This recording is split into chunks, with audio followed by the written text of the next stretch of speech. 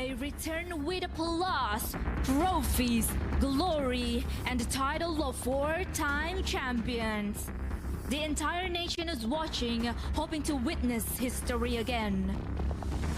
But at the same time, pressure, solitude, blood, sweat, and tears, the ever stronger rivals who are more determined than ever have also been brought back to the battlefield at home. This is no longer just a battle for themselves. Now, they fight to raise the Indonesian pride on their home soil. To wear a crown, one must bear its way. Can they rise to the challenge? Or will this be the end of their reign?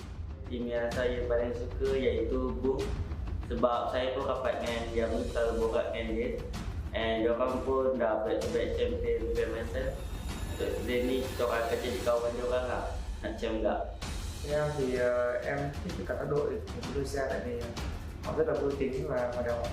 Rồi team đi bên sau có này là Fall Champion. Sebab before ni masa ada PMPL, saya tengok gameplay Indonesia, diorang ubah-ubah, diorang tak sama. Macam maybe kalau Malaysia dia akan sama, dia takkan buat strategi. Thì em nghĩ là Indo sẽ rất nhất và Việt Nam sẽ ở cuối. Vì Indo họ rất là mạnh và môi trường phát triển rất là tốt. Còn Việt Nam thì chúng ta thì có một câu là thất bại thì luôn cố gắng, nên em sẽ cố gắng từ dưới lên chứ không phải từ trên lên dưới. ก็ด้วยดีกีแชมป์ของเขาด้วยเป็นทั้งทีนังบูมีทั้งอีไงได้แชมป์ของ พวกเราจะไม่มีวันหยุดจนกว่าพวกเราจะกลายเป็นแชมป์ Diorang tidak akan putus asa. Bất chấp mọi khó khăn, chúng tôi sẽ không bao giờ bỏ cuộc. Tiada apa yang boleh mengalahkan kami. Chúng tôi sẽ không đầu hàng. เราจะไม่ยอมถอย Kami menjadikannya sebagai motivasi untuk membuktikan bahwa kami layak untuk mendapatkan trofi. Kami selalu ingat apa yang dipertaruhkan dan bangga pada negara kami. Kami fokus pada tujuan kami, belajar dari pengalaman masa lalu, dan memberikan yang terbaik untuk negara kami. Kami sangat percaya diri karena kekuatan negara kami yang selalu mendominasi dapat mempertahankan gelar juara kami.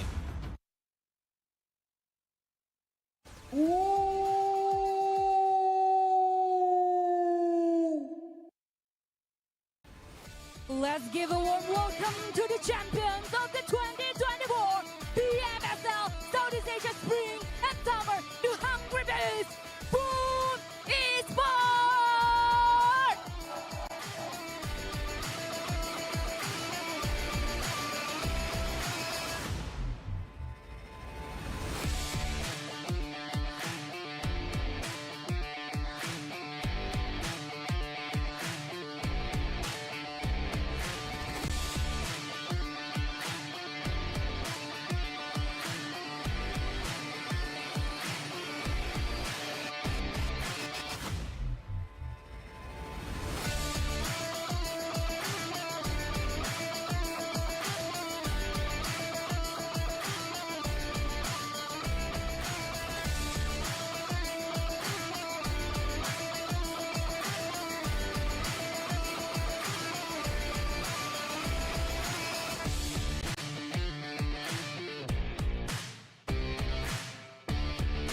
Kita akan panggilkan tim dari Malaysia, langganan juara PMPL GEEK Fam.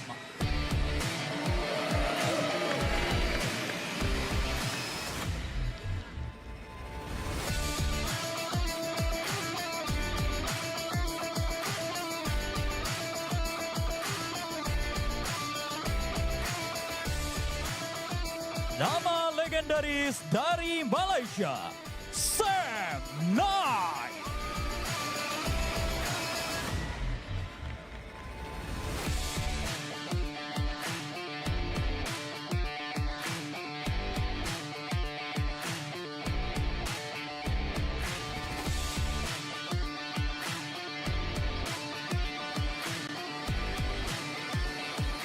Pemuncak klasemen Liga PMWC, Team Alliance.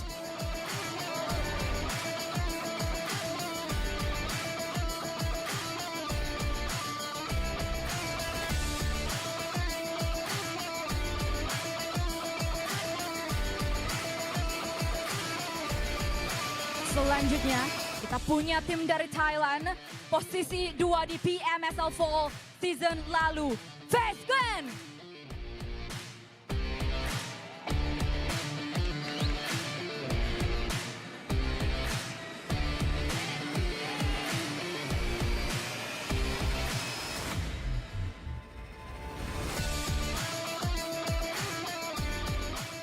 Dan juga pemuncak klasemen Liga Vampire Esports.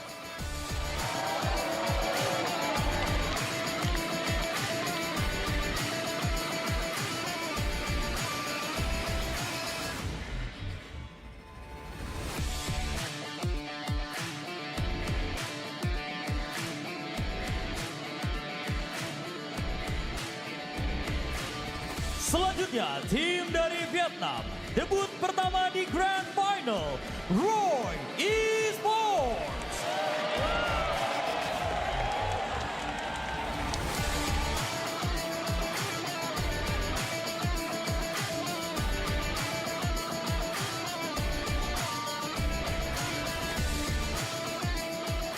Satu-satunya Grand Finalis yang datang dari PMNC, Tim Secret.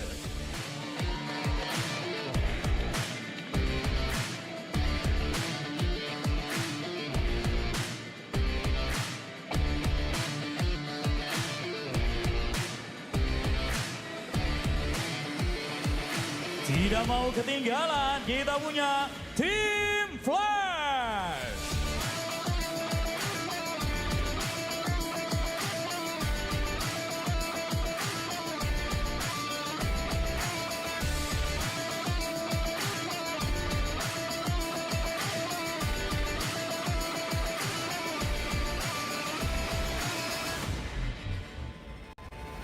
Runner-up 2024 PMSL Southeast Asia Summer, Team The Savior.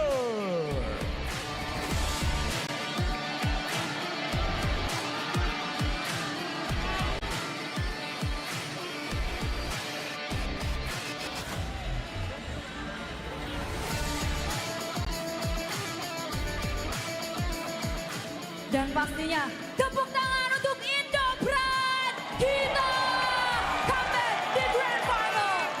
MORPH Team.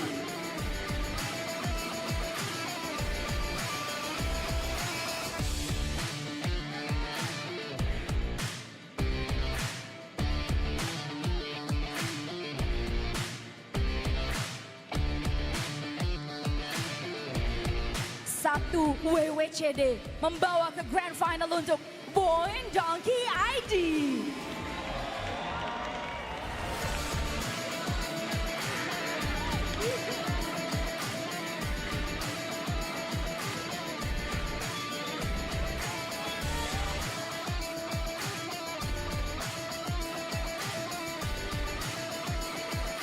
Nama baru, harapan baru untuk BIGETRON.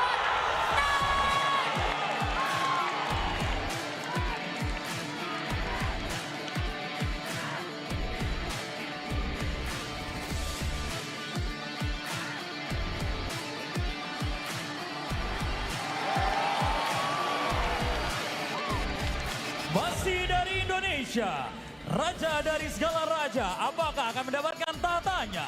Tim RRQ Ryu.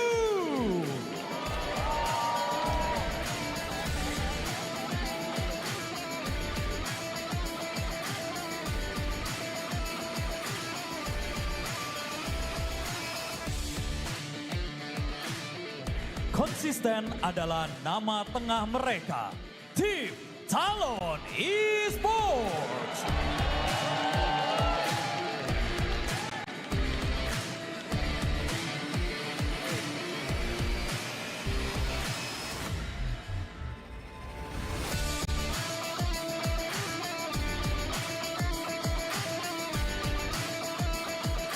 Dan terakhir, raja pertama PMSL dan mengincar piala ketiga, Tim Alter Ego Aneh.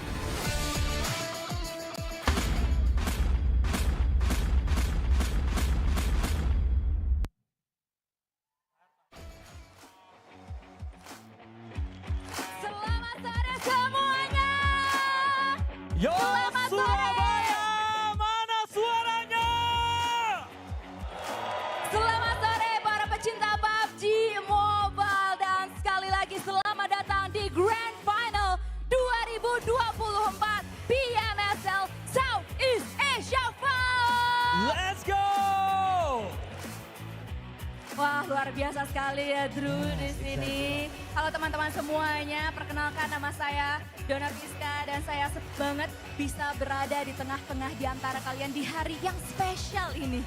Exactly, dan tentunya saya Darius Drew akan menemani Dona dan menemani kalian semua untuk 3 hari ke depan dimulai dari hari yang pertama yaitu hari ini. Dan tentunya ini akan menjadikan pertandingan yang tidak akan terlupakan, Don. Semua tim terbaik dari Southeast Asia saat ini tengah berjuang. Mereka sudah melewati babak grup dan saat ini mereka memperjuangkan hadiah utama dan juga kemenangan. Yap, betul banget karena setelah minggu di babak liga kemarin kita bisa melihat adanya pertarungan yang intens banget, kompetisinya intens banget. Kita sudah melihat adanya ke-16 tim terbaik yang ada di atas panggung sekarang ini. Boleh tepuk tangannya sekali lagi teman-teman semuanya untuk ke-16 tim terbaik di Southeast Asia. Dan pastinya sekarang mereka siap banget untuk bisa mengeluarkan segalanya, semua kekuatannya. Dan pastinya untuk bisa menjadi juara di fall season kali ini. Apalagi mereka juga pengen banget spot menuju ke arah 2024 PUBG Mobile Global Championship dan juga mewakili negara mereka di panggung dunia. Benar sekali Don, dan kalau kita lihat di musim kemarin di PMSL sebelumnya, tim Indonesia telah mendominasi seluruh kejuaraan ini. Yep. Bahkan mereka membawa pulang hampir setiap gelar sejauh ini. Secara tidak langsung mereka menempatkan standar yang begitu tinggi. Betul. Kini semua mata tertuju kepada tim Indonesia dan apakah dengan menjadi tuan rumah mereka atau tim Indonesia bisa mempertahankan tahta mereka. Dan pastinya tim yang lain tidak akan loyo dong karena mereka udah menunjukkan skill mereka, tekad mereka yang besar banget sepanjang turnamen kemarin, sepanjang liga kemarin dan pastinya mereka di sini untuk menantang status quo dan juga untuk membuktikan diri mereka. Bener banget, ini bukan lagi pertandingan biasa lagi Don. Ini tentang kebanggaan nasional, diakui secara global dan juga memantaskan diri mereka menjadi yang terbaik di dunia.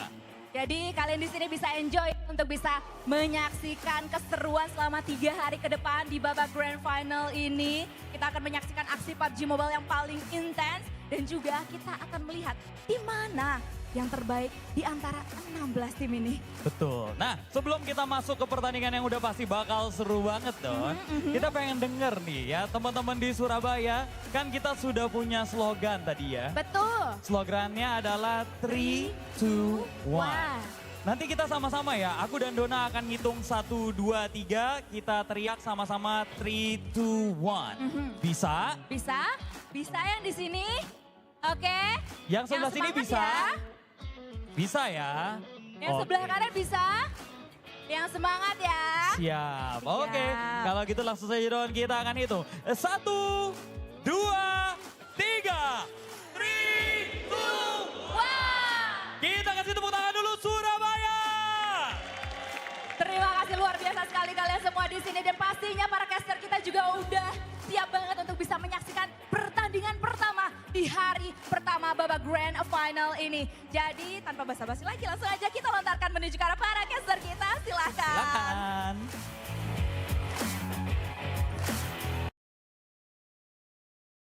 We are finally here after a good 3 weeks of the group stages. Welcome ladies and gentlemen to the PUBG Super League Southeast Asia Fall 2024 Grand Finals.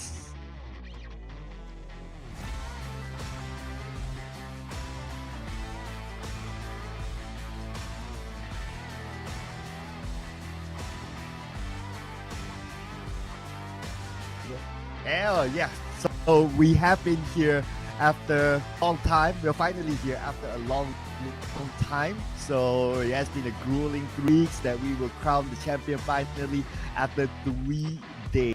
Of course, we're going to off with day number 1 and we'll be your storytellers. My name is Sir Cloud together with the amazing Choo. And today will be a start of the journey for this best 16 team season. Yeah, when it comes to the 16 teams, only one will take the trophy away. Speaking of which, the trophy being put back on top of the podium. Who will snatch it? Will still be the same region or will be a different region entirely? Will be a same region but different teams this time. It's all up to the question. Theoretically speaking, we do know Indonesian teams pretty much are one of the stronger teams that when you look at the video before, everybody been talking about them all this while. Yes, but they're going to talk about Vampire Esports, big top the group, and they start off with 30 points, followed by FAZE 22 points. So the Indonesian teams are at number 1, number 2, followed Team Secret from Vietnam, Alliance from Malaysia with 18 and 16 points. Then we have Alter Ego. But of course, one of the that I was kind of looking forward to is VOIN Donkey, because they came in here last minute through a tiebreaker. Yeah, this is going to be really a Cinderella spin story if VOIN Donkey can actually climb all the way, forcing their way up into number 1 in the very last minute as well. But when it comes to the schedule, ladies and gents, we're already done for all those stages before. We're down to the finals here, 3 days starting on September 6th down to September 8th. It's going to be 3 days of grinding. It's crunch time when it comes to the grand finals. Yeah, so 3 days will determine who will be the champion, and of course who will take the PMGC slots as well. And this is going to be the format whereby if you just joined us for this season, there will be hit start points depending on ended up their league stage, as was shown in the earlier graphic. And of course you'll be eyeing this beautiful moolah and as well as this amazing trophy. 200,000 lion share of prize pool down there when it comes to the number 1 winner takes the most. But when it comes to the points, it's going to be as per usual. Per elimination points, it's going to be 1 point each. But when it comes to placement points, every single chicken will play such a big part. Don't forget about the PMGC league points, and the PMGC grand final points will be in play here. Yes, and also speaking about play, they will be playing 6s today, tomorrow, and the day after. The format is going to be the same. We're going to start off with how, followed by 2 Erangels before we head on to a break. When we come back, it's going to be 1 final Erangel for the day, and then we will be in the dusty map of Miramar to wrap up our matches. So 6 games will be played, and this time based on GMT +7. So wherever you are in the world, do adjust your timing. Now, when it comes to our first day, everybody kind of, tiptoeing about grand finals. Everybody rewatch their VODs and review all the team's tactic and their strategy as well. Knowing the fact with everything in consensus, all the teams definitely have reviewed or revised every single team's rotation as well. Now, we want to see if there's any hot drops when it comes to the finals, grand finals day number 1 as well, because we saw it seems like sort of a same circle pattern when it comes to this season as well. When it comes to the circle, and we saw a lot of latecomers coming in, and they change it halfway through the league stage and coming in quite early and quickly getting in the center of circle. It changes so much in terms of dynamic throughout the course of the league stage. Now, when it comes to the grand finals, how will they finalize their strategy to get into that, to just lift the trophy till the end? Yeah, especially when they had a couple more days break just to revise themselves, right? So things might change in the grand finals, and it might be determined the first day. But of course, in the first day, we're going to start it off with Sanhok. And before we get on to our match, these are our teams. So our only difference here is VOIN and TALON. So what's up with your team to focus? I mean, for Vampires, the only trophy they don't really lift right now is going to be Southeast Asia PMSL Grand Finals trophies. I do want to see them if they can actually score that here today. It comes to global Vampires, definitely no question asked. They are one of the best and world-class teams out there. But for the other two, though, I do want to see a different when it comes to other teams of Indonesia region, if they will make it through, because we do know Alter Ego and Boom seems to be the unstoppable champions back-to-back so far. But also, speaking of another region, we don't mention enough when it comes to the Malaysian side, and the Lions will probably be one of the best potential teams to get it through. Yeah, I mean, they only played 2 Super Sundays, and they plus up there, so gotta give them that attention as well. Coming grand finals, definitely going to be a tough contender, as they are always a team that is consistent, haven't been crowned yet, similar to like what the story of these fans is like. And for my, I pick VOIN Donkey over TALON is just because I want to see how much of a fight they can get after being able to come through a tiebreaker, and it took the final game to find that tiebreaker to here today. And even like in the interview, the final day, Potato didn't expect to be here they, to an extent, it was Team Pandem, and Team Pandem would have been like, hey, you know what, we've done enough, but surprise, looks like they have to work out a bit harder the next time. Yeah, I have to agree. When it comes to this season, when it comes to qualifying to the grand finals as well, it's such a tight race between the teams. It definitely wasn't the most confident journey for the teams down there to get into this spot here. And speaking of VOIN Donkey, it will be such an incredible story by the end of the entirety of the grand finals if they scored those trophies and if they manage to lift it up by the end of the day. Because we do know when it comes to VOIN Donkey, they have the potential, yes, I agree. But it's just about confidence. And you have to have confidence against all the other 6T players. It's not just, you know, a 1v1 or 5v5. It's going to be across the entirety of the map. To have that confidence, you have to know every single individual in the map, how they're thinking, how they actually will rotate, how they will actually play with a team and try to work as a unit. Yeah, it's all about teamwork, right? I'm thinking teams that if they depend solely only on one player or heavily on one player, then it gets a bit difficult for the team. Even like for Alter Ego, some may say that Rosemary eSports and all that, yeah, he is doing very, very well, but he's backed up by a solid lineup as well. And it's the whole team that work out well so that it function too. So even players like Boychill, we did see him come up with a 1v1, 1v2 or 3 clutch against GEEK in one of the Miramar matches. Even like Octa has his moments as well.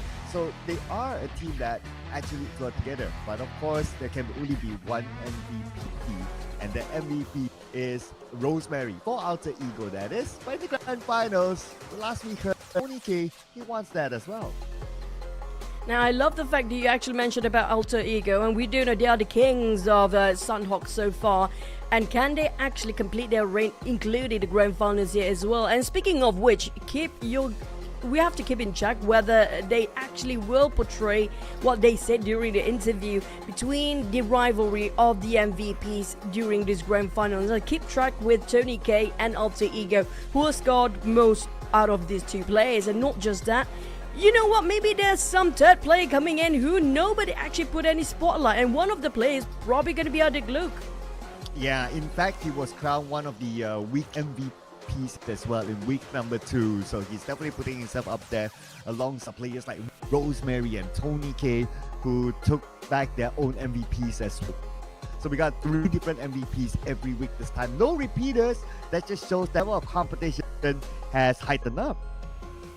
Yeah, but when it comes to competition-wise, I agree. The bar being standard every single season is a bit more higher than before. Benchmark getting even elevated every single season. Now, speaking of this season, though, it's going to be completing the entire run of 2024 PUBG Mobile competitive scene. Now, speaking of which, don't forget about the Vietnam region as well. They are on the rise. Don't forget about them during the league stage. We saw how ferocious they can actually get during the league stage, but can they carry out those momentum they built up during the league stage towards these grand finals? Yeah, they are in the podium spot as well. So definitely one of the top contenders based on what we saw during the league stages.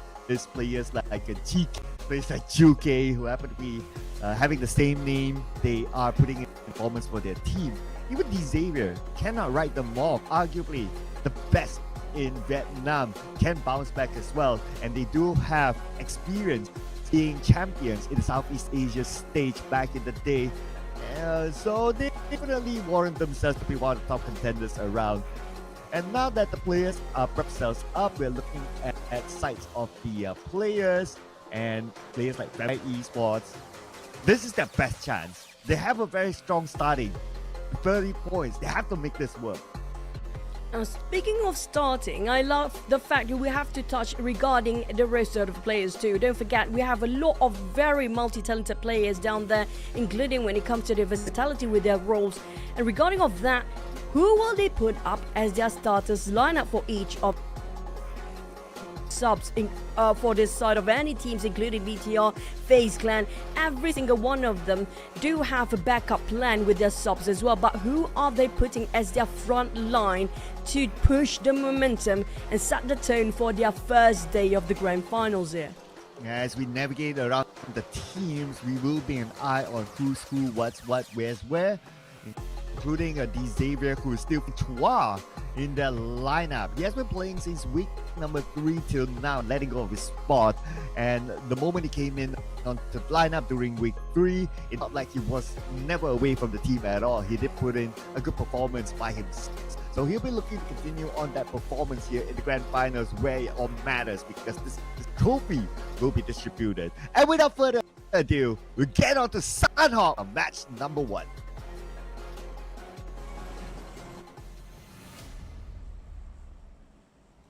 Finally flying into the Sanhok, the smallest map once in a day. It's going to be keeping your points away. That's going to be Sanhok here. And it's going to be the domain map for the side of Alter Ego so far. And the side of Alter Ego, we do know how they play this one. They're going to stay quiet, stay peaceful at first, and start to engage when it comes to third stage and so forth.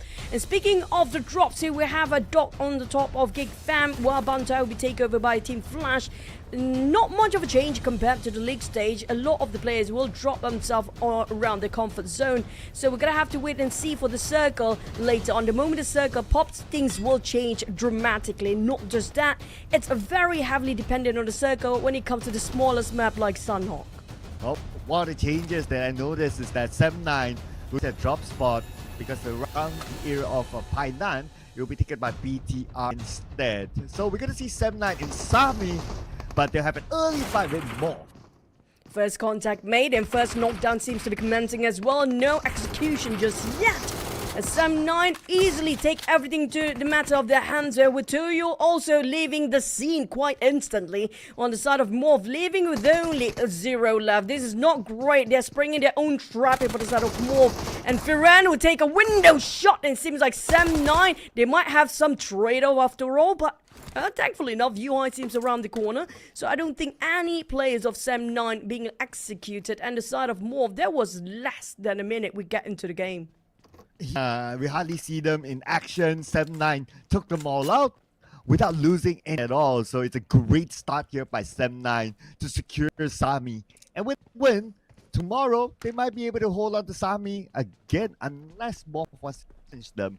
But when it comes to the challenge of the circle, we're going to get a mostly centered circle. And FaZe Clan is definitely loving this one, since bootcamp is their home ground. Speaking of this sort of circle, very centralized indeed, and giving us such a great start when it comes to the grand finals day number 1, map number 1 as well.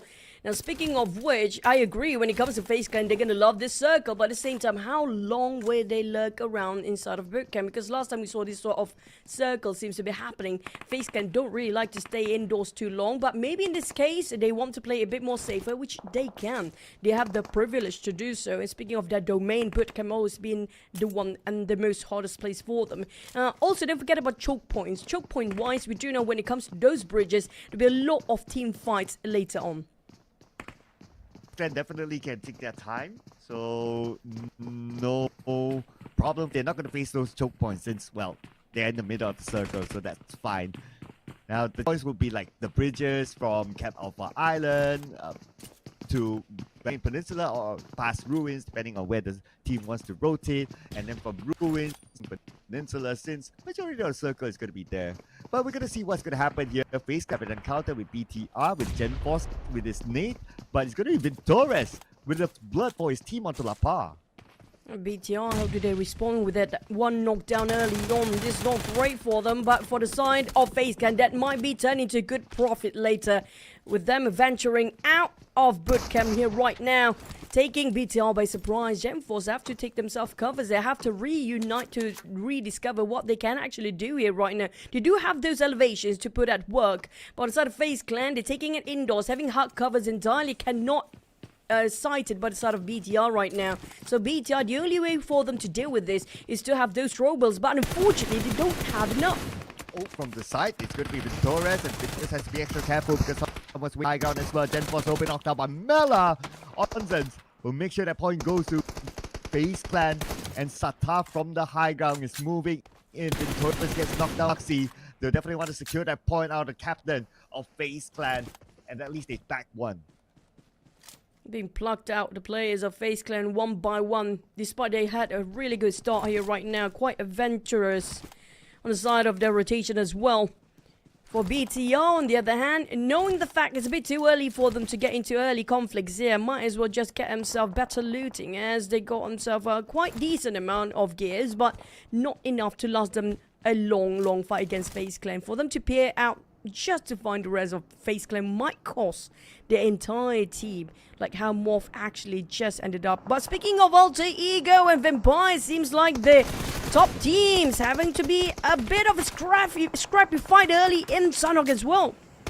Well, here we go. These are the two teams that have a little beef between the two of them. We saw that during the video, the opening stage, where Nuzi wants to take them down. And looks like they do have the advantage, putting down Rosemary. Rosemary, as he was saved by his teammate, Hansford gets knocked as well, and he will be eliminated by Scrubs. Vampire ESPORTS says, Ruins, it's our ground, we will defend it, we will take you out. One more Alva inside of that room, and it's going to be a 1v1 with Nuzi. Oh, they'll have to make it count for the side of both teams. They're Alter Ego, they lost so many members early on. That one single corner will make such a hard cover for the side of Alva right now. And Nuzi make it really count. Just giving it in action in the last minute with those shots just now. But we're not done with our DBS fight and shotguns here. Next is going to be Alliance versus Boom. Yeah, we got a glance of the management team in Boom, and they were devastated. But nevertheless, it's not over for them. And it's not over yet for Jimmy. He needs to win this 1v1 fight. He lost it through a DBS. Coming in by Pop. The other members of Alliance will need to come in on the bomb. Here's the last player of Boom Respawn. And they will go all in onto him. Pump it! Oh, I thought he came out with a clutch there. It almost looked like it was Pump it, but come on. It's 2v1 from Alliance. I was surprised he actually stayed alive with that very slither amount of health remaining on the side of Pombit here just now. But on the side of Boom, unfortunately, well, they got shredded entirely by the teams they've been forcing the fight all along, which was Alliance here just now. Next, we do have BTR. Despite BTR were running away from FaZe Clan early on, still managed to find himself some hot covers indoors. Speaking of the circle, still waiting for the stage 2 to pop. What, we already lost 3 teams. How aggressive this first map in the grand finals can get. And not that, out of the 3 teams that we lost, 2 of them were double PMSL champions. This is going to be a really fun grand finals here. Nobody's safe, as everyone would want their hands on that trophy. Same night, they normally in the Sanhok match inside Pioneer, they challenge and they, for the most part, don't do really well, but a great start by them this time before eliminations. Circle-wise, it's going to be an okay circle. No hanky-panky, but we're going to see a main peninsula ending. Now, speaking of choke points, it's going to be definitely a hard bridge on the side of Painan here right now. We saw Semna will have to cross over the other side. They have to go through Vampires, and not just that, there's also BTR last seen around on the outskirts of Painan as well. So we're going to have to wait and see. Will any skirmishes, a scrappy fight, fighting on a bit early when it comes to stage number 2. It's going to be crunch time before even hitting stage number 3 because of how many teams love those high lands just around this corner. And we do have the elevations of the ground, give them at least a good view about what's happening around them. But aside of Roy, another team that we should not underestimate at all. But next, we do have some warehouse fight. It's FaZe Clan. They try to pick every fight they can. Yeah. Up against VOIN Donkeys though, or it was more like VOIN Donkeys coming towards Boom. But Momo with the nade onto Razai from afar, knocks him down. VOIN will need to find back their momentum. They need to reset as well. As Vexy will heal up himself with one and only first aid, and he managed to evade that molly at the same time. It's a bit too daring inside of FaZe Clan to actually put up so much labor into their rotations here quite early on. Here comes Mormon taking advantage when he's been trying to revive, but that will be costly on the side of FaZe Clan, despite didn't get any placement points, but at least they score himself to elimination. We can hear the cheers from the crowd as VOIN Donkey managed to secure it, but they're not done yet. They're still trying to get some respite, but unfortunately, Vampires will not allow them to do so. Now, just keep showering with those nades. VOIN Donkey, I don't see how they can get out alive from here. Yeah, plus with only one player on the side. Vampires circling around. D Xavier on the other side of the hill as well. I mean, they are well surrounded. Vampire Esports, the first team to be dominating with 5 eliminations now, takes out the members of VOIN Donkeys, leaving only one, and that's going to be Zeta. The other building. He's on the vehicle. He makes a run for it. Lucky enough, it doesn't go to the house. He'll keep himself low for now. Have to play very quietly on the side of VOIN Donkey. Last player here, Zeta. I don't know how he will try to survive since we're still in stage number 2. Way early. It's not even mid-game just yet. But coming up from Zeta, he can try to pick and try to get some teeth moment when it comes to hiding himself indoors here. It might be the case. But the moment he actually transitioned into this compound here right now, the Xavier's definitely spot him out. So that's going to be giving a lot of information away to a side of the Xaviers who's fanning out, spreading so wide amongst themselves.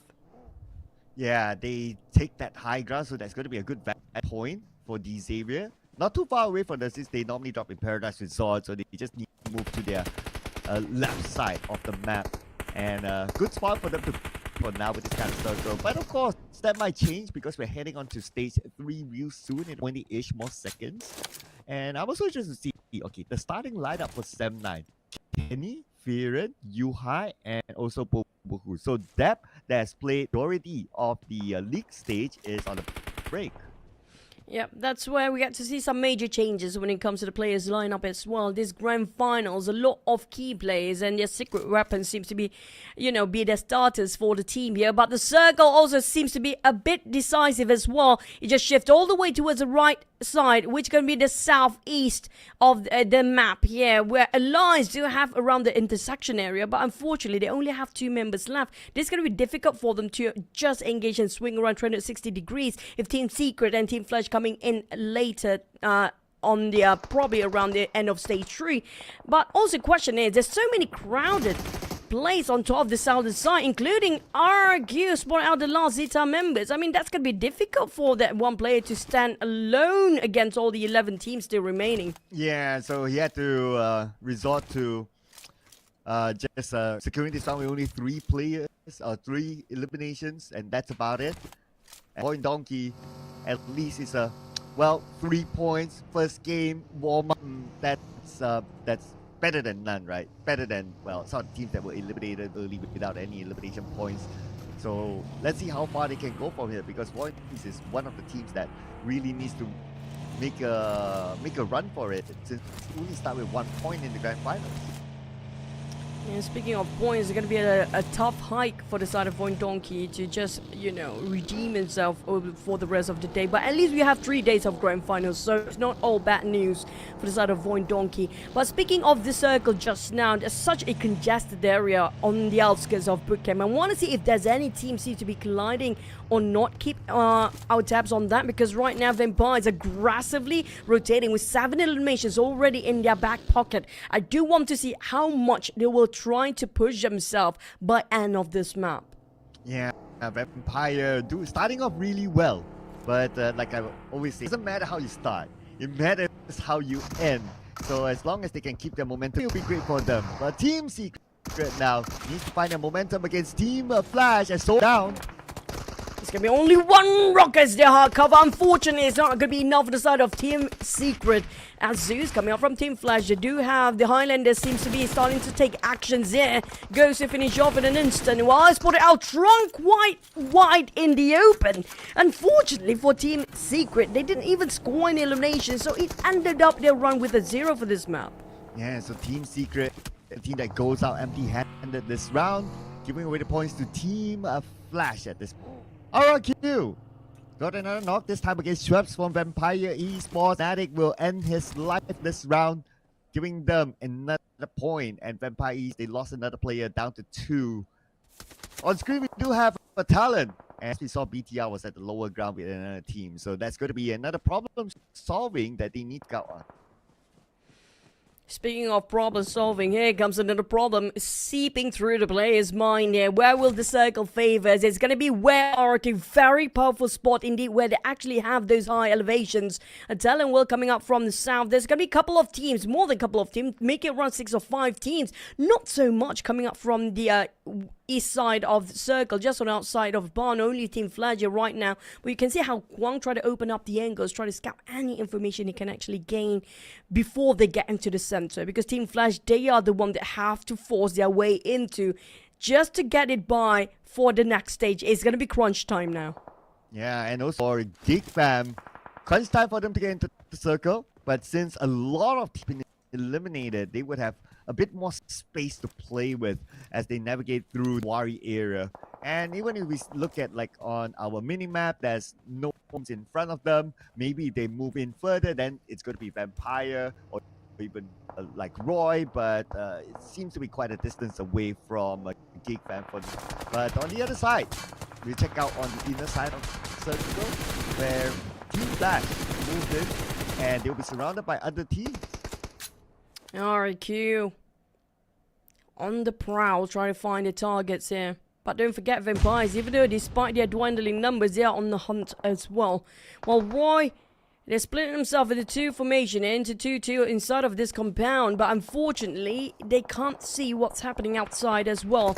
And Team Flash, there's not much of hot covers, only a couple of structures there. It's going to be vegetations covering them for now.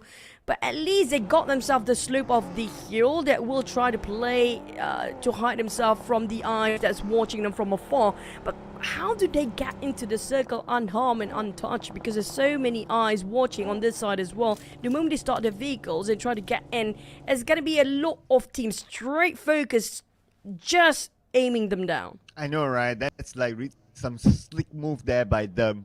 The one thing that really helped them is the vehicle. Made them able to navigate through these areas like very, very quick. So they may have it. So great work by them.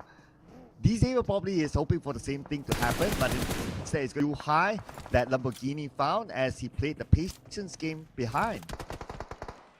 And the Xavier's not really struggling to get into the circle, no, but 7-9 seems to be the one in the sticky spot. Quite in a pickle there. They start to just shower them in this hand grenade toss about on where 7-9 is actually standing inside of the circle. Will shrink even further. We're going it fast, we're going it quick this time.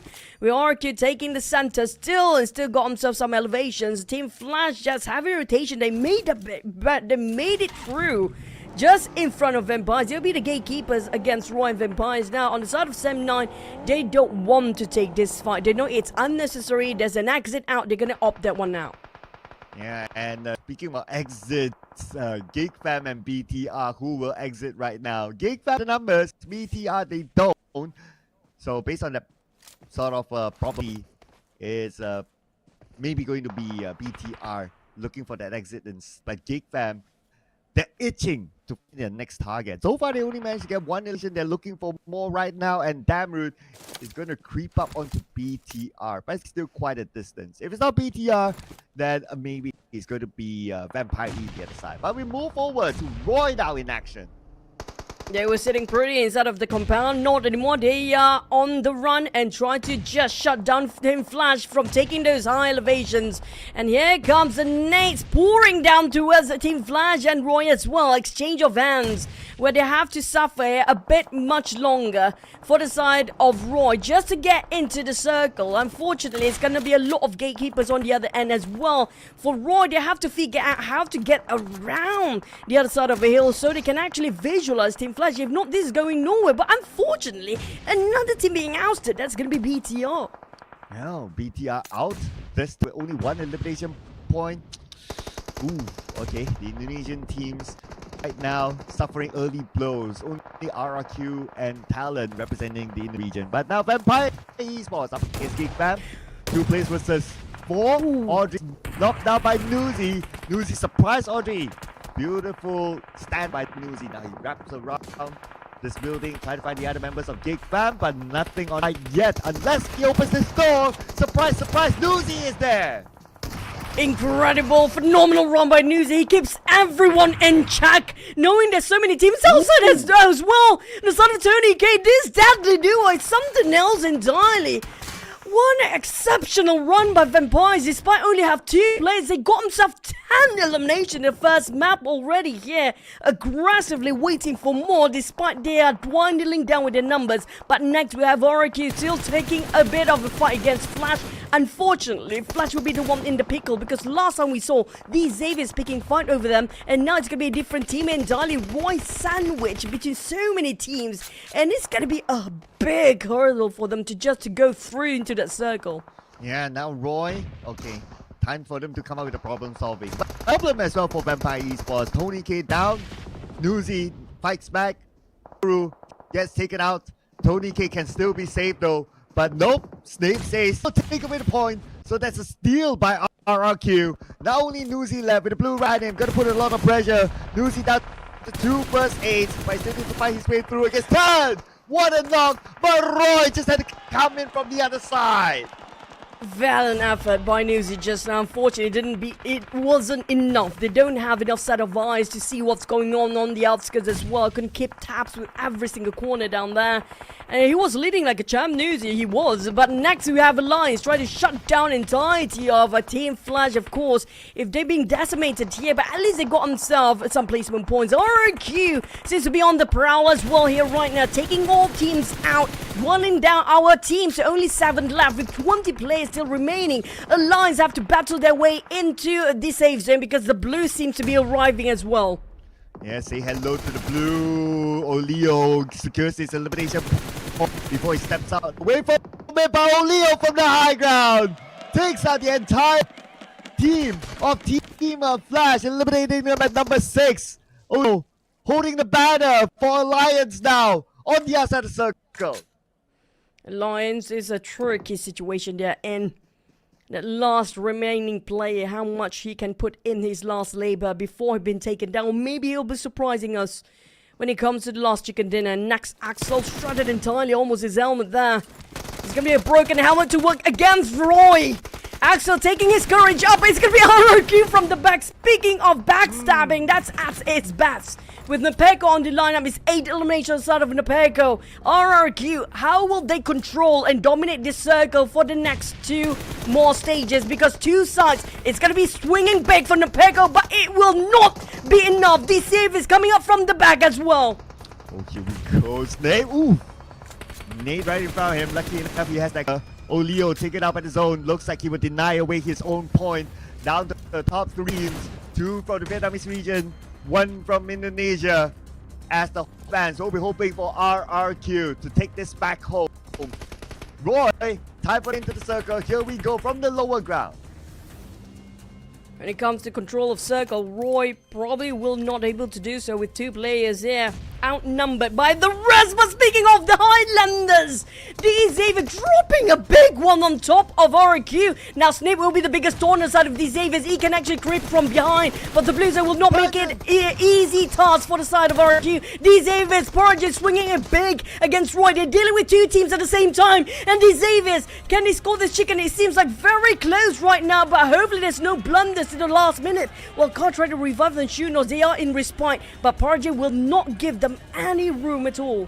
Cock up now, but he needs time to heal up. Parajim will not give him that room like what just said. He will start to move now with his SLK. He shoots. Oh no, Shunos fights back, but Lamborghini from the back makes sure that the Xavier will not lose on the chicken dinner. Despite we saw so many teams being eradicated by the hands of vampires, even RRQ, but the one that will live the chicken and having that great dinner here is going to be the Xaviers. We talked about the Vietnam teams and Vietnam region before. Never underestimate them, because in silence, that's where they rise. And this is going to be the Xaviers taking officially our first chicken dinner for the grand finals day 1. Yeah, and it was the Vietnam finale. So this is still the Vietnamese teams on the rise. What you say? Gotta keep an eye on them as we go through this stats. How many eliminations is this? This is going to be 7 eliminations for the Xavier with the chicken dinner. So that's going to be 7 points. Great start by the Vietnamese squad.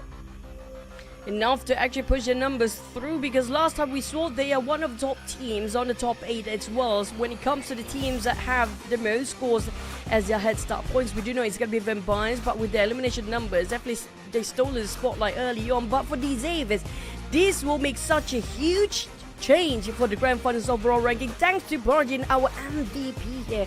Yeah, despite he got only 1 elimination, but hey, his damage did not tally up with the scores here right now. Oh, not at all. It is about his work here. 210 damage, also to help his other teammates to secure those elimination points. So that was the work that he put on here in this round.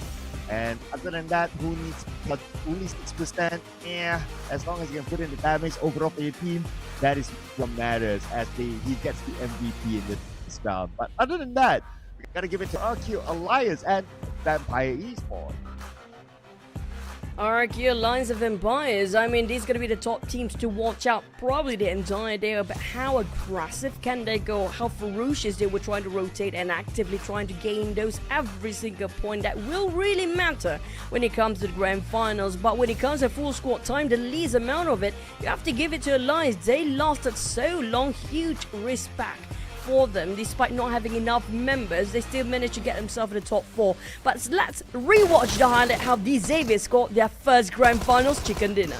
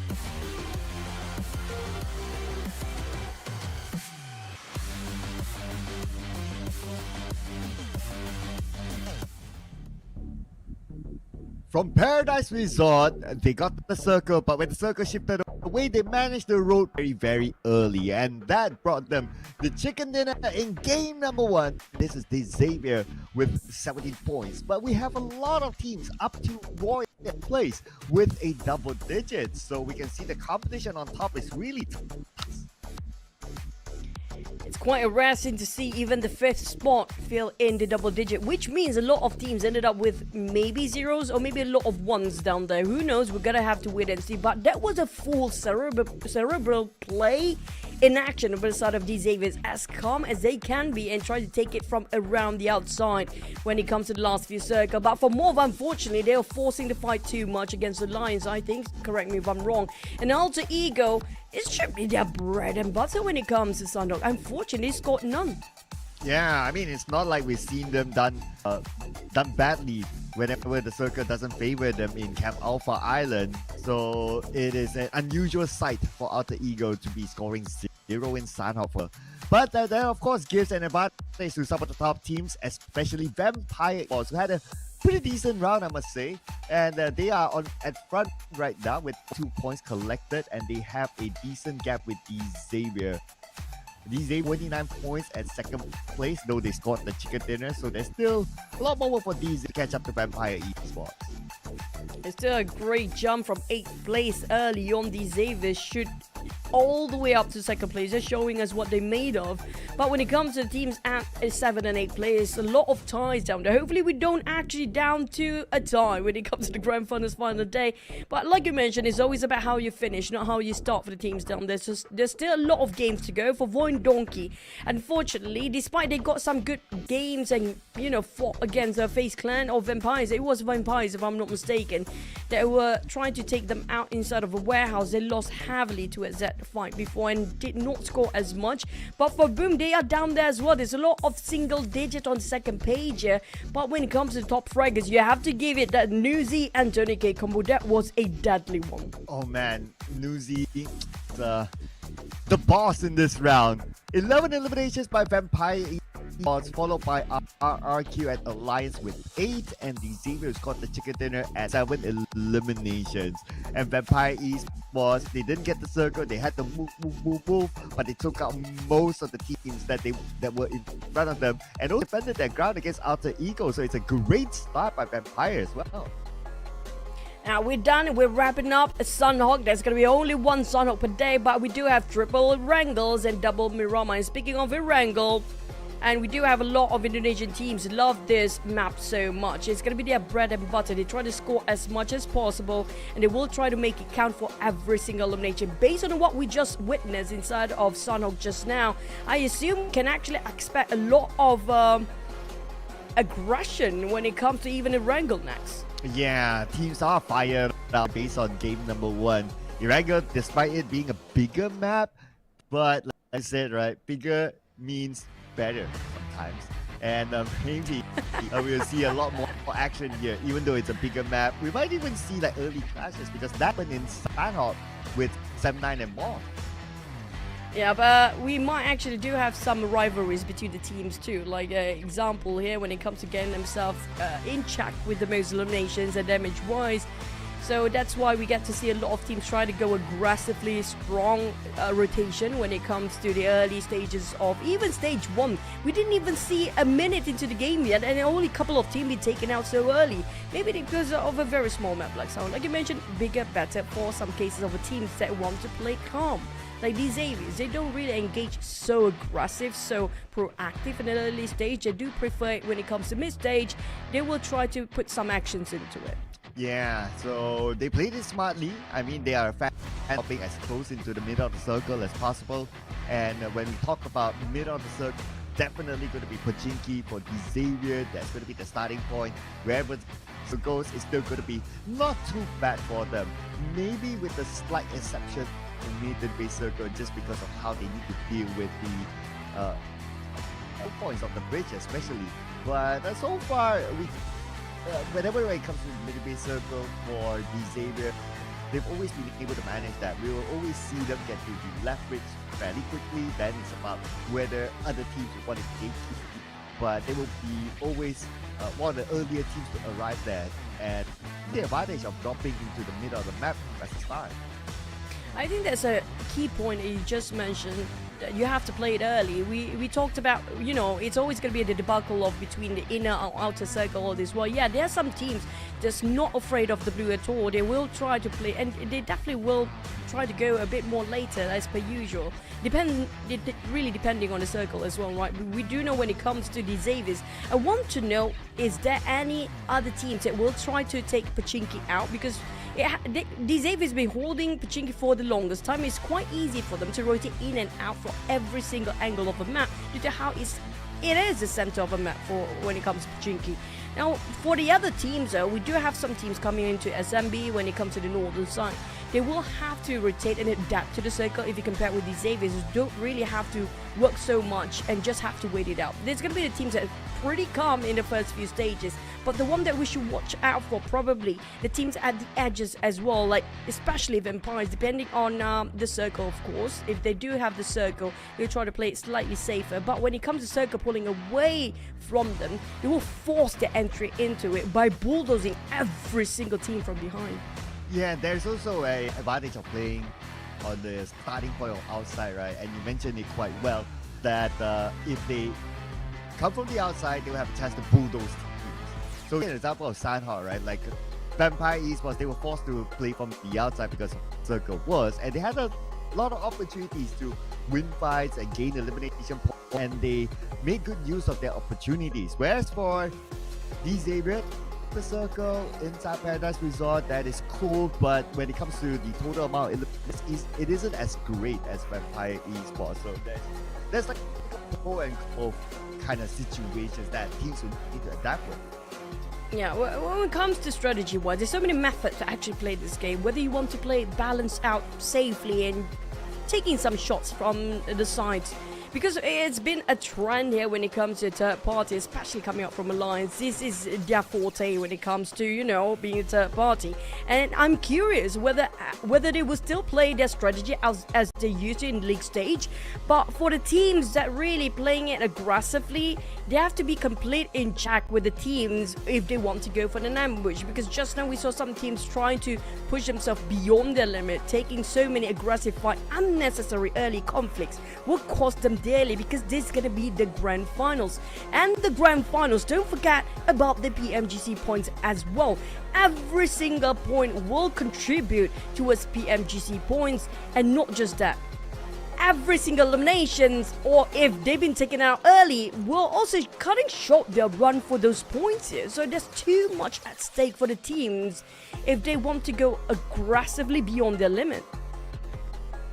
But on the side of the next match in Erangel, we're going to have to keep complete check with the teams when it comes to the roster as well. We don't see any teams having hot swaps early on, so we're going to have to wait it out. Maybe in the game we get to check all the players, whether they're going to have all those big names down there, including for the side of RRQ. Speaking of hot swaps, we do have the players. Azar out, and it's going to be no mercy in this time. I personally love Azar, but he's best being deployed in Miramar. That's going to be the case for RRQ. But for the other teams, including MORPH, including even TALON, they're putting FAZE early on, and that's not a surprise because we do know FAZE is one of the most pillar player. He seems so pivotal in his lineup, but sometimes it's going to be hot swaps when the players get a bit more frustrated, so they need some refreshment there. But we're going to hop into our first Erangel of the day in the grand finals day 1.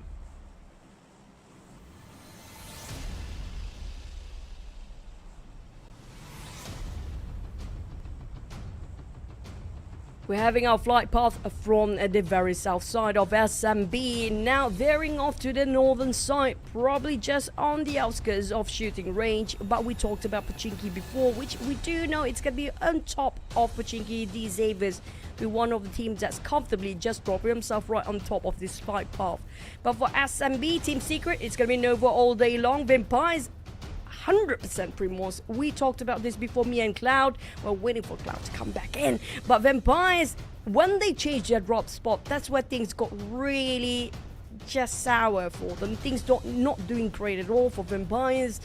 It feels like their rotation coming from Primos towards all the different angles of the map itself, according to the circle, is just way better if they try to force themselves up to different sides, because we saw how they try to force themselves around Nova sometimes, even around the Polfgar, even on side of Jungle Pool before, but it didn't work out. For Vampires, it's going to be 100% Primos all the time. There's going to be their best spot to drop, and you know, it's not so bad for them to actually change it, but it's just sometimes things that's not broken, don't try to fix it, because you might actually make it worse for the team.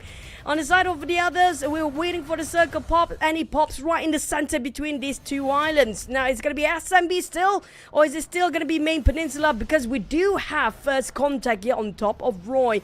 Boom seems to be taking actions. Possibly it's between these two teams, while Roy still have 4 players intact. So I assume there's going to be Boom player that being shot down. One of our defending title champions seems to be having some scrappy start early on, despite not having any arsenals at all.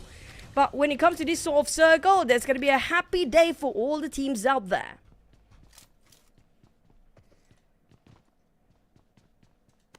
The Xaviers, one of the team that will play very safely until stage 3 hits. So we can assume that they gonna go calmly towards the center of the circle during stage 3 and 4.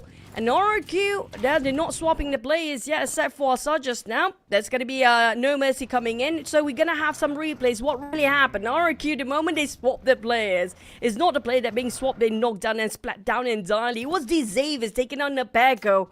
In the early start, without the POCO, I have to say, firepower-wise might reduce around 30 to 50% without the POCO in RRQ lineup. Yeah, you really don't want to lose Nepeko, the player that has this track record of being the Southeast Asia Terminator. And it so happened to be at the year that the Xavier actually won the championship. And this is the kind of like a throwback to what happened during that time. But we're also having a bit of a throwback here with this replay. And if you look at the Xavier, they scored the earlier chicken dinner. In case you just missed out, they had a good run, and towards the end, it was actually Lamborghini who came out with that final nade to make sure that Roy was eliminated at number 2. Roy, I think Roy is sort of a Dark Knight or a rising team that we don't focus enough. We do know how Roy can actually just change the tide in a seconds or minute play, depending on how confident they are. It kind of a swing sometimes, you know, depending how they feel that day for the side of Roy. If they have a better mood for the day, they might actually try to go and play it safe and make it a big ending with a big bang for their run. But the other days, they seem to be fumbling down quite early on. So speaking of Roy, they're quite unstable, I personally say. But we can see the good potential coming up from Roy as long as they have the confidence in it. Yeah, Roy, the Dark Knight. Jadi The Dark bagaimana Knight perasaan rises. sebagai But, pelatih apabila melihat anak-anak ditabrak di match pertama tadi? Apakah kamu dari sisi kepelatihan itu duga yang ada tim bakal nabrak kamu? Kalau dari saya sendiri, dari coaching staff tadi kita emang udah expect buat kalau misalnya Sam9 bakal nabrak, cuman emang kita mungkin eksekusinya lah kurang perfect. So basically, yeah, we already expect that Sam9 gonna come and hot drop us, but then yeah, it's part of our execution that went bad. So yeah, that's why we too soon just now. So okay, I'll toss back to the cutter. Thank you. Interesting interview. I love that interview so much because more surprised by the presence of Sam9, who hot dropped right on top where they had before in Sanhok. It wasn't great. They definitely did not expect that at all. But sort of MORPH, you know, it's all about bouncing back. How can they bounce back in this Erangel map here right now? Yeah, it's only that one game, and we have 17 other games more to go, including this one. And MORPH, so far, they still maintain as a full team, so that's still okay-ish for MORPH. But of course, the starting point is only 8 points. Hence, they need to do a lot of work with the gap that Vampire Esports have created with the teams on page number 2. But MORPH, we have seen them coming up with a great place as well. The 0 moment inside of Miramar, that solo moment, and they're still the holder of the most eliminations as a team in a single round. And if they can call back those moments to translate it into this battlefield, into the grand finals, then we could probably come up with a surprise performance from Roy. From MORPH, that is. Yep. Yeah, I agree. MORPH still holding the record with 22 elimination in a single map. Now, nobody broken the record yet, and the most we got afterwards is around 19 or 17 or 18. And nothing reaching out to over 20 after that one day of crazy run by MORPH. But speaking of the grand finals, the pressure is on. The things get really heated up in grand finals, so we might actually be surprised by some of the teams that will break that record later on. RRQ without Napako, they're starting off its trio. I think it's quite risky for them to force this fight anyhow. Well, perhaps it was Boom Esports that forced it onto them. As they were trying to get away, Boom Esports, they scored in the first elimination this round, and it is out of RRQ as they left school. RRQ now only has 2 players left, including No Mercy, who got away from the clutches of Boom Esports, and he will be dueling with Snape. But look at this, Lamborghini passes by, and well, the Xavier, let's see if he's going to call in the cavalry. Right now, I think Lamborghini just doing some scouting work and monitor the situation. Probably try to discuss with the team whether to take actions or not. How they respond to it will actually change the fate of RRQ. Will they still gonna stay in the game, or will they still gonna, you know, just have to watch from the side bench? But FaZe Clan, last time we saw them, they are the one that running rampage across the map in Sanhok before. Despite they have the circle on top of boot camp, they leave it instantly and try to get some scores way early in the first stage. And also, don't forget about the teams that we do know when it comes to champions. Alter Ego, Rosemary seems to be lurking about where Team Flash is holding their ground there. Yeah, just next to each other, right? So, unwanted neighbors, and especially for Alter Ego, unwanted points from Sanhok, as they will be looking to bounce back this time. Rosemary doing a bit of scouting work, gathering information back, so they know that there's someone there. So the teammates behind him.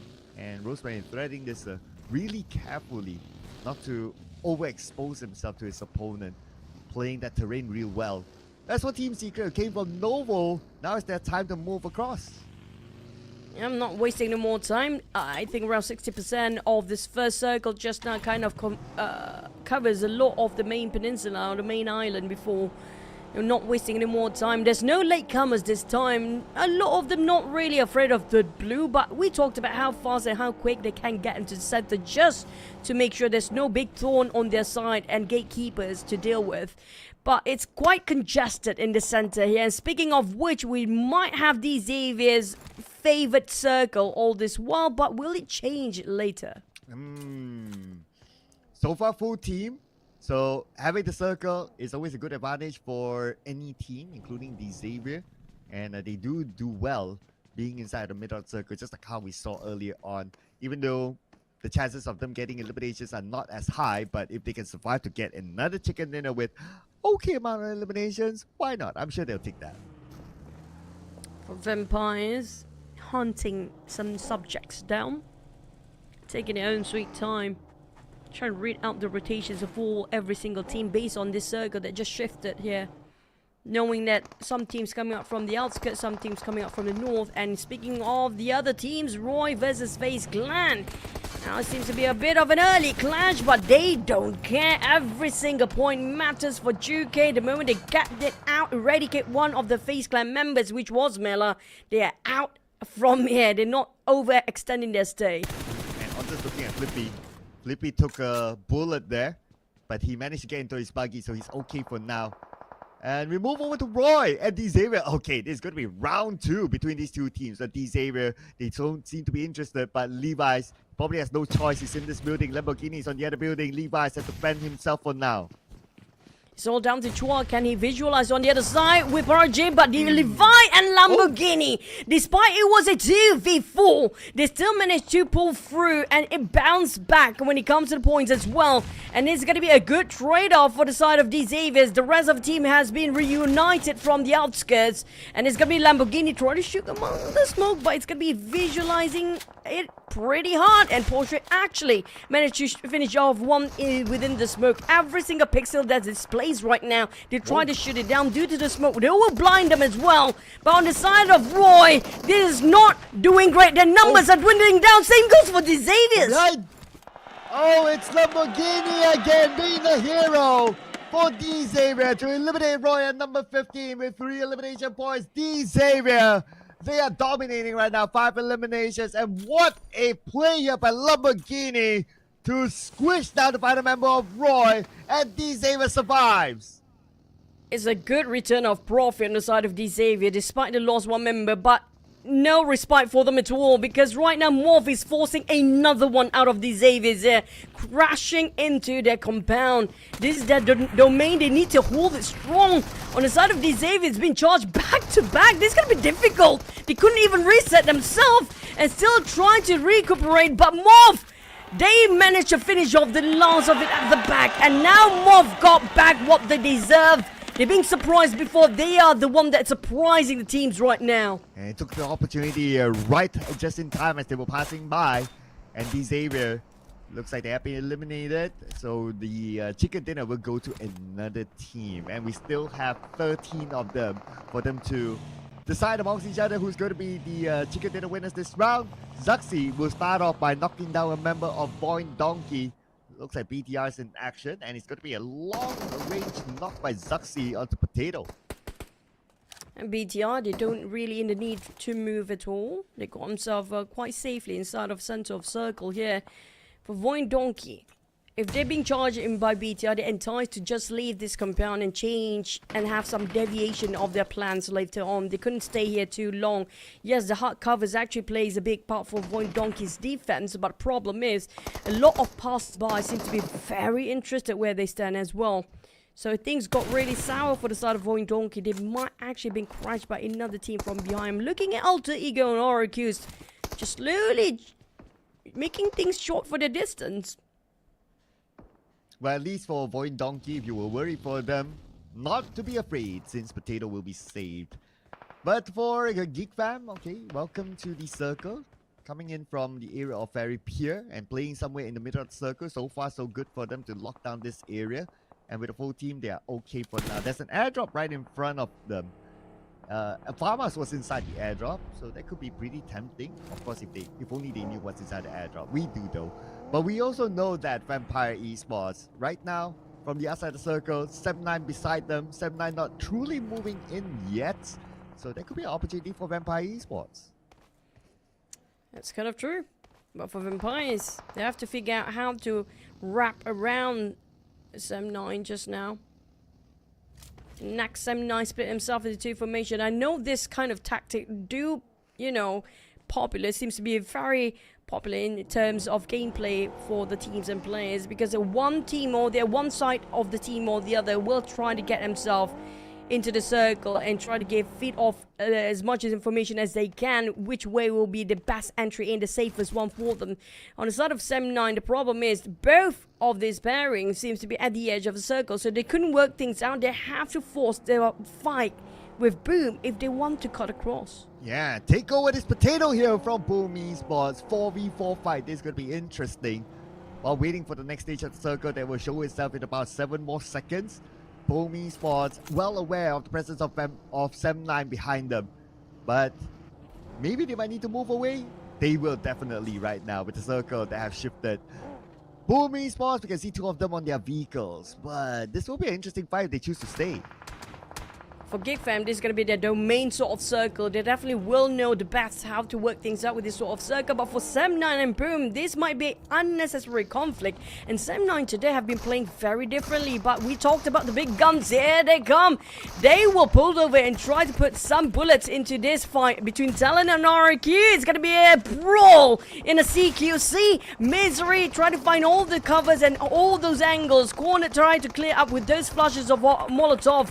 Unfortunately, didn't connect on Snape. How is this doing this? Misery will call it off and call it done with a last jump shot towards the bathroom, but it's not done deal yet. We saw how Vampires just now crashed into the other side. I don't know what's going on, but MORPH seems to be on the rise as well. Yeah, Tuyo is going to come in. He's trying to look for Misery, the final member of TALON. Nade after nade tossed into the building. The smoke is still giving Misery that bit of cover. One nade did shred a bit of damage onto Misery, and now Tuyo has to also deal with the incoming Alliance, and Zero is pretty busy. He has his hands full. On the other side, Tuyo has to switch his attention onto Alliance instead. And for Tuyo, there's a lot of threat around the side of MORPH right now. They couldn't actually try to swing it 2 different ways, but they managed to clear it off. But how? What? How? Why? For the sake of the better outcome, there's gonna be MORPH have to sacrifice something just to gain better and bigger for the last ending. And the delayed nade by Oleo helped them to get a couple of knocks, but unfortunately those eliminations might not be secured. But we move over to Team Secret. Alter Ego is here. Hard for you. Nice jump shot into the storeroom for them to get that knock onto break. And now Drunk is going to be on the other side. So as he needs to be around Drunk as they'll be playing as a duo. The other 2 players have been eliminated by Alter Ego. Team Secret being forced to break their formation. In between it's going to be Alter Ego. Try to keep them separated all this while. Okta definitely will keep him locked and loaded all the time. And so was. He's a bit busy with something else entirely. His main concern right now is definitely not Alter Ego. It's going to be SEM9 taking hard covers in that very small shack. But for High, he's the last remaining player on the side of SEM9. When it comes to numbers, definitely just almost down to 0, dwindling down to that one particular player. And despite of that, he's trying to make it work, but with so many visitors around the corner, this is going to be tough for Sem9. Well, I also want to point out that it's going to be tough for the teams below Vampire Esports because all of them have been eliminated from number 2 to number 7, all of them out. Vampire Esports, they'll be smiling from ear to ear because of this. And they have 3 players pretty much in the middle of the circle right now, and they do have a decent amount of cover, so they'll be pretty good for now. Now, we haven't seen any action except for that one elimination by GEEK Fam. And we do know this is going to be their circle to work with. They definitely know how to control this sort of circle. But how do they respond to this? Do they sit quietly until the tension builds up? Because stage number 5 is where things getting intense. And GEEK Fam will definitely not being in the circle. They have to push themselves through Vampires and Boom on the very bottom too. We have so many teams still congested down south. Not many, quite vacant. In fact, on the side of Northern here. Team Flash will always know where it's going to be the most emptied out places for them to actually take covers with. But for Trunk, how to reunite with the rest of Team Secret? Yeah, so as the last we saw, he was pretty far away from Trunk, so it's going to be quite a challenge for him, especially without the ego lurking around in front. But he has to decide. He has about 10 more seconds before the zone starts to be closing in on him. Okay, he's going to get onto his buggy and make his move. But speaking about making moves, GEEK Fam making their move into the circle, sliding by all these teams. But the teams around them, they do have an idea where GEEK Fam is at. And Damroot will be knocked down by a mini 14 from Vexy. And then Dice to go in the center there due to how many teams around them for GEEK Fam. The small shack, the ruthless small shack, will be their lifeline here right now. That's going to be the last bit. A lot of single solo players remaining in 27 players are still alive here. 10 teams up there still fighting for their one chicken dinner. While Vampires, they start to take some actions. They try to eliminate all the thorns beside them, knowing that these guys will try to steal those eliminations from the side. But Boom taking a big jab on MORPH next.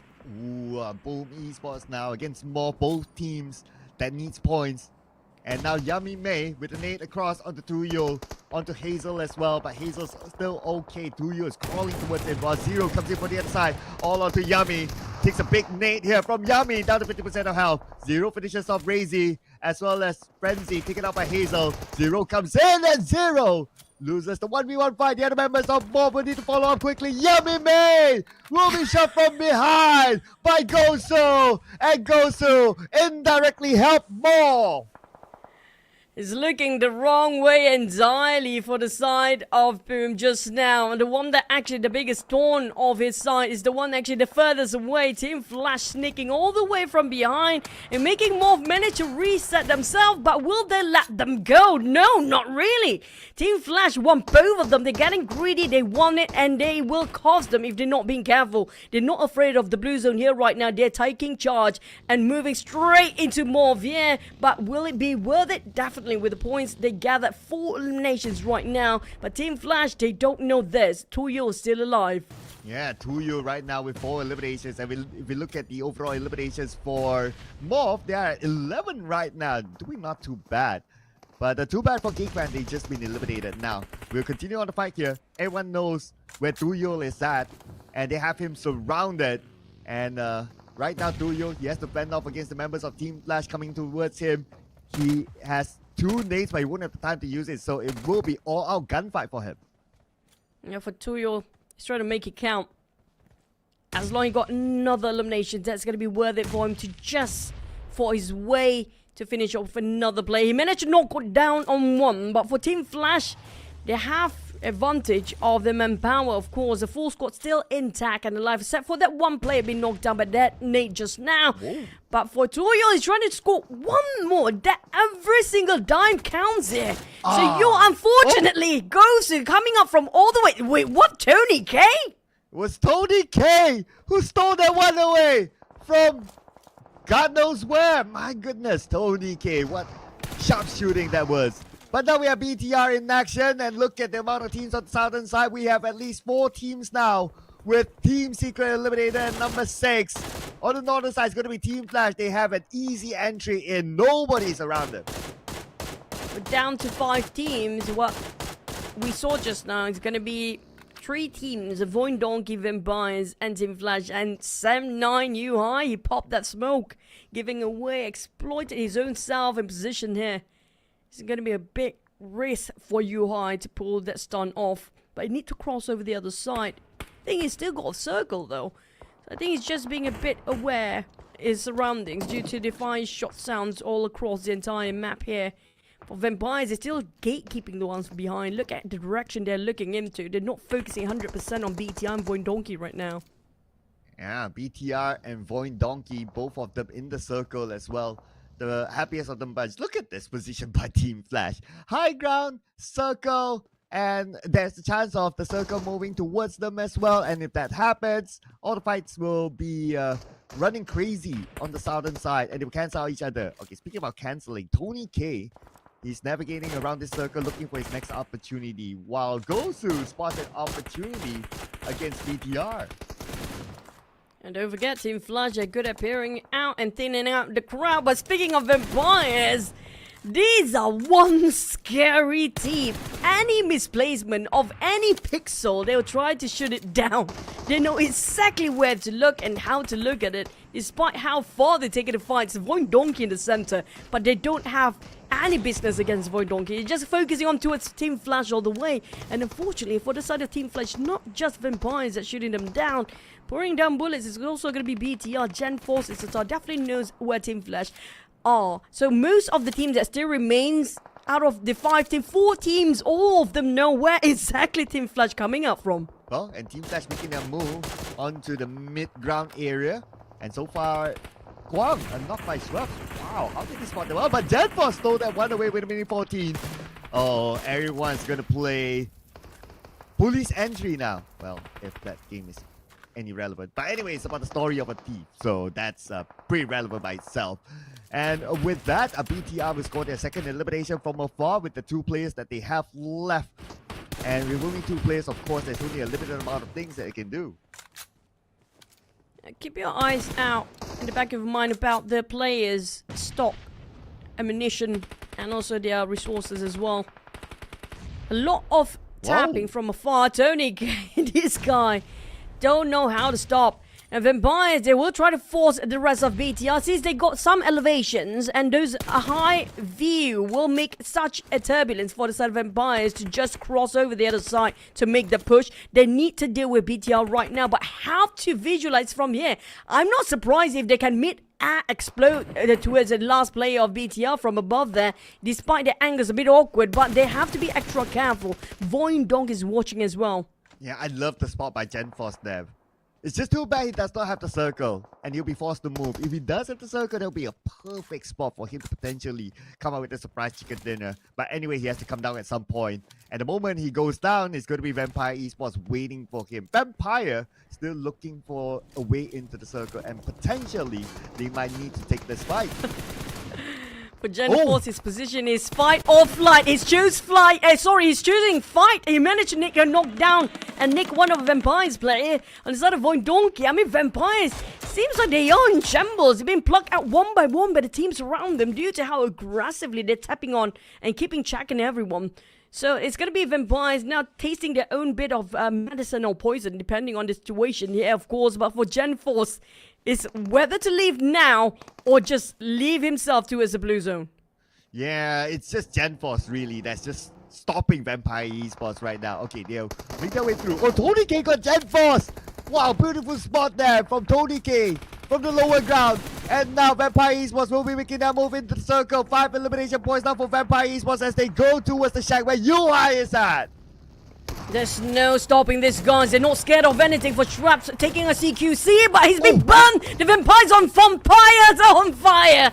Not by Garlic, but it's going to be by U-Hide right now. And U-Hide, holy smoke! Team Flash, of all the pixels of the players here, they knocked down and finished off that one player solo team play by Sam9. There were so many players of Vampires amongst there as well. Well. Team Flash, they did still win the point, but they kind of helped Vampire Esports there. But Reza is going to say, nope, I'm not going to help you. I'm going to take out Tony K instead. And now they are the ones in 5 eliminations, currently dominating. A circle this ship away from Vampire Esports. And now they will have another challenge to get into the circle. But for Vampires, they're springing their own trap. At the moment they finish off UI in that very small shack, now they are cornered out into one direction, where how to get into the circle will be a tough play for them. Team Flash, on the other hand, at least they got themselves some highlands. So it's going to be this highlands area giving them such a vantage view on above the rest of the teams is down there, including Vampires still in a small shack. But I do want to see when it comes to resources here, Team Vampires, they don't have any smoke at all. So they have to force the fight against Flash. Yeah, and they're going to a Team Flash right now. Same goes for VOIN Donkeys. Trying to get that high ground position, that precious high ground position. Now Team Flash needs to man up against two teams at the same time. Razak cooking up his nade. We toss it out to Gosu. Gosu takes a bit of damage. While Team Flash putting a lot more focus onto VOIN Donkey as of now. While Vampire Esports, we got Noozy here knocking down Vexy from the side. And our Team Flash, where are they going to look at? The rocks are strong here where Team Flash actually took the valley between two hills. It's quite difficult for them to visualize with the curvature of the ground, but still make it work for them as their bunkers. And look how they're just pouring Vampires with their nades, and next they have to swing it big against VOIN Donkey. A big swing and goes it down to last stick of Veil, but here comes VOIN Donkey. They don't have a candle, well, they won't try to force it out, and that's a big one by the side of Vampires. And now it's gonna be Vampires, and who won it? It's gonna be other than that VOIN Donkey, who actually played so patiently. Perseverance at its best, but would they have to thank Vampires for that as well? Absolutely. Vampire distracted Team Flash, and VOIN Donkey took advantage of it. The team that came through the grand finals via a tiebreaker, they scored the second chicken dinner. This is the chicken dinner that VOIN Donkey needs. They need an early one. They need a good one. They need a big one to give themselves hope of coming up with a big surprise at the top. Impressive play by VOIN Donkey to select just that slight elevation, just to visualize what's happening on the other side. But thanks to Noozy's nade, it was just a tad bit slightly late for the side of Vampires. They be eliminated when the nade exploded after the entire crew of Vampires being taken out of the last three teams in that very last circle as well. But for the side of VOIN Donkey, hey, I guess Ladies Luck actually on their side here today and got himself quite a good run when it comes to those eliminations too. Yeah, if Team Flash wasn't distracted by Vampire, it could be a totally different story. So VOIN Donkey got to buy Vampire a nice dinner at the end of the day for helping them out as well. And looks like we're going to see VOIN Donkey with this chicken dinner, but it's not about how they start, it's also about how they end. But at least it's a good start for them, brings them this momentum, and also this will kind of write off any critiques about them being here in the grand finals through a tiebreaker. So this is a very important one for VOIN Donkeys themselves to prove to all the viewers out there that they deserve to be in the grand finals. I agree. I mean, that's pretty much a big statement on the side of VOIN Donkey, giving up to naysayers out there that they don't deserve and don't belong here. They deserve every slot they are for all single 16 teams up here as well. They fought all the way in the league stage. It was a marathon for these guys. Imagine being a player day to day. It's all about PUBG Mobile, no wrestle, especially the first 2 weeks, right, Cloud? Yeah, absolutely. The first 2 weeks, can imagine it was insane for these teams. So big up for these teams for making their way through the grand finals, especially those teams who did very well and consistent in the week 1 and week 2 challenge at that time. And they made themselves into the grand finals, so this is where it all matters, right? It's only day number 1 though, and only 2 games. So we cannot also write off like some of the other teams like Boomy, Sports, like even Alter Ego. There's still like, what, 16 more games for them to bounce back? Yeah, there's quite plenty of maps still for them to play in later on. And speaking of which, I agree. We saw how many teams this season just seems to be bounced back out of nowhere. I mean, they were quiet all the entirety of the day, and suddenly they just push all the numbers up in the very last minute and surprises every single team out there and change so much for the overall rankings too. And I'm not surprised for the teams like VOIN, Team Secret that don't seem to be under the spotlight too much when it comes to our first half of the day here. And I can expect a lot of more actions coming up from these teams. And also don't forget about the teams like BTR. We do know they have firepower-wise legendary players, a powerhouse that nobody can deny of their firepower. But we don't see too much of action of them yet, but they always bring it when time's really critical for them, especially the last few days. Yeah, for some reason, it's always like day number 2 onwards, then BTR will just go all the way. It's always been like that for BTRs for some reason. It's like a mystery for BTR itself, even though like you change players, but normally that's what BTR does. Let's see. Maybe what they needed is like a change of a name. That's why they're now known as BTR Knights, just to give them that a different sort of feng shui. And we'll see if they can come back here in the 3rd game, because BTR, I'm sure, having the PMSL in Indonesia itself, there will be a lot of fans hoping for them to do well. I agree. BTR is one of the teams that seems to be a bit late comers into, you know, warming up their seats into these grand finals. Of course, any tournament at all. I mean, like, if it's a day, only a day of grand finals, that might be some problems or an issue for BTR Knights, especially. Always speaking of BTR Knights, a new feng shui, I agree. But also don't forget about the teams like Team Flash. Just now they're quite consistent. We saw them every single round. You know, we're only done with 2 maps, right? Just these 2 maps, we can see Team Flash happen to be always in the top 8 and above. Like when it comes to strategy-wise and their survivability, they know exactly where to stay and rotate, adapt so well with the circle. Yeah, and they needed to win a couple of fights to be on that high ground, so I gotta give it to them as well. It's not like, oh, nobody's there at all, it's an easy entry and they just come in and take that high ground spot. Nah, they had to work their way up as well. So gotta give it to Team Flash. I mean, this team also has a lot of potential in them, and we have seen them doing well during group stages. They were weeks that they were on top, and also like kind of like challenging like for the podium spot for Team Flash. And when we started off the day, like you also mentioned about like the rise of the Vietnamese teams. So the first chicken dinner was by the Xavier. The second one was not by Team Flash, but they came close. So in overall, the Vietnamese teams are still very consistent.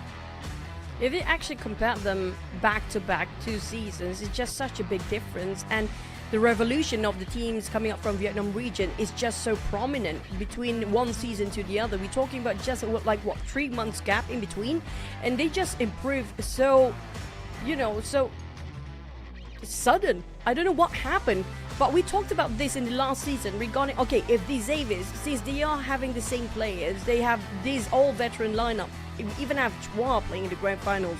We talked about how Team Secret and Roy, can they fill in the shoes, or can they fit the shoes, like if the Xavier's done, if the players like retired, right? Because they've been playing such a long time. I wish they don't, but humans have limits, and we all, you know, have limits too. But in this case, what we're looking at on the side of Team Secret and Roy, I am not worried for them anymore. Yeah, so at this point, even like Team Secret, they started off in a podium spot, so they're pretty okay too. But although we haven't seen much of Team Secret yet, last we saw was like SOAS and Drunk. They were pretty split out in a critical situation where they had to get together and they couldn't. But it's also about like sometimes circle-wise, and you have like a lot of different situations where it depends on what other teams do. So there are so many variables inside PUBG Mobile that makes every round very, very different. Although it's the same map, maybe you get a new map by the following season, but although it's like the same map, but every round is different by itself.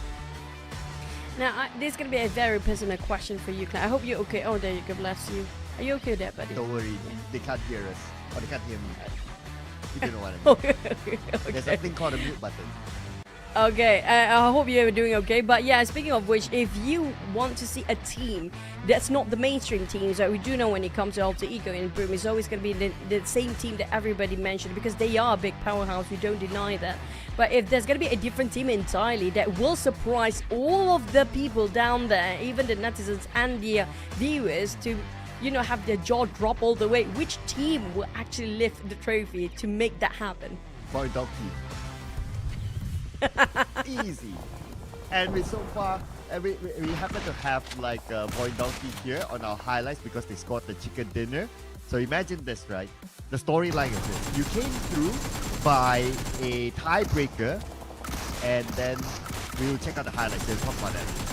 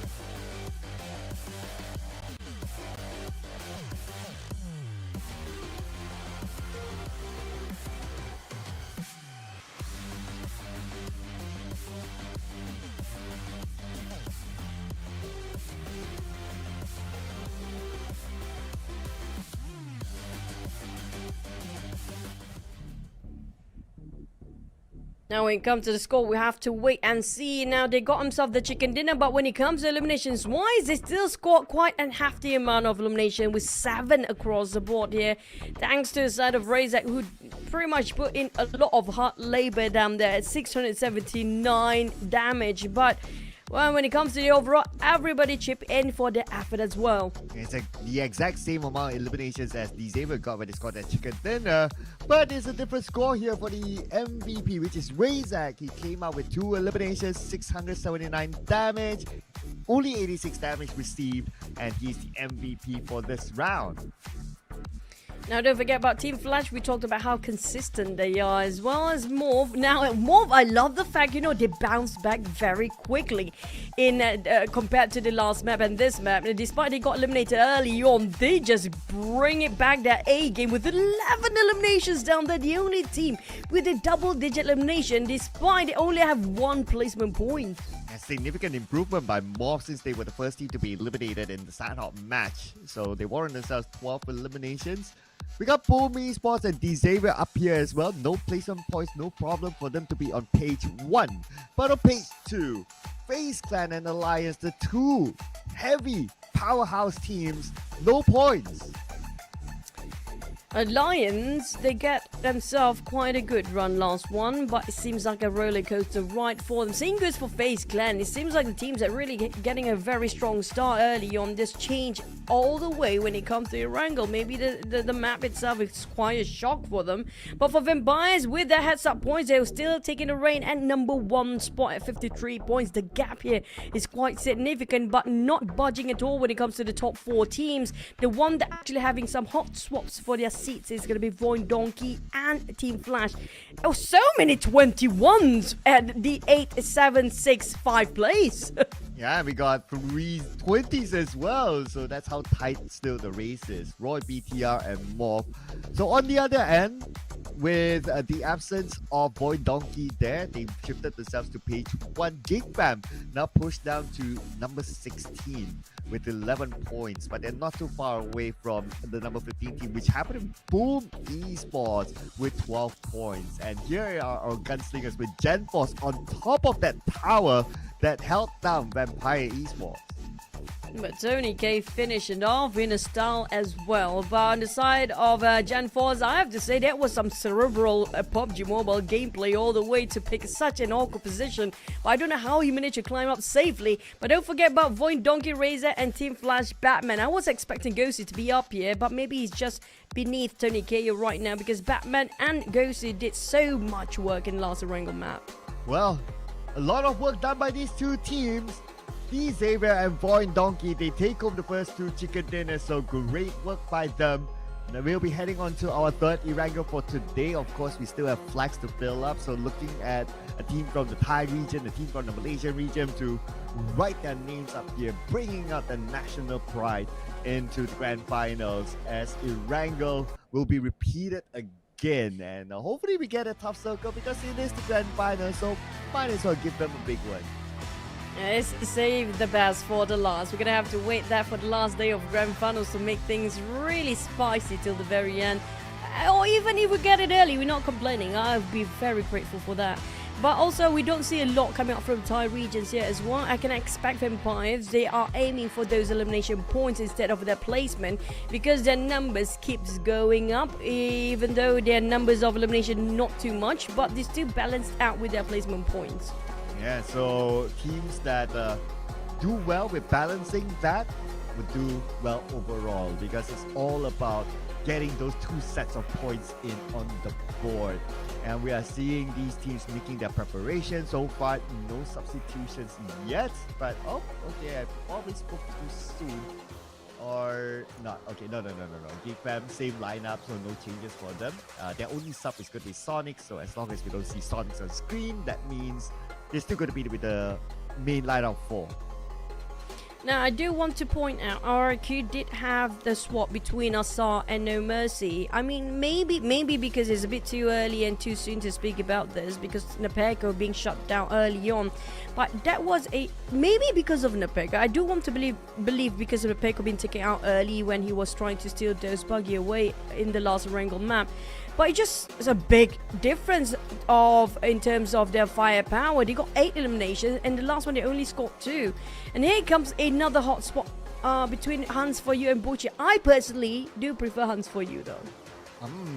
Though Bochi came out with the big clutch chicken dinner against GEEK fam in one of the Miramar matches. Okay. But of course they all come with their own strengths, right? Respectively. No other swaps so far from what we see here as we'll be heading on to our game number 3 and we will be playing, of course, in Erangel.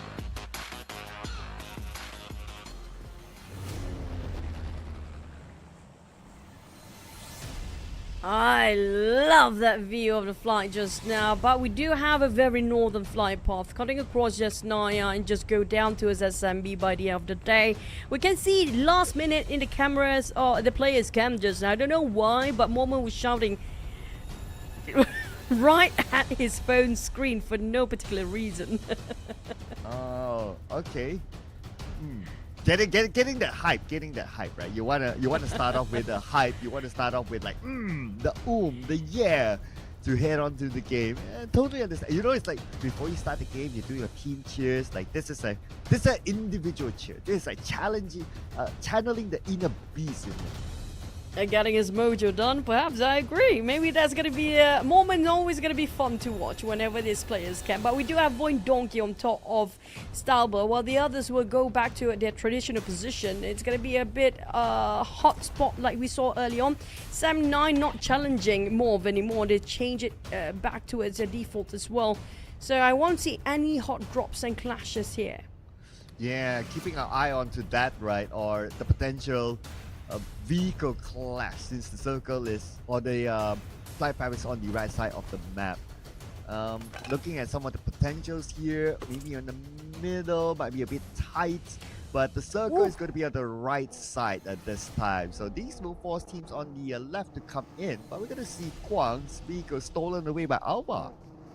I don't know how do the other of Team Flash will try to respond to this, and if they lurk around the same area too long, might both actually taken down by different teams or maybe amongst themselves. Well, Kwang, there's going to be a bit of tango time for him. Yeah, having a bit of a dancing time, but the rest of Alter Ego, like, they see a 3-point. Look at the crowd cheering. And there's going to be the Rosemary Bees coming in with the first elimination. And the home crowd cheering for Alter Ego. And when they make their entrance on stage, we saw how the home crowd loved Alter Ego. And of course, they are two-time PMSL champions, so they definitely deserve the love here. And they are also waving the Indonesian flag up there, starting off with one of the best Indonesian teams into the grand finals. There will be a lot of hope and also trust that Alter Ego can make it happen. I want to see if Rosemary can go crazy in this one again. One of the most impressive players across so many seasons, still consistently get himself one of the best play every single season. Him and Tony K, it's fun to see them headbutting here from time to time, but it will be something more interesting if we have an all-star matchup for just a show match. And speaking of another show, here we have some flying show by VOIN Donkey. Razak trying his hand on the glider, and he is alone gliding around this area. Probably searching for his next vehicle, so at least like from top he will be able to get a good clear view. But we're going to highlight Razak as well as our highlight player who got the MVP previously. 1.2 average eliminations, and when it comes to his favorite weapons, so looks like we're going to see the usual combination between M4 and UMP. Quite rare scene to see a UMP, but at a 10%. So I assume that for his second weapon or secondary weapon, he will try to work best with what he have. So on the side of VOIN Donkey, very versatile player. In fact, I'm looking for Razak since last season. I think he was on the rise for VOIN Donkey, and then it feels like every single player of VOIN Donkey now equalizes when it comes to their capability to just work things by themselves. But I'm quite curious to know where Vampire dropped himself, because last time we saw they tried to change their drop spot on other than Primos. Things didn't go so well for Vampires, and this time they changed it around Milta area. So I'm very curious to see if they can actually close this game as neatly as how they used to drop on top of Primos. Yeah, at least the circle is on top of them. So not bad of a start. So because of that, we might see Vampire coming in later instead rather than earlier. But we're going to see one of the earlier knocks as well here for your Team Flash. One of their players not saved yet. Now this is Vampire Esports. Not only Milta, but also Milta Power. But we're going to have a word here from Sir Tanny. How do you feeling about your team performance today? ครับถือว่าทำได้ดีครับเพราะว่าเราเปิดหัววันมาได้ดีครับก็ขอให้มันเป็นอย่างนี้ไปเรื่อยๆเป็นมาตรฐานไปครับจนจบ We did it quite good at the first start. We start quite well, and I wish that we can perform this performance until the last day of grand finals. It's a brief interview. Mr. Tanny, you can see his haggardness, maybe due to his revising so many teams and have to do so many analytical report for each of the teams before they heading into this grand finals. And that was some good confidence coming up from Vampires. I mean, like, nobody questioned the Vampires. They're world-class tier teams out there. But when it comes to Vampires, I also love the fact they adapt themselves based on the circle here just now, because we do know Milta Power, those power plant stations do provide a lot of very luxurious loot. So they definitely have no problem to keeping all their resources in stock. Yeah, while we're at the topic of Vampire Esports, a bit of a fun fact for Sir Tanny's hair. He will only cut his hair if his team wins a trophy. So that's why the last time we saw him cutting his hair, like they won PMPL Thailand at that point, and then after that they won PMWI, but the gap wasn't that far, so that's why he could still keep his hair. But ever since then, they haven't won a major trophy yet, so that's why there was time for his head to grow to whatever that we see it is. So if they do win this PMSL, I can expect that Sir Tanny to be cutting his hair back to zero, defaulting back to his baby born hair. Baby hairs. As I mean, like he does seems like a very cute, nice person. We love to talk to him as well. But for Vampires, if they never score Southeast Asia Trophy, right? So if they finally score, I do want to see Sertani cut it short, not entirely very shiny, but yeah, cut it short and just dyed it as well, because I never see Sertani with a different color at all. Wow, basically do a Yoru.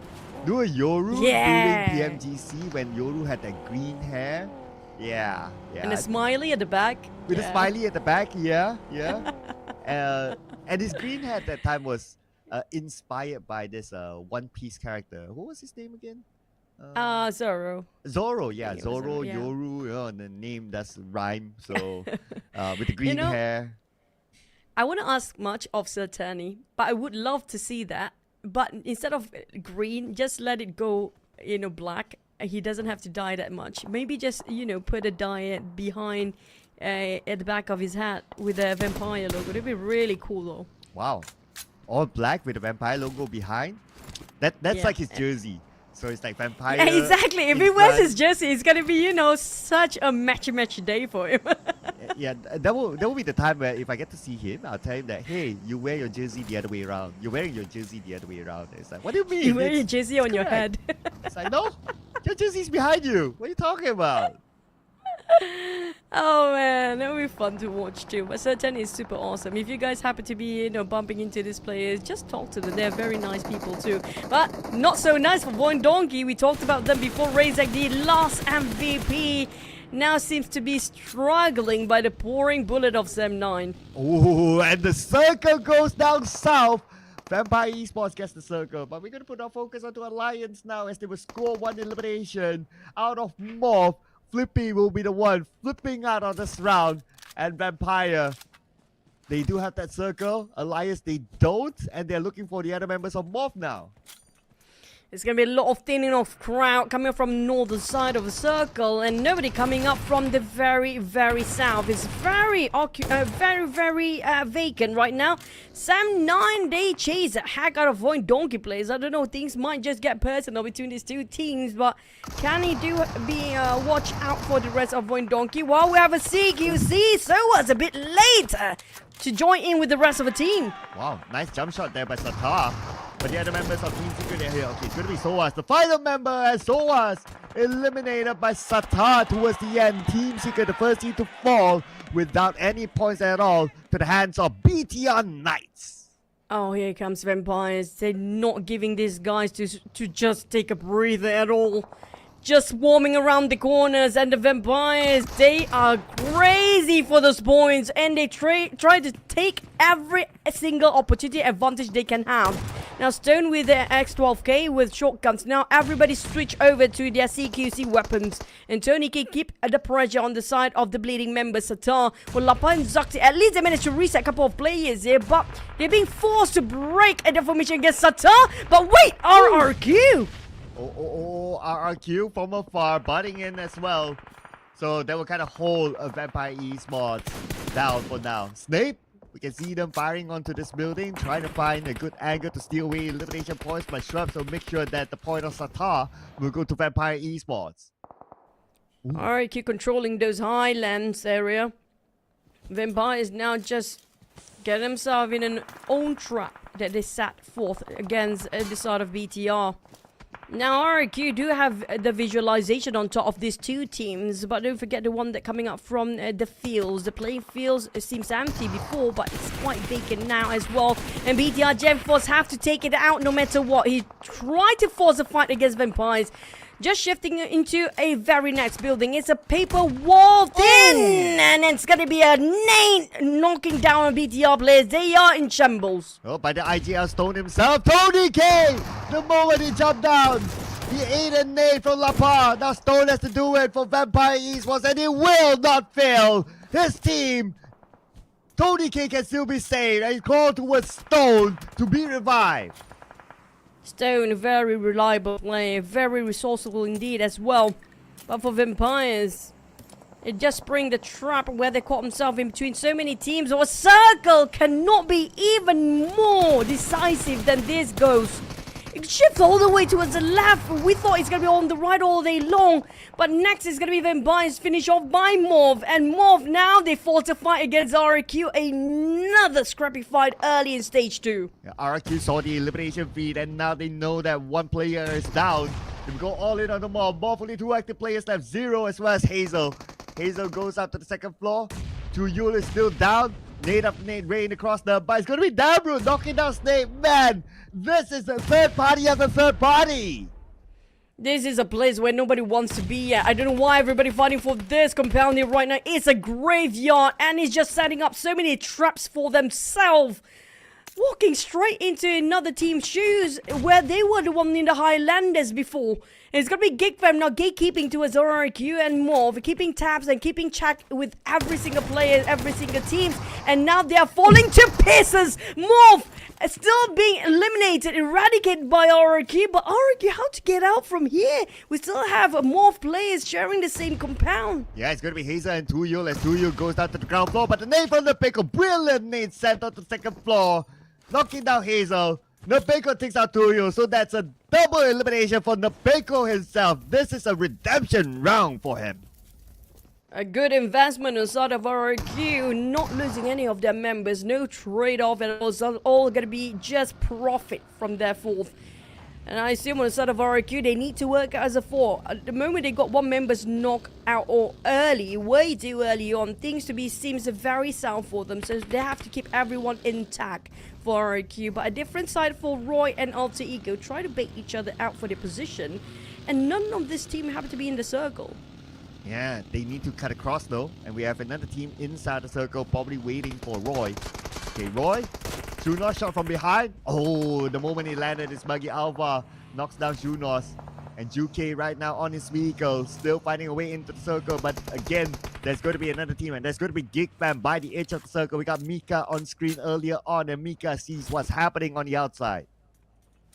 Now, these two teams will cancel each other. We'll be just doing a favor to a side of GEEK Fam. We'll try to steal it in the very last minute. Though, watch out for Damru. He loved this so much. But can't manage to spot out one in the open. That's going to be Alva. But the Blues arrive. We're talking about stage number 3, but it's still bearable for the teams. But they need to make it quick and wrap around and quickly get into the safe zone. Because this won't last them too long with barely enough resources to keep extending this fight for Roy. Yeah, Kauni has 2 first aids. But Mika alone is going to face up against the 2 members of Alter Ego. And Alter Ego, they took down Mika. And Mika is out. The other members of GEEK Fam inside the circle still, and the circle will favor GEEK Fam Alliance and D Xavier. I'm impressed by how Alter Ego split himself into 2 different forces here to deal with Roy and to deal with GEEK Fam at the same time. That takes a lot of individual high-level skills and high-caliber players to actually do that. But problems not solved yet for the start of Alter Ego. They still have to get into the circle with the Blues and start to chip them down bit by bit. But RRQ also being jabbed from the side by GEEK Fam, who's spreading out quite thin themselves. Yeah, from the inside the circle, they try to seek revenge.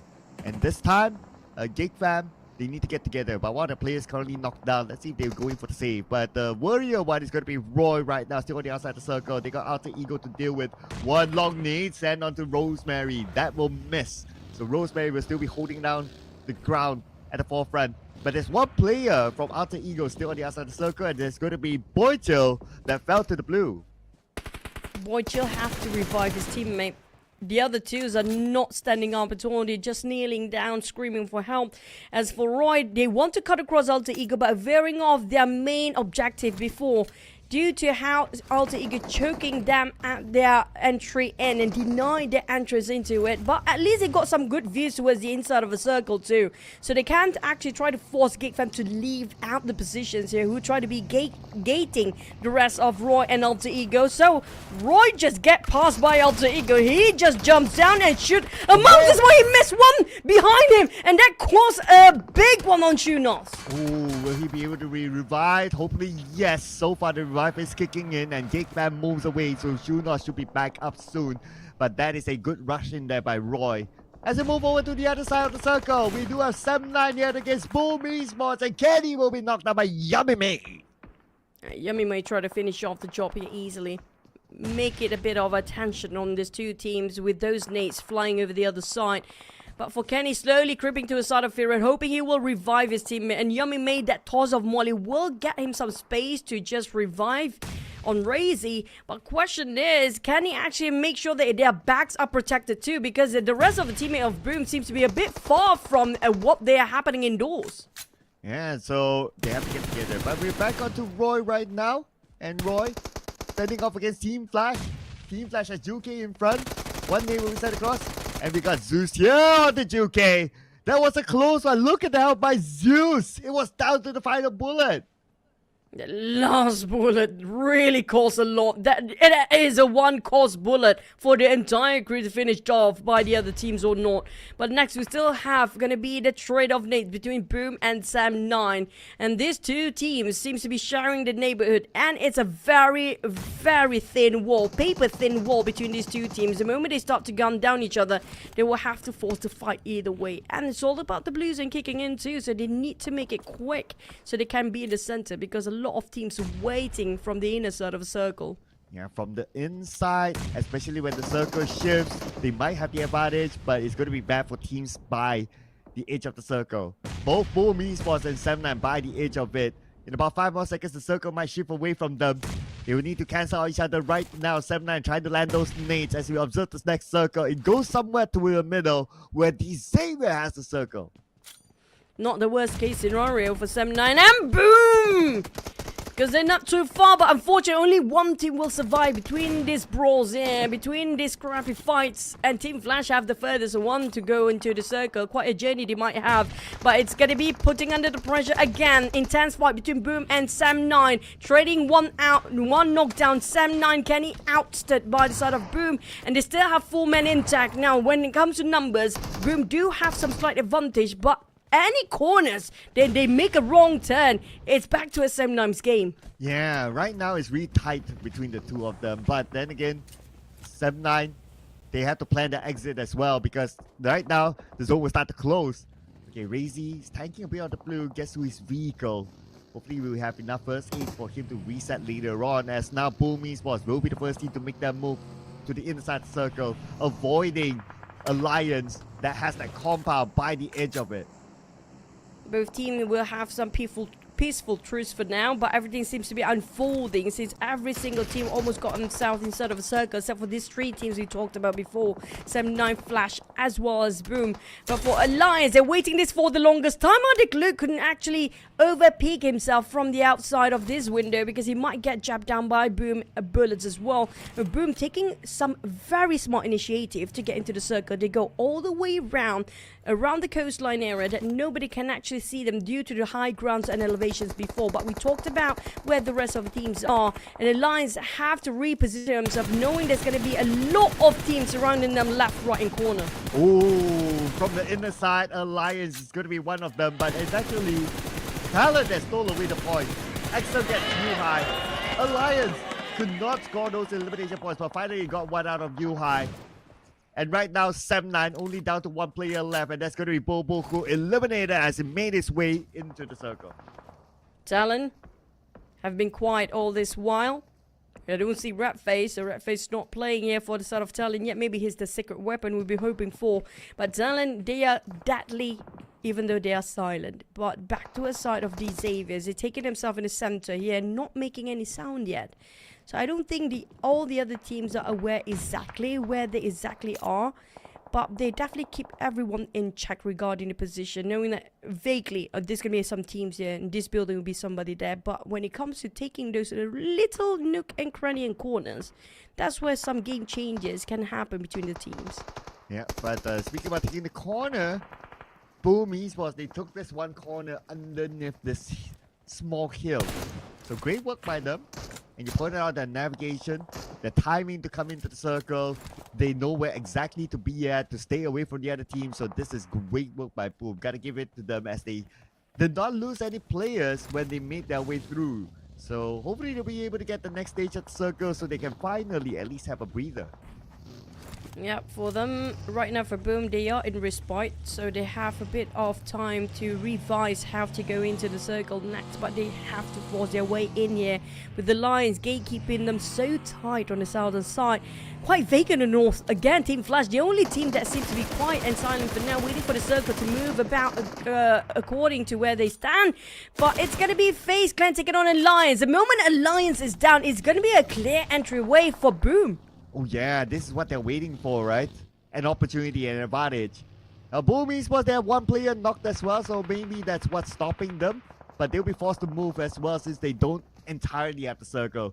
Parjin gets POCO somewhere else, so it looks like we have these Xavier sharing the same area with FaZe Clan and also RRQ on the other side. So 3 teams on the north side of this town area. I see, might spot out some Boom players' movement. Comes a Nate. There's nobody there. We try to just clear his doubts.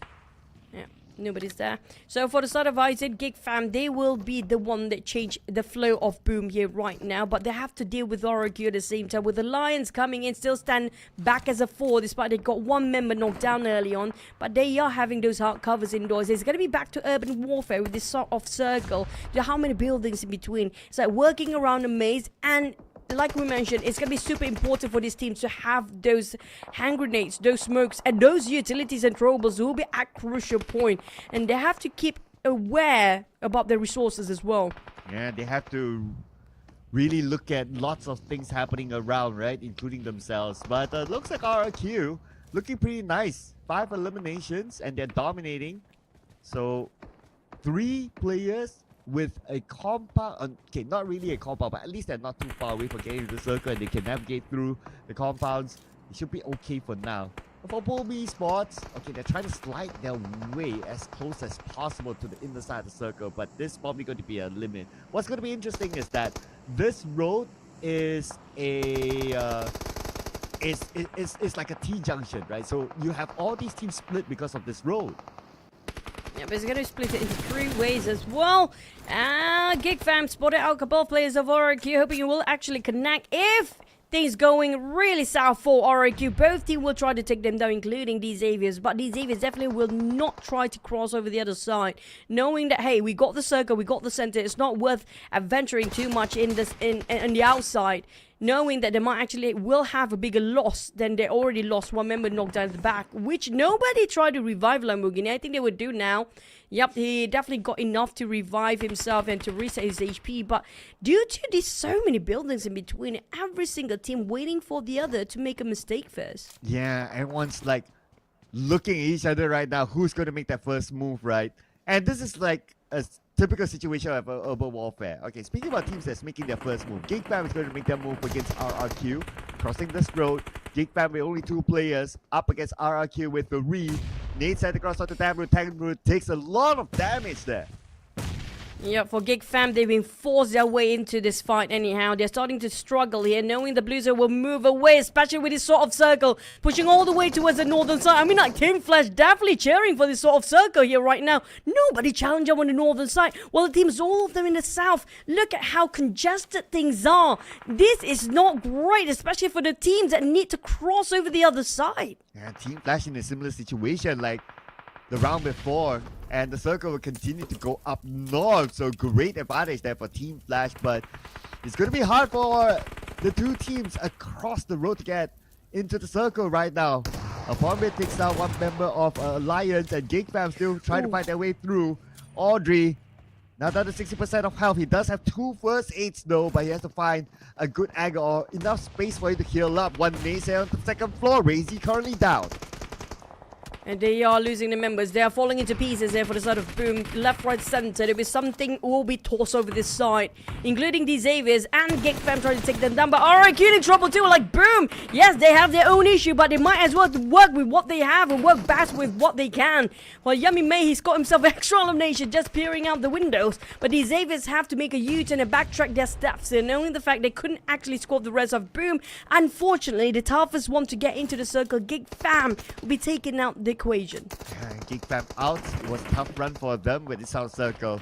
The next challenger is going to be Alliance as he tried to cut across. But Batman got eliminated by Onsens with a mini 14, and that's going to be the end of Team Flash at number 7. I'm surprised Team Flash supposedly quietly on the northern side, not challenged before, but it seems like teams like Talon don't really like the fact they're being too quiet. They challenge them straight head on.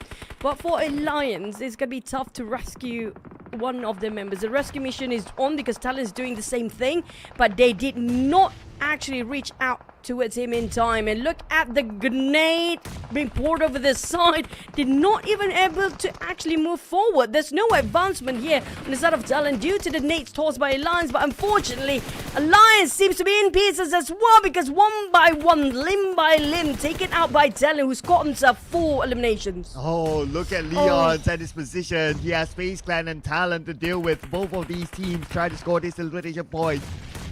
Leading with the nade across. No mercy. Looks like he gave himself to the zone, so he denied the point away. But anyway, right now, Leon's the moment to show himself. It's going to be answers from the back. Things are getting really intense here right now with 4 teams remaining. Boom, despite it being disrupted so many times, being denied by so many teams before, they're still well off with 4 players intact. It's going to be a full squad battle between these 4 teams here. DZavis, FaZe Clan, Talon, and Boom. With FaZe Clan taking the center, taking control of the circle? Not really, because they're being hammed down by 2 sides. By the side of Talon and FaZe Clan all the way through. I mean, FaZe Clan is supposed to be the center of attention right now, but due to the distance and so many buildings in between them, they couldn't visualize the other side. Yeah, so hoping for the other teams to cancel each other as they head into the circle. Now, among our top 4 teams, if we want to see a different variety of flags up on our poster, FaZe Clan has to do it for Thailand.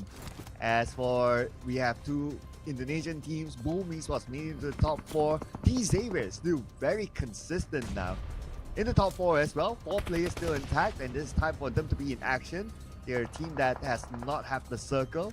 And Razy knocked down by Chua. Okay, that's going to be their opening now against Boom. Boom are going to be the toughest one to get into this, pincering their way in for Boom. They're starting off as a handicap at this tree, but they still can revive due to the buildings in between. There's so many structures there that can actually block the views of these Xaviers. But Boom will have to force themselves out, whether to fight against these Xaviers or FaZe Clan. These 2 teams struggling to be in the circle because it's going to be stage number 8 and no more circle after this. This is going to be a doomsday for them if they're being swarmed by the blue. And they have to force the fight either way, forcing themselves out into every corner of building, trying to clear things out. They couldn't figure out the maze yet. Well, they have to navigate through whatever it is, as Talon will be on to FaZe Clan. FaZe Clan, so far so good. They got Yoru in the process, got Axel as well. Looking for the other members of Talon. Misery fires back on the Mormon. He's currently down, but that will give the information away on where Misery is at. Mormon, nailed by Lamborghini, instead Lamborghini had to butt in onto FaZe Clan. Around the attic for FaZe Clan, waiting for the time to climb down. Vintori's just gonna play the walls here. And they score themselves a double elimination. For the side of FaZe Clan, they scored 7 eliminations here right now. But they can make it to a double digit as Boom leaving with only 2 players left. Frenzy pretty low himself. But FaZe Clan, they're fighting their way in as Lamborghini shutting off his view. He was looking the wrong way all the time. Ooh, look at this. One nade set to cross onto FaZe Clan. That nade did not land. Another one by Lamborghini. This one should! Lamborghini, the king of nades today. For Lamborghini, all he needs to do is just add with some finishing touch and with some salt. That's going to be a chicken dinner for them to deal with that one particular play of Boom. One is low and it's going to be a flawless, clean run for the Xaviers with full squad still intact. Already 2 chicken dinners for D-Xavier. Can you believe it? The rise of the Vietnamese teams. D-Xavier takes this one home just before the break. D-Xavier, what a run they had. They didn't get the circle. They were on the right side of it. But whoever who was in front of them, they will bulldoze their way through. A phenomenal run and a phenomenal day here for D-Xavier. That triple knock by Lamborghini just devastated the entire crew of Boom and FaZe Clan just now, making it such a clean execution and a clean chicken dinner till the end. But when it comes to numbers, these guys had it like what, 11 elimination, a double digit. Today has been a superb day for the Xaviers. Yeah, the first team to score a double digit elimination when they are the chicken dinner winners. And it's going to be Xavier. And they scored 2 chicken dinners. My goodness, Xavier in 2 different maps. One in Sanhok and now in Erangel. And even in Erangel, when they scored this chicken dinner, it's not like the circle favored them. And of course, the man of the match is going to be Lamborghini and his amazing nades with a total of 5 eliminations by himself. 0% on headshot. Who cares? As long as you can land those nades as a perfect golden nade, it should be. And that's Lamborghini coming up from you and Xavier's 686 damage as well, with not so much of damage received, but everybody put in their hard labor for the side of Xavier's just now. But for this time, we have different names popping up the chart: FaZe Clan, Boom, and Talon. Oh man. So Xavier, I'm looking at their stats, right? Full squad time until the end. So they did not give away the points to anyone else when they still are able to score that amount of eliminations. So that is great work by Xavier. And we have a lot of reds here when it comes to the logo. So it's probably going to be a red day for all these teams. And when we talk about like teams, all of them maintain a full squad pretty much towards the end. So great work for them. All these teams deserve to be up here, and expect this season's grand finals to be a very, very tight race between them. With Xavier coming up as a chicken dinner, Vampire Esports, they are sweating as we check out the highlights from this round.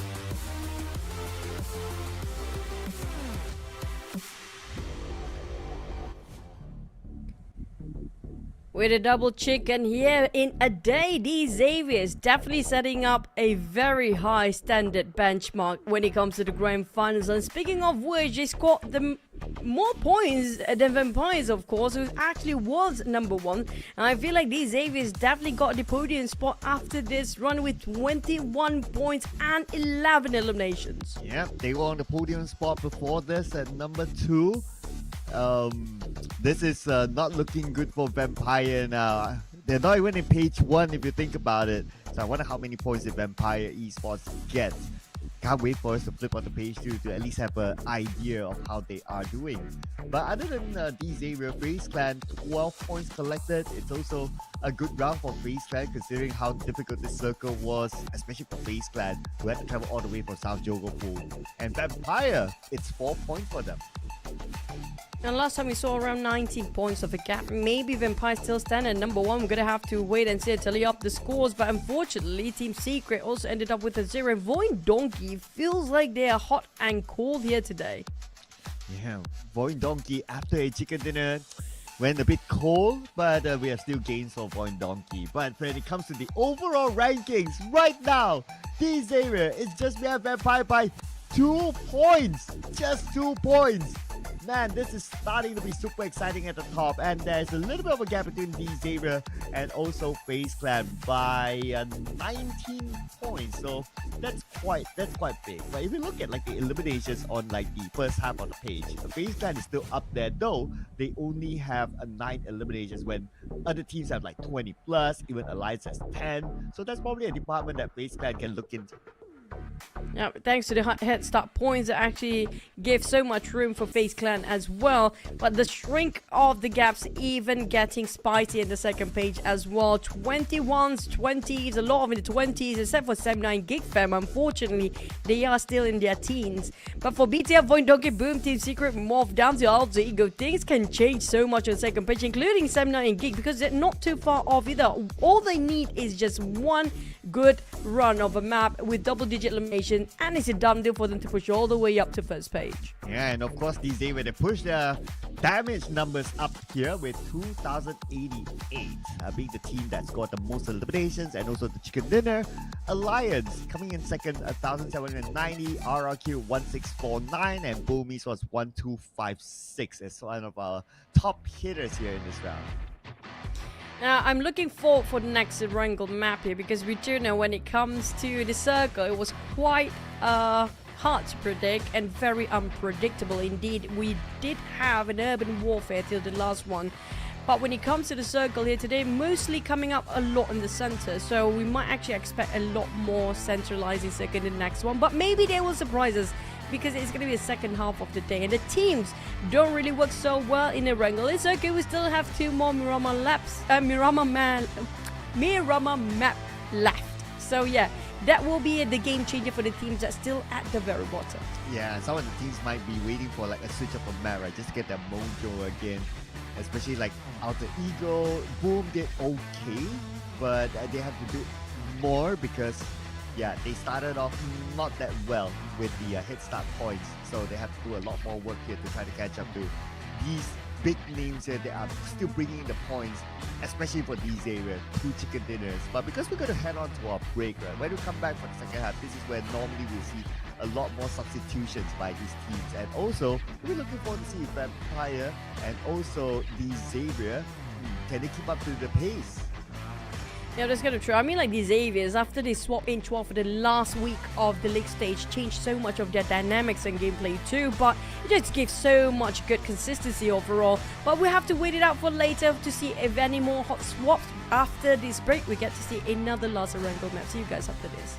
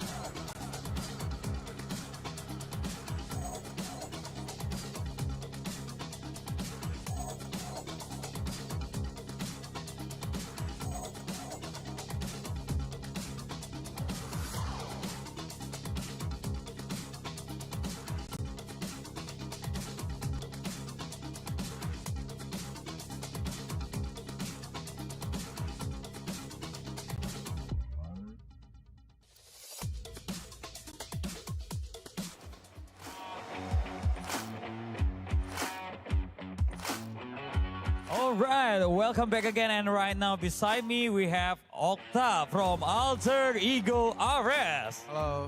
Hello, Okta. How are you? I'm fine. Wow. Okay. So, Okta, you have won the championship twice before, but this season things seems more challenging. What do you think has been the biggest difference in your team's performance so far? Oke, Okta. Jadi 2 season kamu itu juara dan season ini bisa dibilang semuanya terlihat sedikit challenging lah. Jadi menurut kamu sendiri apakah perbedaan yang besar di tim performa tim kamu sekarang? Lebih ke arah kita lagi kayak adaptasi buat ke diri sendiri aja sih. Soalnya lagi banyak problem-problem yang PR yang buat kita selesaiin. So basically, I think one of the biggest difference in our team performance so far, basically it's from ourselves. We just need to adapt from the mistake that we do, and adapt with the lobby itself. So there's still a lot of things that we need to fix on. Okay, so more into your personal team lah ya. Okay, next question. Both of you and Boom, which is also 2-time champion, have struggled to find your rhythm in this grand final. So, is there something different about this season that making it harder for Indonesian team maybe? Oke, jadi Alter Ego dan juga Boom itu bisa dibilang 2 kali juara yang sekarang masih lagi meraba-raba mencari ritme permainan di grand final. Apakah ada masalah di season ini ataupun perbedaan di season ini yang membuatkan tim Indonesia itu sulit mendominasi? Mungkin lebih ke arah kayak kita tuh lebih belum terlalu kayak membaca-baca tim-tim lain dulu buat mainnya gimana, ntar baru kita bisa adjust lah kayak kita maunya apa, tim lain maunya apa. Okay, so basically, I think the different about this season that making it harder from Indonesian team. I don't think about any other team, but this one is from me personally that we still don't really get into others' perspective. We don't think about other teams. We just focus on ourselves. So I think that's what make it harder for this season. I see, I get it. So, you're playing on your own home soil with strong support from the local fans as well. So, how does that affect your mindset and also performance, especially when things aren't going as planned? Oke, sekarang kamu bermain di Indonesia yang mendapatkan support yang banyak dari fans-fans yang datang ke venue. Bisa kita mana hal ini bisa mengefek performa kamu dari segi mindset dan juga performa, apalagi ketika rencana kamu nggak sesuai ekspektasi? Ya lebih ke arah diri sendiri aja sih. Soalnya kalau yang nonton itu nggak keganggu sih. Soalnya kalau di game kita fokus ke diri sendiri sama tim aja. Yes, of course we got a strong support from the local fans, but then it doesn't really affect our mindset and performance. It's because of just gonna focus on ourselves because we are trying to entertain, and yes, of course we're trying to win the tournament for Indonesian as well. So I don't think it's gonna affect anything. I see, of course, and maybe you have some words to the X, which people always called as the El Ngendok, but got 2 WWCD at the top 2 right now. So what do you think about it? Oke, ada nggak Okta sedikit kata-kata buat DX yang orang-orang pada bilang mereka itu bisa dibilang ya El Ngendok, tapi udah berhasil mendapatkan 2 WWCD dan sekarang berada di 2 besar. Ya paling kalau buat tim dia ya good luck lah, semoga sampai hari terakhir semoga bisa bagus. Okay, to the X, good luck to you and I hope you can consistent to perform this well till the end of the grand final. Wow, very supportive, yeah. And maybe this is the last question. Do you have anything you want to say to your fans, maybe right now who watching at home, or maybe to your fans who came here? Ada nggak sedikit kata-kata buat fans-fans yang nonton di rumah ataupun yang datang ke venue? Buat para fans, terutama buat Alter Champs, tetap dukung kita mau di bawah maupun di atas semuanya. Terutama buat orang tua selalu support dan doa. Jangan lupa minta doa orang tua. Okay, to the fans that coming here, especially Alter Champ, just keep supporting us whether we are performing or we are not performing. So and especially to our parents at home, please keep pray for us in order for us to get the trophy. So Thank you. All right, parents' prayer, yeah, of course. So, well, thank you so much, Okta. Good luck for the next match as well. you. Let's give a round of applause for Okta. Wow, we're gonna see a lot of interesting match coming up ahead. So, casters, are you guys ready? So let's give back to the casters.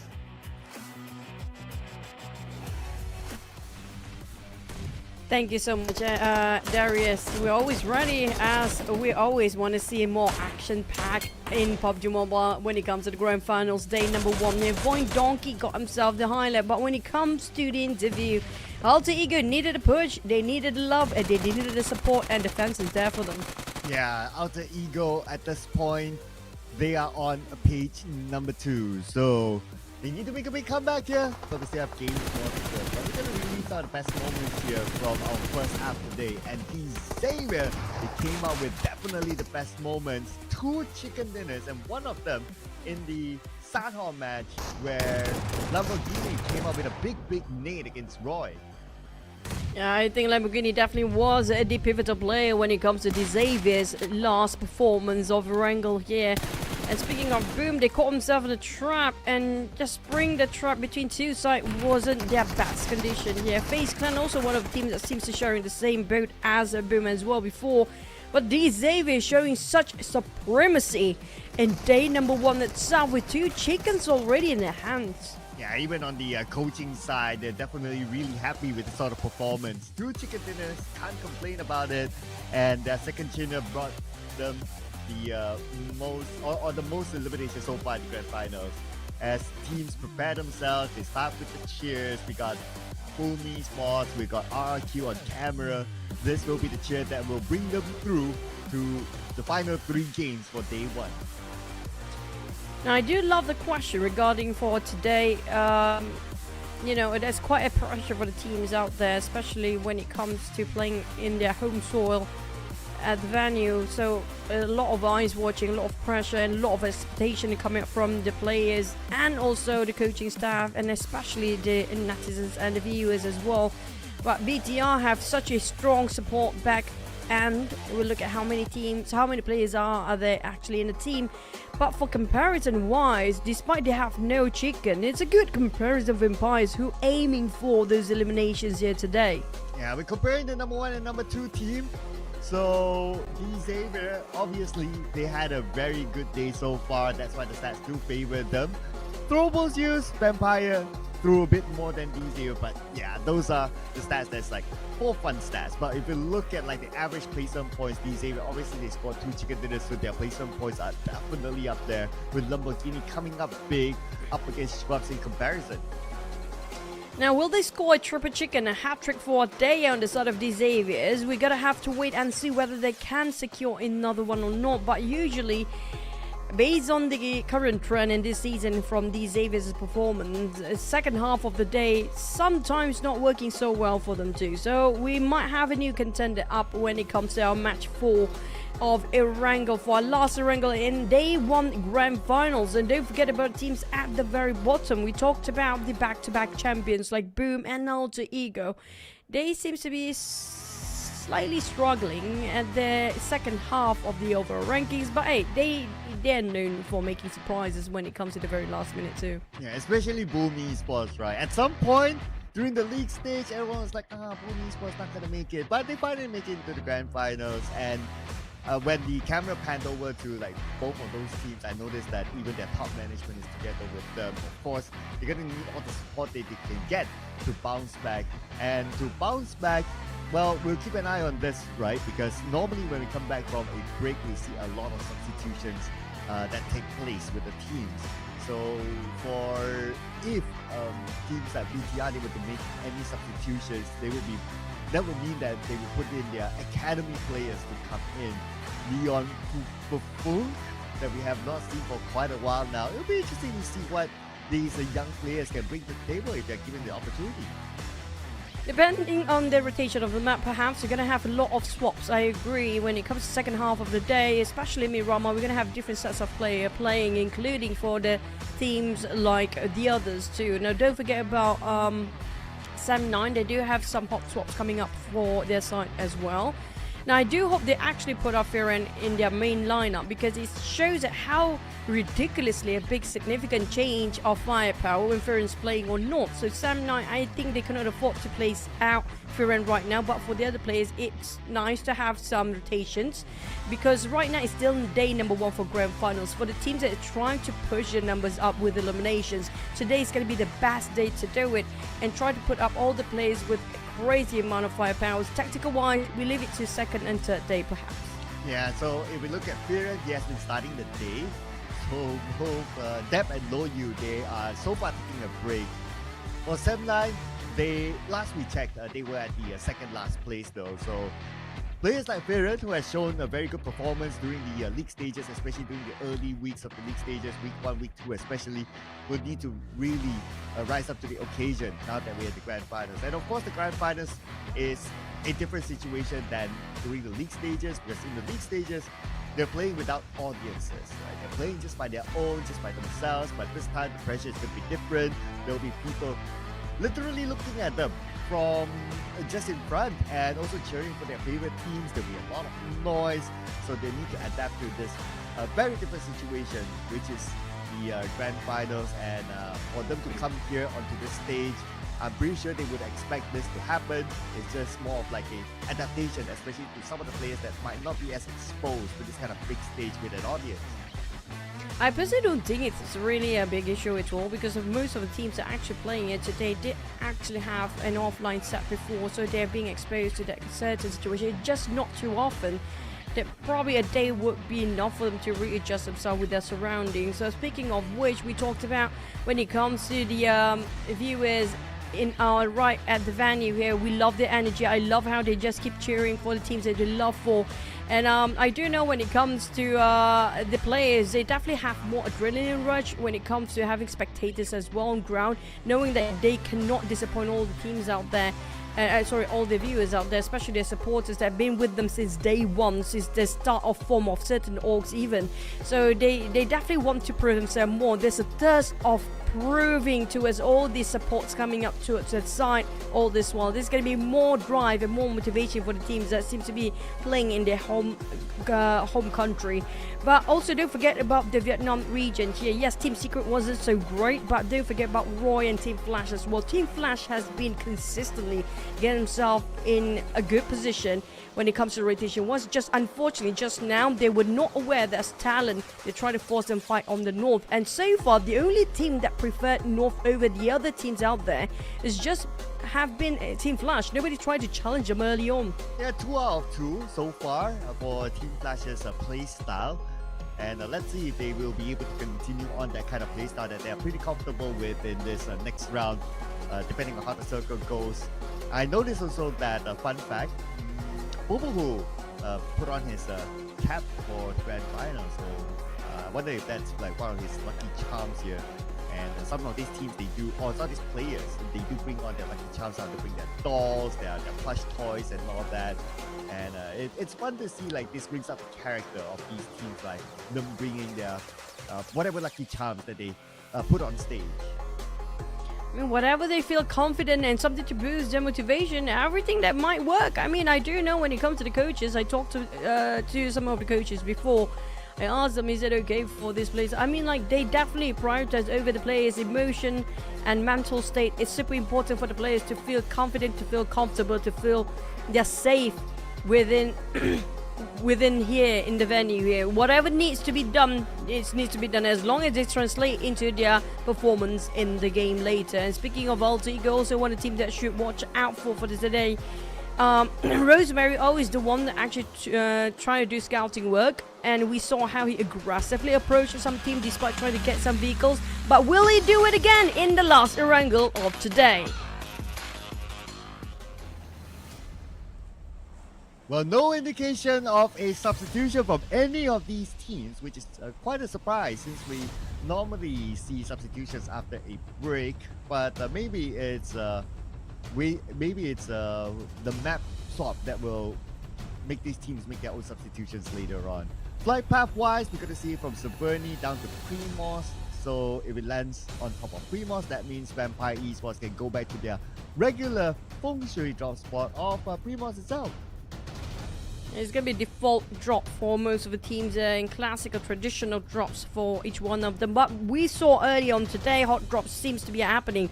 Sam9 in the first Erangel map. So if other teams seems to be picking up the trend here, it's never too late and never too wrong to actually try to do that in the very first day of a grand finals, where everyone between them and the rest of the teams across the chart of the top 16 here still have a very minute gap, which something that can be changeable within one map. So anything could happen first day.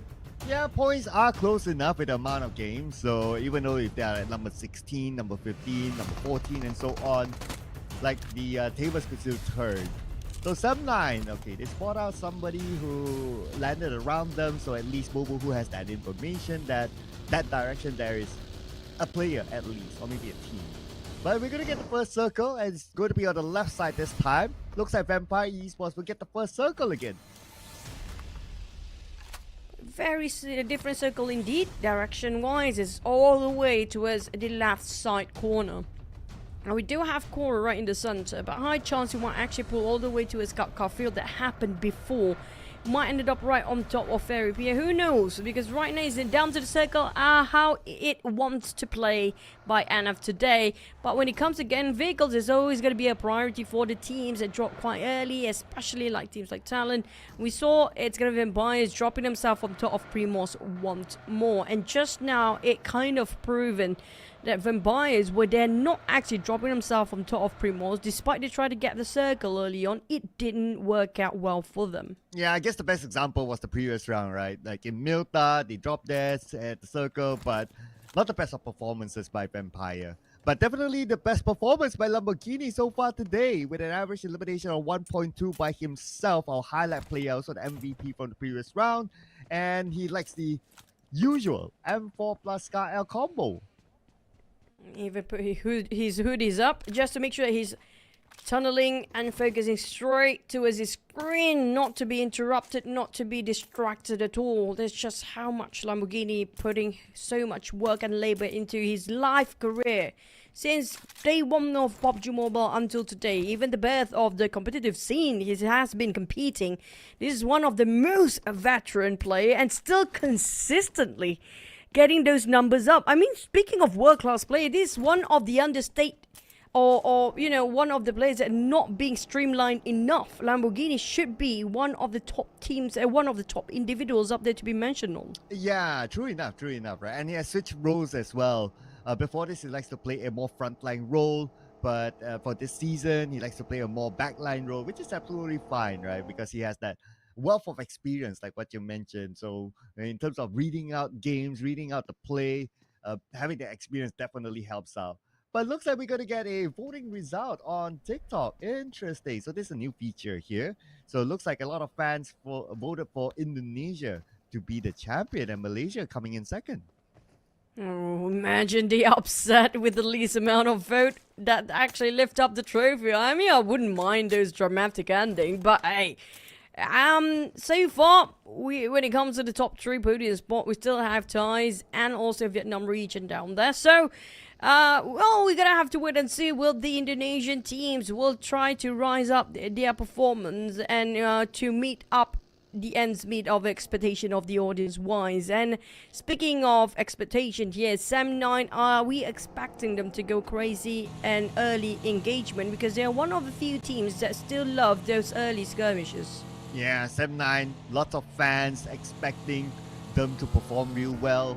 And whatever happens to Sam9, right? If they perform, great. You get to see a lot of cheers like in social media. But if they don't perform, then you get to see a lot of jeers on social media as well. So Sam9, of course, they are one of the more popular teams in the Malaysian region, and fans do hope that they do well. And at this moment, they are at number 15. But of course, we're still at the early stage of the grand finals. It's not about the placement per se, but about how close the points are. And looking around the teams at their area or in the rankings, 4 points behind Alter Ego, and then 5 points behind teams like MORPH, Team Secret, Boom, VOIN, Donkey. Like what you pointed out, we have a lot of 21s. So just one good round. Let's say they do score this chicken dinner in an ideal situation, they could flip up to page 1 easily. Yeah, still very small gaps here because we do have only 3 maps in the first day of Grand Final. It's a bit too early for us to call the shots here. But I just want to revise regarding the circle as well. It's going to be a lot of early skirmishes due to the circle just hovering around the left side of a map. And it's going to be steering off clear for the teams coming up from the left side entirely. I assume that's going to be VOIN Donkey in this case, because VOIN Donkey, the last map, they didn't score any, and they had a great run with the chicken earlier before. And we might actually expecting a lot of crossfire and scrappy fights, perhaps on top of maybe, I think got come out to not so much, maybe across just getting into Pachinki and Gatka Field later. Yeah, Pachinki, Gatka Field, regular spots that teams would like to park themselves at this kind of circle. So yeah, expect more teams to go there. Or maybe even the high grounds just above Ferry Pier. That's pretty nice as well. With this sort of circle, there's also that possibility of that circle going there. GEEK Fam, though they drop in Ferry Pier, but they don't seem to be really favoring that high ground. So they will be spreading across now, probably try to get that information of potentially where might be their next step, since, well, we are still stage 1 moving on to stage 2. So it's okay for them to just navigate around the map and pre-plan their following move wherever the circle might go. I personally feel like GEEK Fam just tried to veer off from the early unwanted conflicts by the teams that seem to be passing by Ferry Pier or just getting across Gatka Field. That was a wise decision coming out from GEEK Fam, knowing the fact that, yeah, early skirmishes will be great if you try to get those points, but if you are in the center of the circle and you try to get those early skirmishes and get a scrappy fight, that's going to be you digging your own grave, because that's going to be attracting so many teams when they are passing by. So the teams that love the early skirmishes usually will try to play from the outer rim of the circle and just slowly closing in, advancing from the edge of the circle. But FaZe Clan seems to be crossing and say their highs and buys to a side of Boom. They're giving a lot of information, but for how FaZe Clan want to respond afterwards, would it tail behind Boom? Because it seems like they're going in the same direction here right now. Yeah, Boom Esports heading towards FaZe Clan, and we have Moment here on screen. He's alone though, he needs his teammates together with him to back him up. Moment with SLK, well surrounded by Boom Esports, and it's going to be a straightforward knock and end. Good to see our first split here given towards Boom Esports. Pondbit will claim it. And the one actually taking those steals away, also coming up from Alter Ego across all the way from a different angle entirely. 200 meters apart, won't separate them with those elimination points. But the circle will shift any time now. We're still at stage 1. We only got so much early skirmishes between 3 teams. And Boom, despite of them trying to fight back, unfortunately sandwiched between 2 teams cost them dearly, and that's going to be the third one, leaving only Razy left, and Boom, they go down. Ooh, now only Pondbit, the final member of Boom Esports. FaZe Clan though after all that work, they actually scored nothing out of Boom, so it was stolen away by Alter Ego. As circle shifts, so it looks like we're going to get a 100% land circle, and teams will be finding their spot around the area of Gatka now. The Gatka Mountain definitely won't be valuable, but Team Flash passes by it anyway, since they're a team that likes to play on the northern side. Focusing back onto the fight, all in on the Pondbit. FaZe Clan committed to this one to wrap things around, but don't forget about Alter Ego. Long shots are their expertise as well. They tried to steal it from the back, sneaking some jabs, but Pondbit, he fought back. They still got fun fight inside of Pondbit. He managed to score 2. If he actually scored a third one, this might be dwindling down in numbers of FaZe Clan. This is not great. They're falling to pieces, and Vintorius is quite nerve-wracking himself. He's quite nervous. Yeah, Pondbit needs to reload. He finished off before Vintorius just saw slightly tucked out for his backside, and Vintorius took advantage of that. But on the side of Boom, at least it's got 1 out of that. Yeah, 2 perhaps. Pondbit took the other route of securing those elimination points before he went out to Vintorius. Not overly focusing on the Vintorius, so that's absolutely okay. At least whatever it is, Boom Esports, they scored 3 elimination points. No placement points, obviously. But that would damper FaZe Clan in their campaign to collect more points, because now with only Vintorius, it's going to be quite hard for them to catch Xavier. Speaking of catching, Xavier is definitely no Roy as well are aware. There's multiple threats around the corner. Not willing to overpeaking themselves.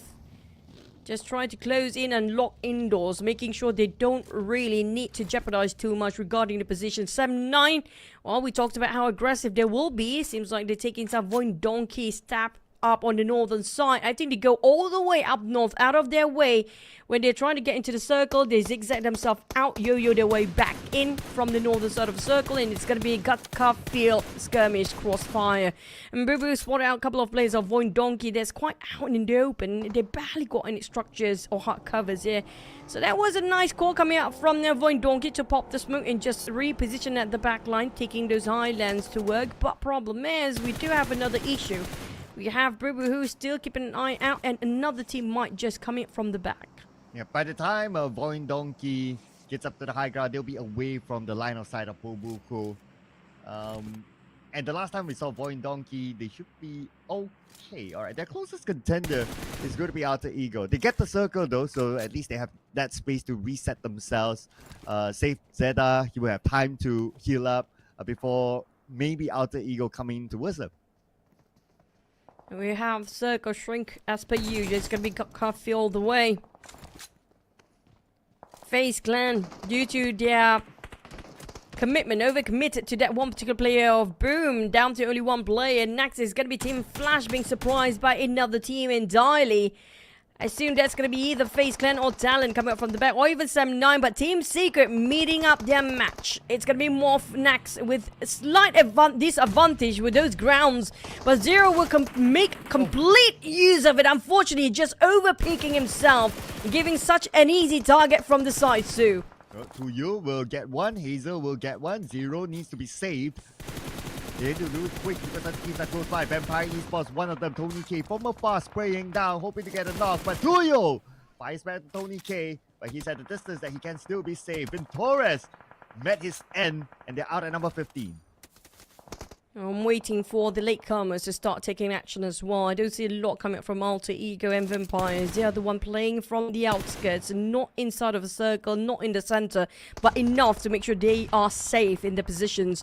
And after MORPH still licking their wound, Vampires taking advantage. We're giving some pressure, putting themselves on an intense battle for MORPH, and they left with only 3 players still stand. They couldn't actually pick up the third member yet, but they will have that reset going on. Still in respite, but Vampires keep eyeing and lock them down. Now, I'm looking at TALON. I think that's TALON or GEEK fam on the other side, who tried to take charge with third partying into this crossfire between these two teams. That MORPH Stone, the spread of Vampires just ridiculously strong. Well, they're back together with Tony K, and now they want to take out members of MORPH. One of them currently knocked down. GEEK fam, on the other hand, monitoring the situation from the other side, and they stole away, or they got knocked down onto Zero. Hazel gets stoned. Hazel will finish off one, and that's going to be another point in the pocket of MORPH. Looks like Vampire. They're down to only 2 players, but they're trying to win this fight. But nice drone shot by Hazel. Sneaking from behind entirely, taking them by surprise. Hazel make a change for the side of MORPH, turning the tides over their side in the very last minute as well. Vampires are left with only last player. I think that's going to be Shrapps possibly on the inside, at the rim of the circle, barely inside here. It was a bit too far to give some cover fire from the back as well. But for MORPH, their next contender is going to be GEEK fam. They're fighting 2 teams back to back here, and they're not done yet. Mika dropping a huge nade onto that side, to the side of Zero. And finish off Flippy as well. They are falling to pieces for MORPH despite their valiant effort to hold their grounds. Oh, that's a big long-range nade there by Mika. Gotta look at that again. Oh, we also look at the circle. He shifted towards the right side. Elias, RRQ, and BTR currently in the circle. Together with, well, D Xavier again. GEEK fam still want to finish out the remaining members of MORPH as they were charging onto them with Audrey leading the charge. He does have smoke to cover him as he gets as close as possible to Tuyo. We're not done with the crossfire here. D Xavier is known for their calm manner in the game. Just try to play and rotate with the map and circle. Still meeting up with RRQ and be taking a couple of players down there. One of them being finished off in an instant, eradicated by RRQ. But for Vampires, I mean, they're down to only Newsy. But it's Newsy we're talking about. It's going to be his best time to show what he made of with his solo playing all the way to his with the 14 team still intact. That's gonna be tough, but I mean, if somebody can do it, it's gonna be one of the players of Vampires, which called Newsy.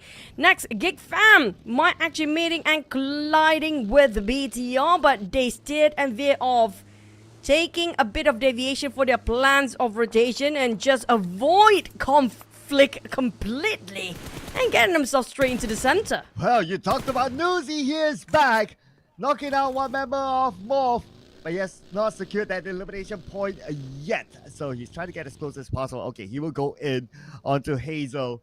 Hazel screaming for help, but Newsy will splat him down to the ground. And that is the end of Hazel. Same goes for Team Secret, eliminated at number 14. No points at all collected by Team Secret this time. Tuyul is going to be the last man standing for MORPH. Newsy, even though he's the last member standing for Vampires, is not afraid to play with the blue zone here, going all the way out, trying to reposition himself, taking a bit of a long play, long journey all the way towards the northern side, knowing that it's quite vacant compared to all the other side of the circle, especially on the southern side. But Firen, how did that shot came through? That was such a far end shot. We're talking about almost 300 meters long shot. Just look at Zeus's POV earlier on. Like, there was so much in between Firen and Zeus, but he's still able to land it. My goodness. Sharp shooting there by Zeus, one of the top players for his team. And nicely done indeed. Though it's a knock, but he was not able to secure that elimination point. But it's okay, as long as he's able to wear down the utilities of Sem9. That'll be okay for them, because that could be the next fight. As we look over onto Alter Ego, making a big circle around to get into it. Heavy rotation made just to make sure there won't be any surprises attacked by the other teams. They're cutting across. I don't know how they did it, but they done it anyway. They avoided every single team right in the center of in-betweens there. It's something not easy to call off, but unfortunately Alliance saw that coming through, and one knockdown. That's going to be one of their most important players. Well, Rosemary, the main fragger for the team, happened to be knocked down, and the Lions not wasting any more time. They charge in all the way. One knock, and we're going to go in and try to bait them out and try to find how many remaining of Alter Ego players. Well, the players and also start to kill off some of the players from behind, but the Lions, they are pretty much really good at taking those off-angle shots. Yeah, and they don't shy away from fights, so they're trying to take this against Alter Ego. 2 players for Alter Ego currently knocked the circle, this chip away, but this area is still within the circle, so they have time. Nade after nade lobbed onto Alter Ego. They try to find their next target, just right about them with Leon's cooking up his own nade as well. He has 4 other nades left, and they will make good use out of it. Alter Ego, they moved away, and Alter Ego so far so good in evading those nades. Sem9 repositioning. They saw RQ interested to take the fight into their hands as well, try to butt into this business. Interrupting, intercepting all the teams that are happening to sharing the crossfire here, including Alter Ego. Rosemary back up, but he managed to just slightly avoid that crash. Jimmy still taking him down anyway, but at the cost. On the side of Leon's, he managed to finish off a couple of players, but they forgot about Alva.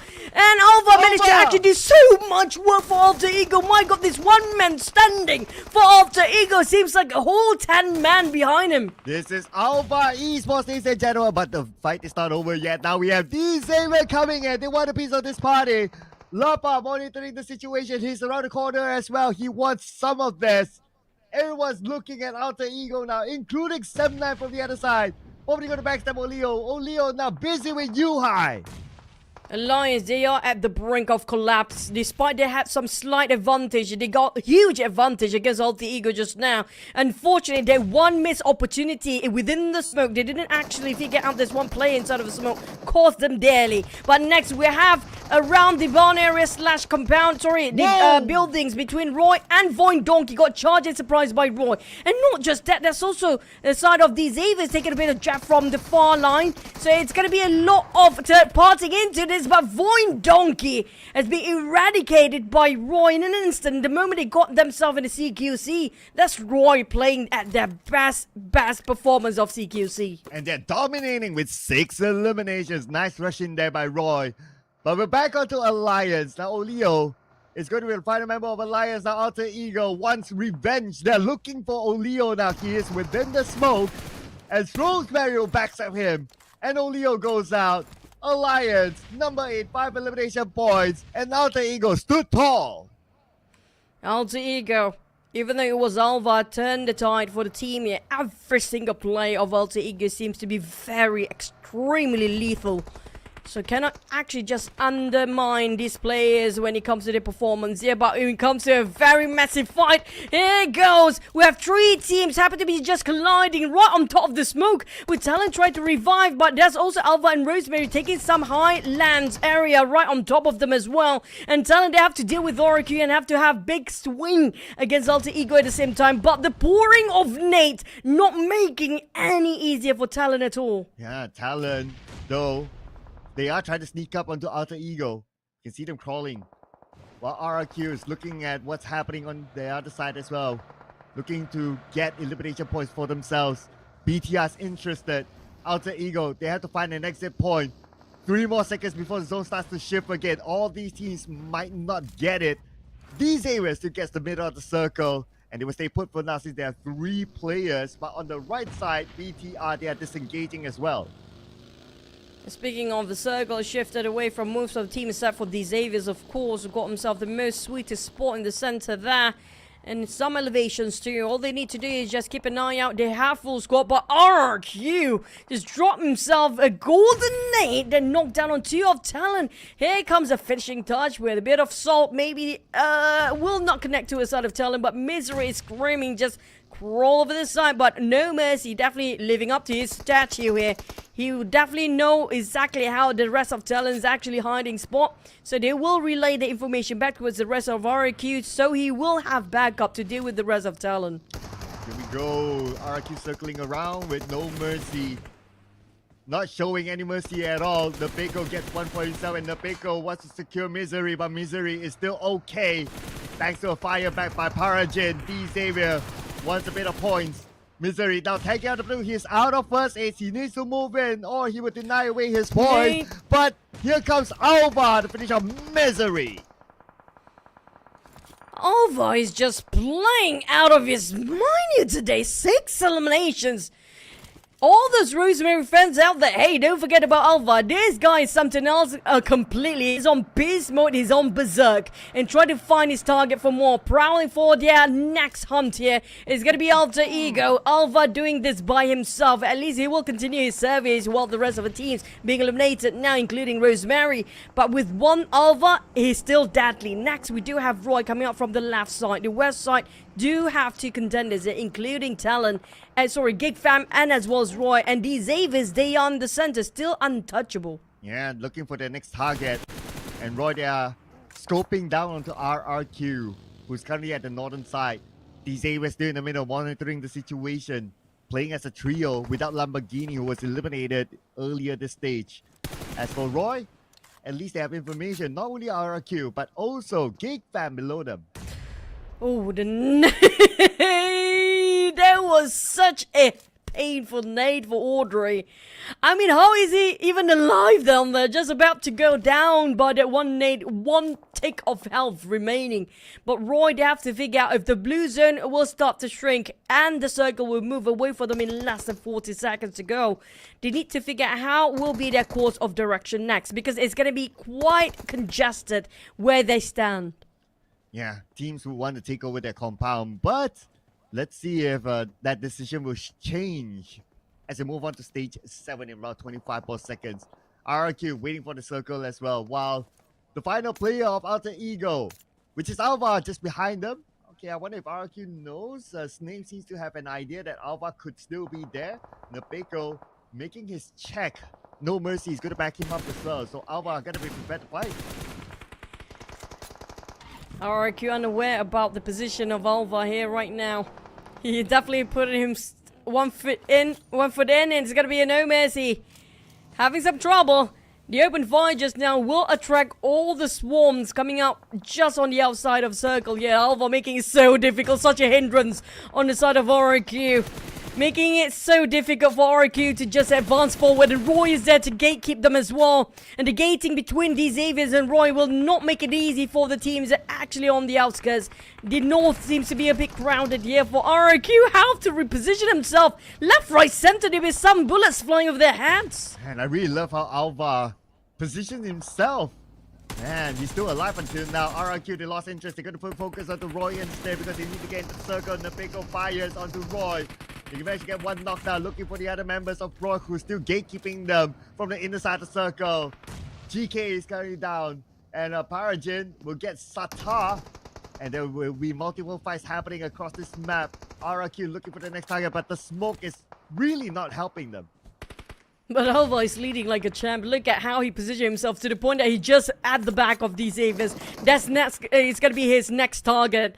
And he will surprise them as well. But BTR, they are playing it a bit of a difficult hike for them. It might take them some long hikes just to get themselves some views towards the what's going on the elevations. RRQ on the other hand spotted out the rest of Roy. They were trying to find the last player of Alter Ego, but they bumped themselves into a better trade-off and a better investment as well. It's gonna be Roy next. But Shuno's not willing to go down yet. He fought back. With Porsche also on the other side. It's working as a duo, but their angles is quite far apart. And they have to deal with Fnatic for those off angle. But Chua take on the RRQ. RRQ!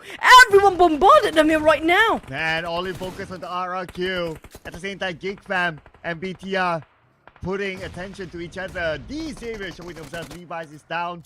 RRQ trying to find where Levi's is at. Okay, he has to navigate around the smoke. It's not going to be easy. Tries to do a random spray, but none of them connected. Parajin looking to hold her ground. Here, lobbing a nade onto No Mercy. No Mercy evaded that. Levi's managed to be saved by his teammate. One nade, but No Mercy knocked down by Porsche from the back. 15 play is still intact with Alter Ego. Finally, they've taken out that one particular play. That's such a nuisance for all the teams out there. But they still score themselves down elimination. But next Porsche is still spotted out RRQ. RRQ, they only got 1-3 to take hard covers with. But these Avis closing on the other end. They have no way to run. Next is going to be Roy taking a fight against these Avis. But also GEEK fam. GEEK fam has not been taking any action at all. When it comes to advantage, they have a full squad against BTR with the 3 players. It's going to be a 3v3v 2v4 here. With Roy with the least amount of members still alive. Oh, and they have the circle still, so they need to play the patience game. But Xavier, as well as Roy, they don't really have the circle, so they need to fight. Roy right now trying to find the other members of Xavier, but they moved away towards the right side. So Shunos' nade will not hit onto anyone. As Shunos still putting focus onto the smoke, but Xavier, they have moved away, so he has to realize that. And hopefully soon, because now the blue will come on to them. For Roy and BTR, how do they want to play this? Because right now, Roy not going to have some good position there as well. But at least they have those elevations. BTR, it's going to be a flat plane visualized by GEEK fam and Xavier at the same time. It's so difficult for them to push into the center because they have to pass through these Xaviers first. In that case, they will give themselves out in the open to be shot down by GEEK fam at the same time. But for Roy, despite having less amount of players and firepower, but at least these elevations still favors them somehow. Unless, you know, the Blazer will string on their side first. With 15 seconds last, we still have 4 teams. Now it's going to be the final brawl. Things going to get really intense here, fourth. Here we go. Stage 9, and the zone will close all the way to the end. Roy on the northern side, playing as a duo. But on the south, we have BTR and GEEK fam. GEEK fam right now, the only team with a full squad. So that gives them a good chance to secure the chicken dinner. But the competition is going to be tight. We got BTR, we got Xavier who's looking for that 3rd chicken dinner. And also, we have Roy in between. Mika will be knocked down by Shunos from Roy. Now Roy, they're taking slightly the blues and they have no troubles at all. They're running grind with your resources there. Unfortunately, I have to power at 4th place, but we're not done yet. GEEK fam, despite they being quiet and silent before, and now finally taking matters into their hands. One player's being knocked down. These Xavier's got quite a vintage view up there, but problem is they cannot overpick themselves because BTR keeping tabs on them as well in order how to pick out. They try to peer out all the way, but these Xavier's is going to be true. Well, this is no way easy for any of the teams remaining. Oh, Chua against Shenfors from the rooftop. There could be an opening here. But then again, Izane wants to take down Levi's. Levi's with the one last stick of help managed to evade that. Mika will be knocked down by Zaxi instead. It's a 3-way war here, ladies and gentlemen. Mika will be finished off by Lapar. GEEK fam will need to come out of shell right now with 3 players to score the chicken dinner. Damn root gets Chua. Now they try to make it count for these Xaviers. Yeah, very low plays there. The Xavier's Levi managed to just spot down on Jet Force. It's going to be BTR in trouble. It's an open field and BTR, they're down to none. It's going to be GEEK fam 2v2 with the Xaviers here as well. And down to Damrit, knocked down on the side of GEEK fam. This is advantage again to matter. Will they score that hat trick? This is crazy run for the Xaviers today. What incredible phenomenal run, exceptionally well when it comes to strategy. Well, one more to go for them to seal the deal. It's going to be Audrey. He won't have the time to pick up Damro. They will go all in onto him. And 2v1. Audrey gets one. Could this be a big clutch of Audrey? 1v1 against Levi's. Dancing around. Levi's being low as well. And Levi's will make sure that the Xavier will take home their third chicken dinner in day number 1 of the grand finals. Holy smokes. Triple chicken and a back-to-back despite we had a pause in between the first half and second half of the day. This guy don't know how to put a pause for their momentum. They keep it building up.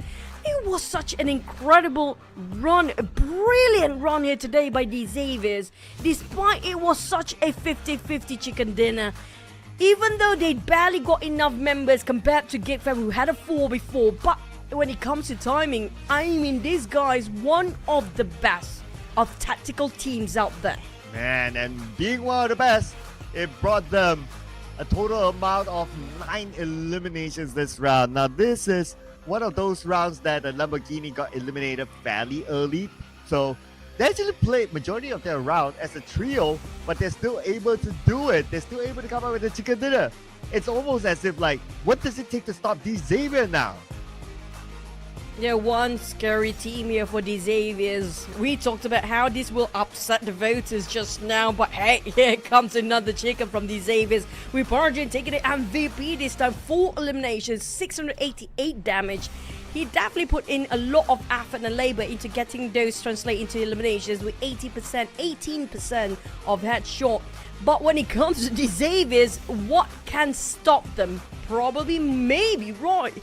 Yeah. Even Roy, like they stack up behind GEEK fam.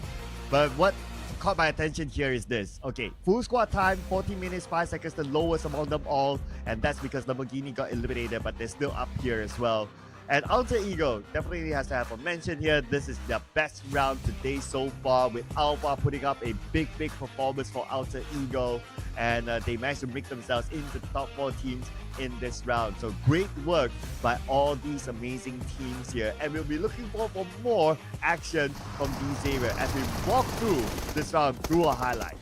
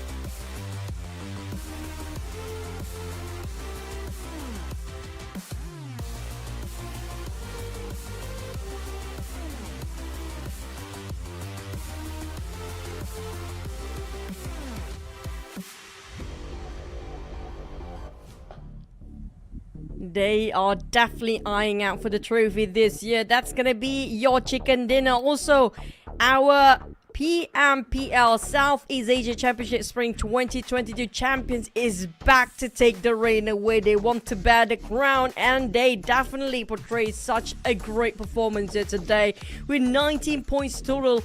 Almost a double-digit eliminations there, but it equals out down to 19 points. With Alter Ego, well, no placement points, no problem. Not too much, 2 placement points, but hey, elimination-wise, Roy as well at 8 elimination, 10 elimination for Alter Ego. This has been a crazy run. And some of the teams on page 2 would wish it was a crazy run for them, like BOMI, Sports. Unfortunately, well, 3 points, cool, they still got points, but then again, it's only 3 points. Vampire Esports, somewhat losing steam here. Only 1 point this round, and we got 3 teams with a 0. Sam9, Team Flash, and Team Secret. Wow. Such a turn of tide. Now, this definitely going to be the Xaviers, you know, standing strong with a quite significant gap between them and Vampires pushed down despite 12 only for their head start points. Look at how they push themselves all the way up to 74 points. Nobody else can score the chicken. There's plenty of zeros for the other chickens down there. They are the only one who hogging the chicken for it today, except for VOIN Donkey, of course, who'll be falling off the chart, not even in the first page. Yeah, VOIN Donkey, after that chicken dinner, well, they were on page 1 for a bit, and now they drop off back onto page number 2. Alter Ego, at least they rise up to page 1 after that performance by Alva, so that's at least some news for them. And page 2, at the other end, this time is Sam9 that drops to number 16. Team Secret 15. BOMI Sports also dropped to number 14. VOIN Donkey, awkwardly, the only team with the chicken dinner, but they are on number 13 now. Very awkward indeed, I agree.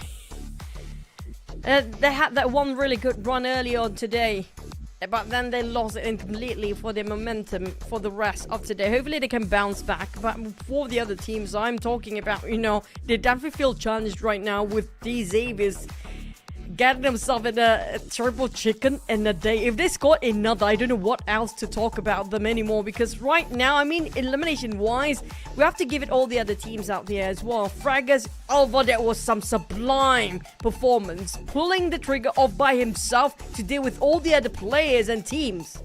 Yeah, this guy definitely carried Alter Ego towards the end. And because of his survivability, they picked up extra placement points as well. So great work by Alva. But we also have to give it to Parajin, the Xavier, 4 eliminations, followed by Rosemary with 3. And now teams are prepping themselves up again for the Miramar match. Now, this is the match where we also would want to see what are the potential substitutions that these teams are bringing onto the table. That's true. And there's going to be a lot of cheers just to boost their morale and their motivation for the teams. But my oh my, what a full day of these Xaviers today. And I have to say, they have some incredible, serious cerebral gameplay strategy in PUBG Mobile. These Xaviers, they're tactical. They're just setting such a benchmark for first day, yeah.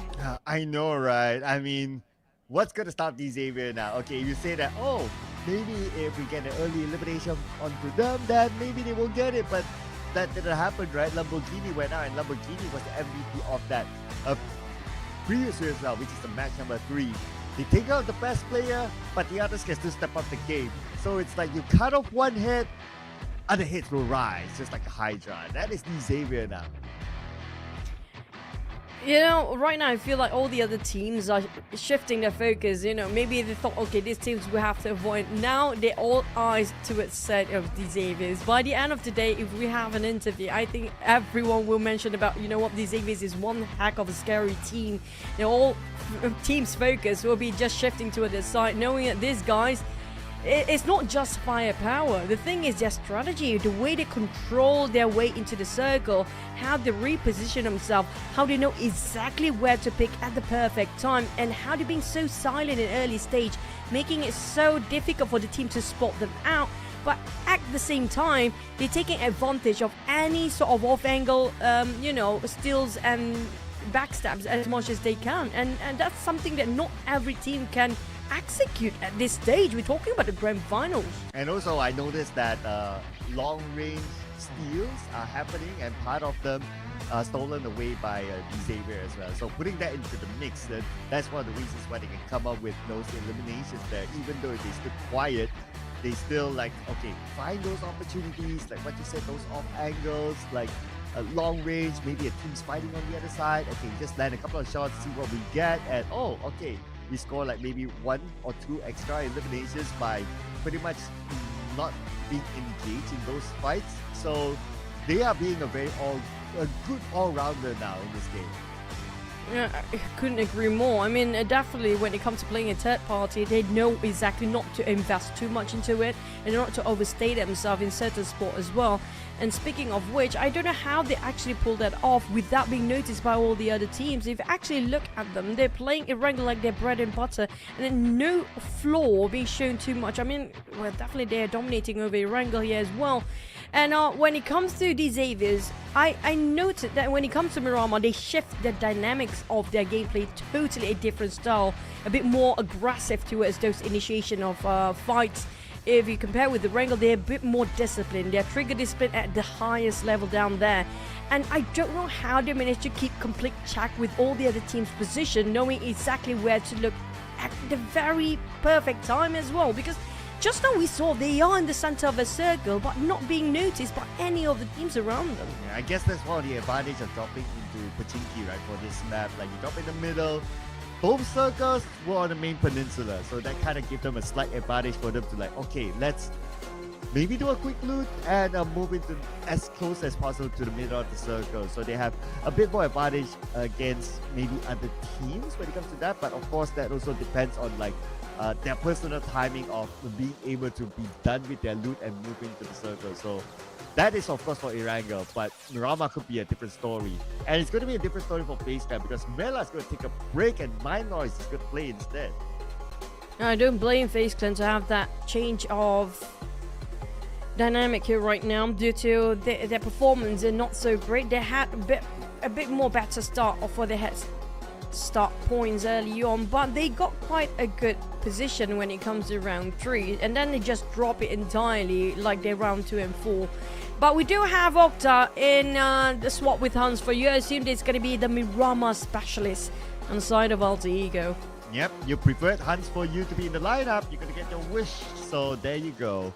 I know you're probably waiting for Red Face as well for TALON. We saw him early on to get with his team with the cheers, so hopefully we'll be able to get a glimpse of Red Face in the battleground as well. But of course, we're going to head on to our new map here. This is going to be the first Miramar in the Grand Finals.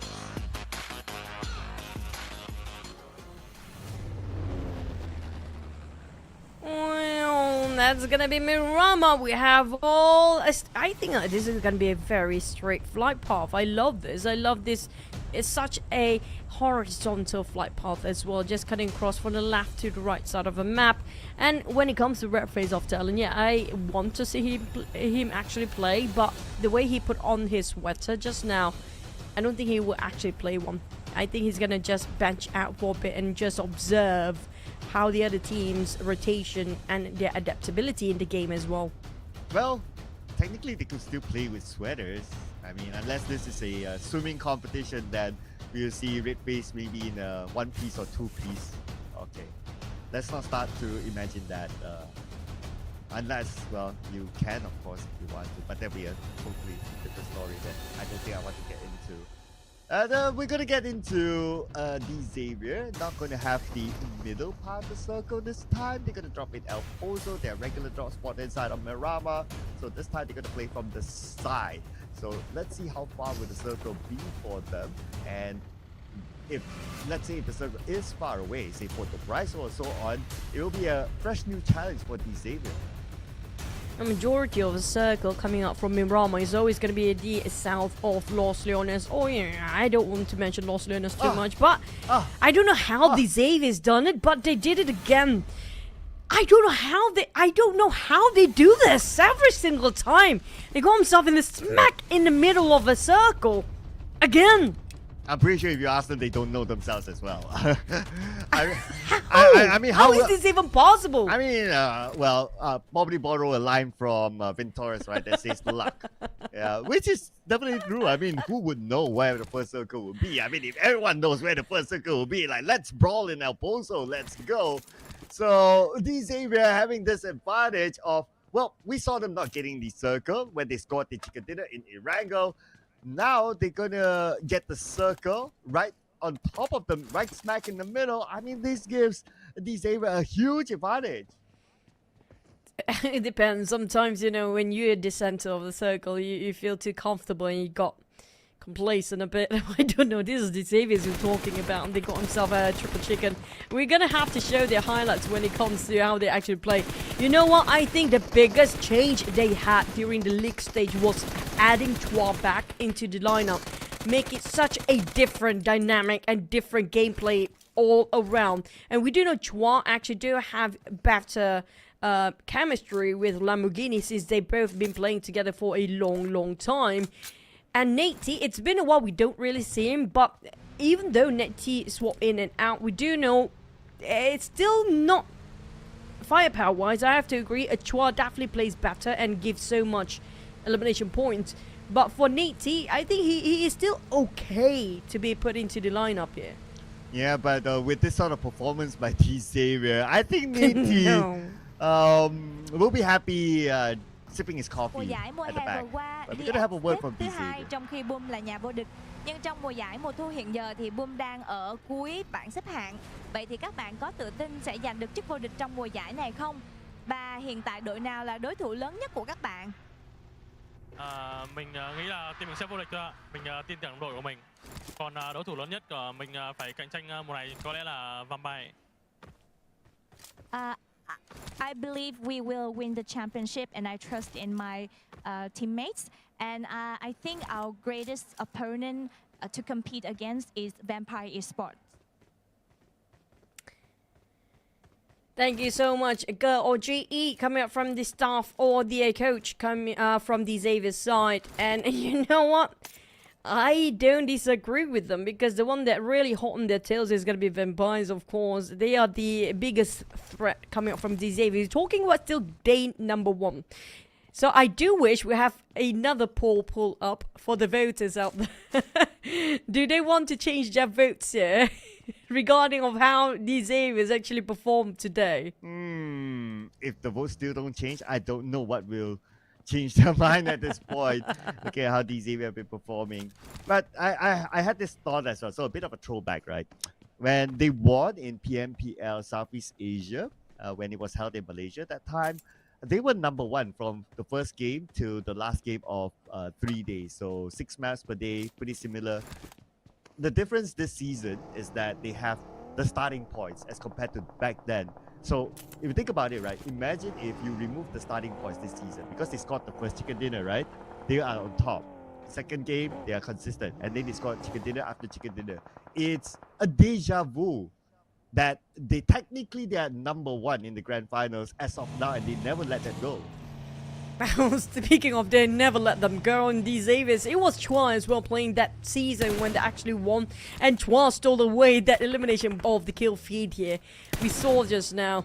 And not really, he's not stealing nobody being stolen here, but they just got quite a long shot knocked down.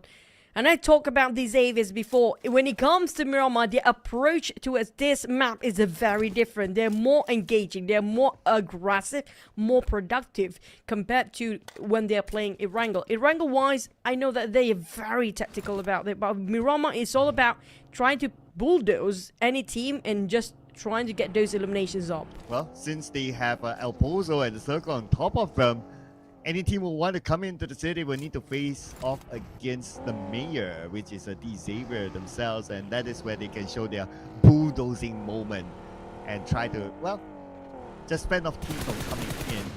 But we got Xavier here. Looks like they sent Chua up on top of this hill just to monitor like where would the teams come by from. And as long as he's not knocked, he will be fine up on this high ground. He's doing more than monitor right now. He's trying to, take some opportunities every way he can. But what worries me right now, Twice seems to be overstay himself in the same spot for a long time now. After he opens fire, if he doesn't reposition himself, that will attract a lot of teams trying to just check things out. Is he still up there or not? But it's going to be the race of the team trying to get themselves those high grounds. We're talking about the circle around Old Pozo.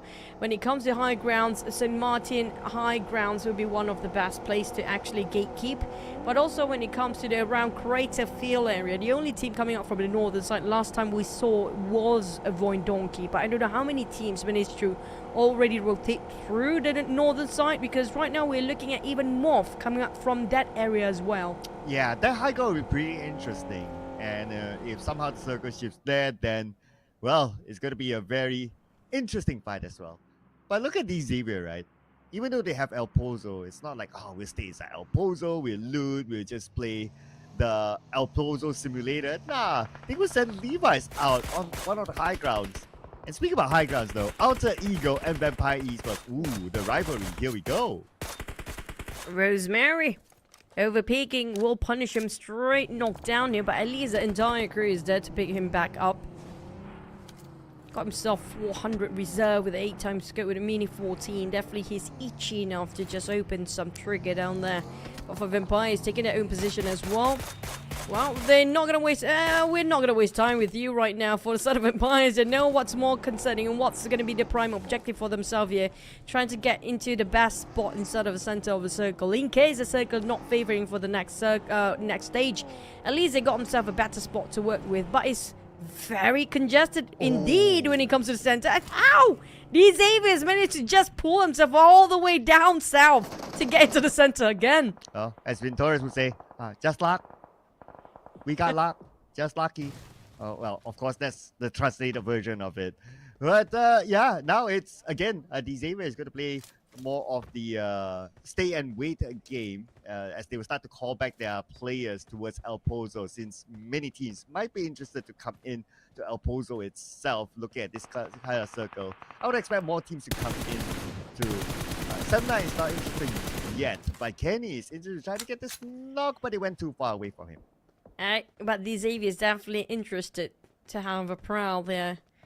Can see they hop onto their vehicle, and Levi already marching towards the side. They heard those gunfires before, and they're definitely curious to check things out. But for GEEK fam, they lost Audrey early on, so for them having a trio and still 16 teams intact, the only one be taken out just now was that play of GEEK fam. And this is what really happened. It was Sam 9 Kenny. I mean, I don't know how he can visualize on top of that tree, but he did see it through with the help of course, his teammate. Damn, we're still being shot at though. So GEEK fam's not really on the clear. They managed to get away. So far, so good for them. Boom esports coming into El Pozo as well through the northern side. And they will be okay here. But there's also RRQ managed to make their way in. Okay, it's going to start to get a bit crowded in El Pozo. Around the barn area. And boom, he got himself hot covers.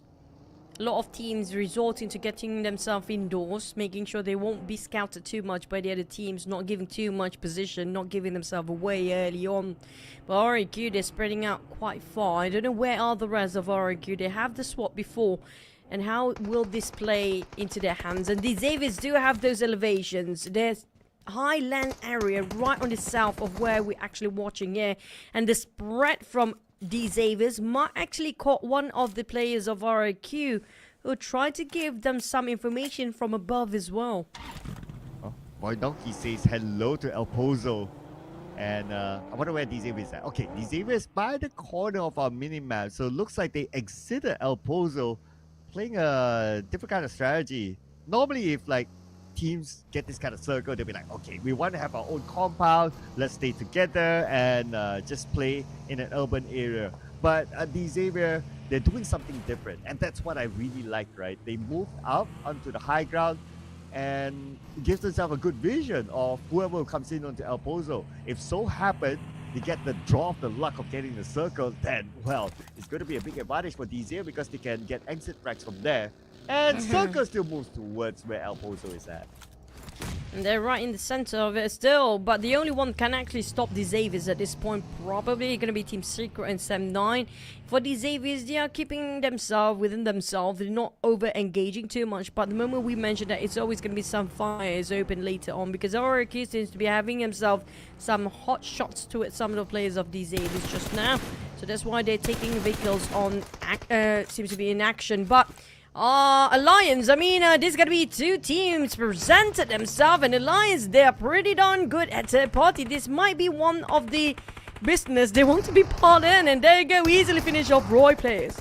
Yeah, keep on Adi. Look, help Talon, but Talon looks like they lost Excel to Junos. Juki gets Linux, and now Talon looks like they're falling apart.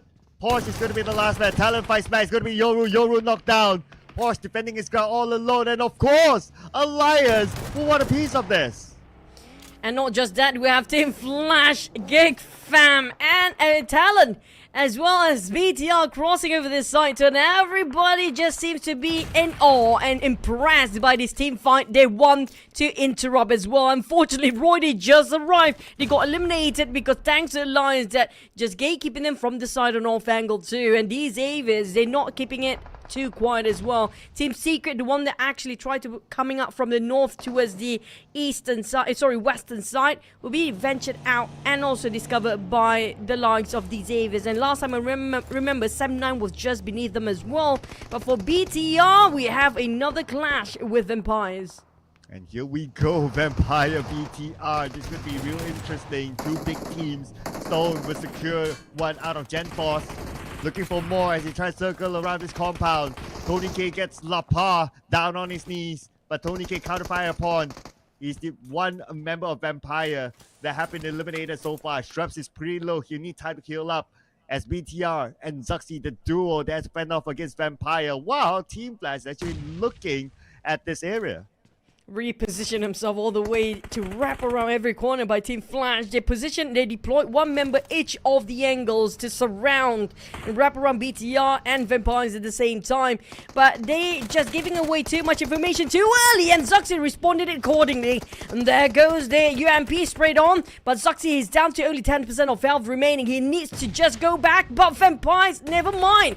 It's gonna be Team Flash Zeus waiting at the other end. And for Team Flash, they just spraying their own trap here by coming in between the crossfire and Alliance. I mean, there's no stopping them from taking it a steal from here angle. Well, it looks like FaZe Clan actually took out one member of Alliance, so that might stop that tracks. As we look at the circle, these Xaviers still got it. Big advantage for them. And at least the teams inside El Pozo, they still have the circle as well, so they can hold on to their position. But we are going to look at these teams that do not have the circle. 3 teams locked out of the circle with each other. Speaking of circle, making it so difficult for the players to read it out, except for the Xaviers, of course. Team Flash, they slowly trying to surprise the Vampires, and we talked about them wrapping around things, and now Team Flash, Kwang pretty low himself, lost first aid kit. He needs to use it well and make sure they can survive longer, but Boom is there as well, and an Alliance taking a fight against Boom. That's going to put a pause to his Alliance when they're third-partying Vampires and BTR and Flash at the same time. But back to a side of Vampires, they're left with Stone and Newsy right now. BTR, I think that's going to be the last player, but Satar still stand. While Team Flash, they're already out. They're done with this. They're going to move on and get into the circle. Well, Satar wished that he could be done with this, but Vampire is still not letting him go. But Boom Esports, oh no. 0 points this round. They lost to Alliance. Ouchies. This gives opportunity to Team Secret and SM9 to overtake them in the overall charts. But we're back onto Satar right now. Satar only has that one first aid, and the 2 members of Vampires onto him. But Satar! Where? He's taking shots. From where?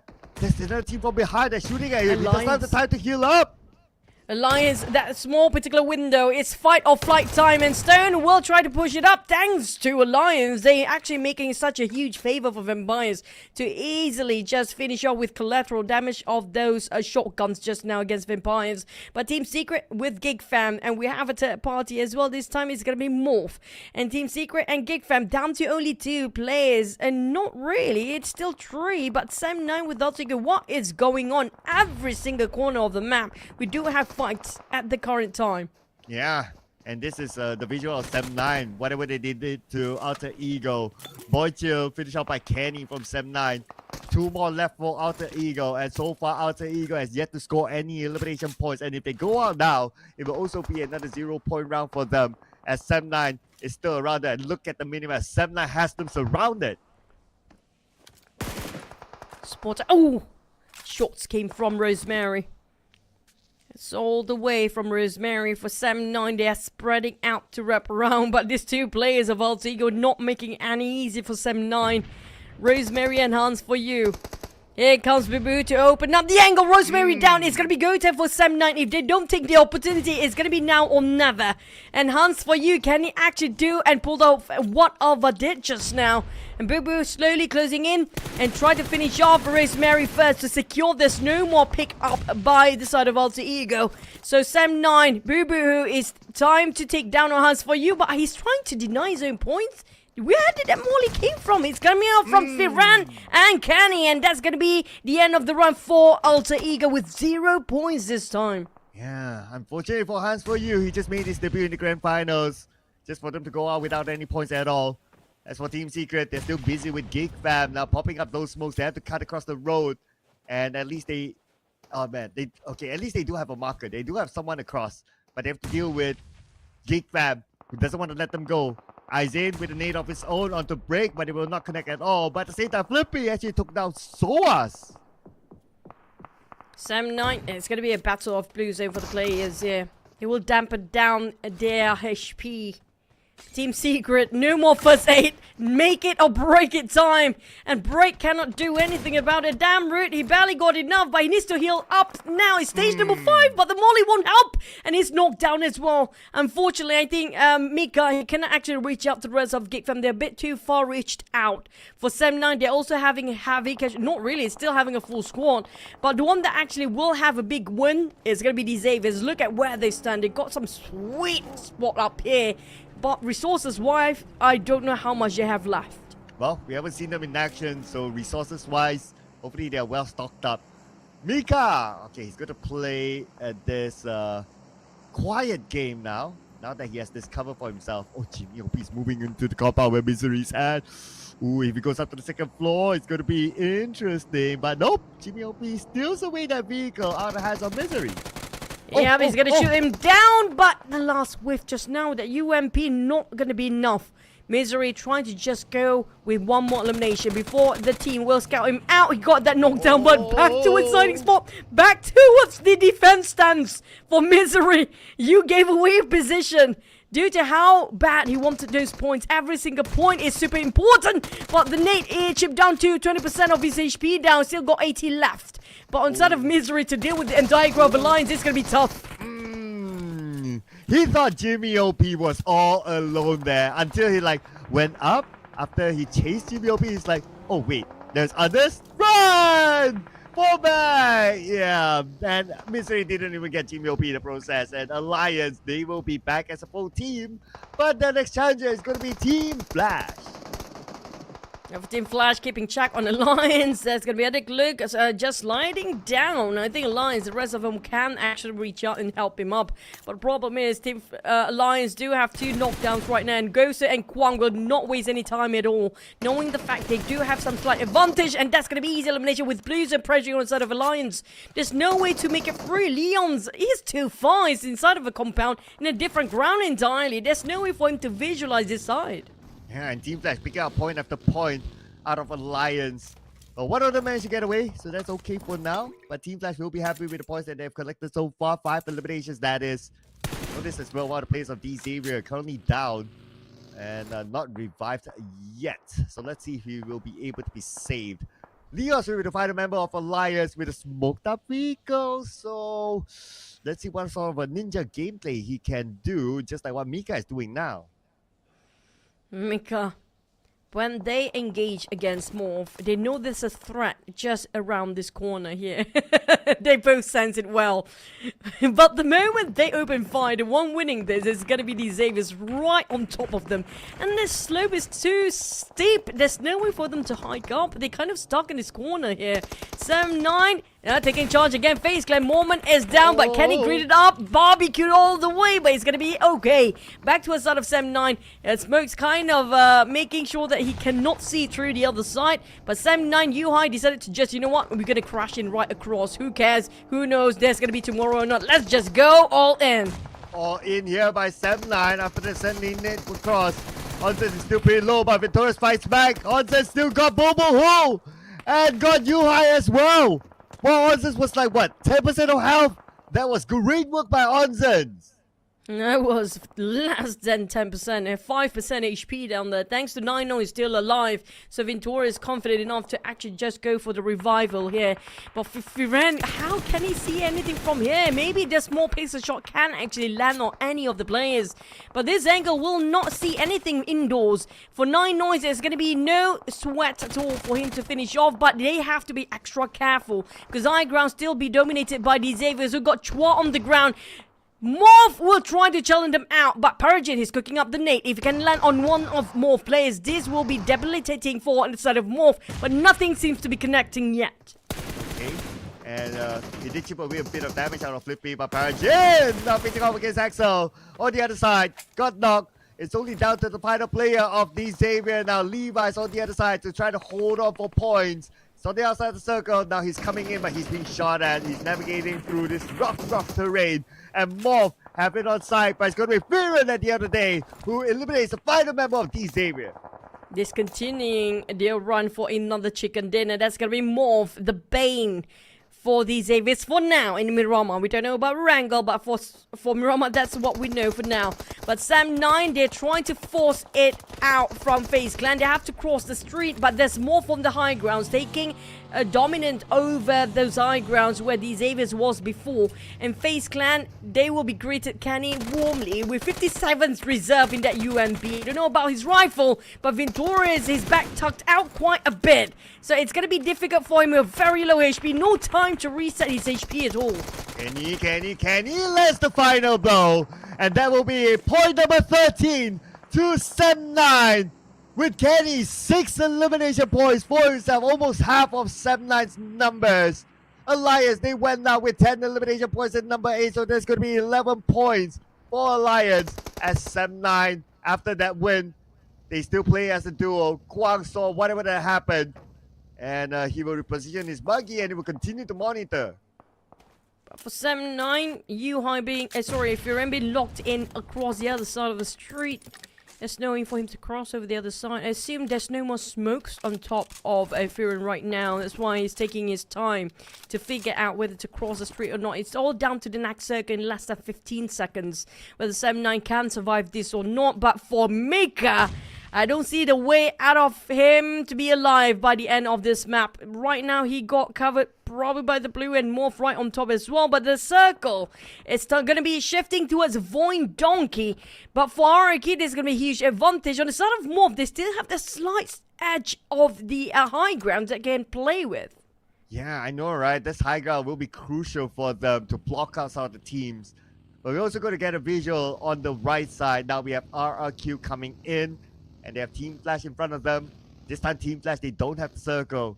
For the most part, we've been seeing Team Flash gatekeeping at the teams. Now, they will probably have a taste of their own medicine with RRQ in front of them. For 7-9, I am super curious how they want to play this one out. Well, things seems to be unfolding on RRQ this time with VOIN Donkey based on this circle. They do have the control majority of the northern side as well as the eastern side of the circle. But the one actually in the very south, we do have a bit of a cluster here.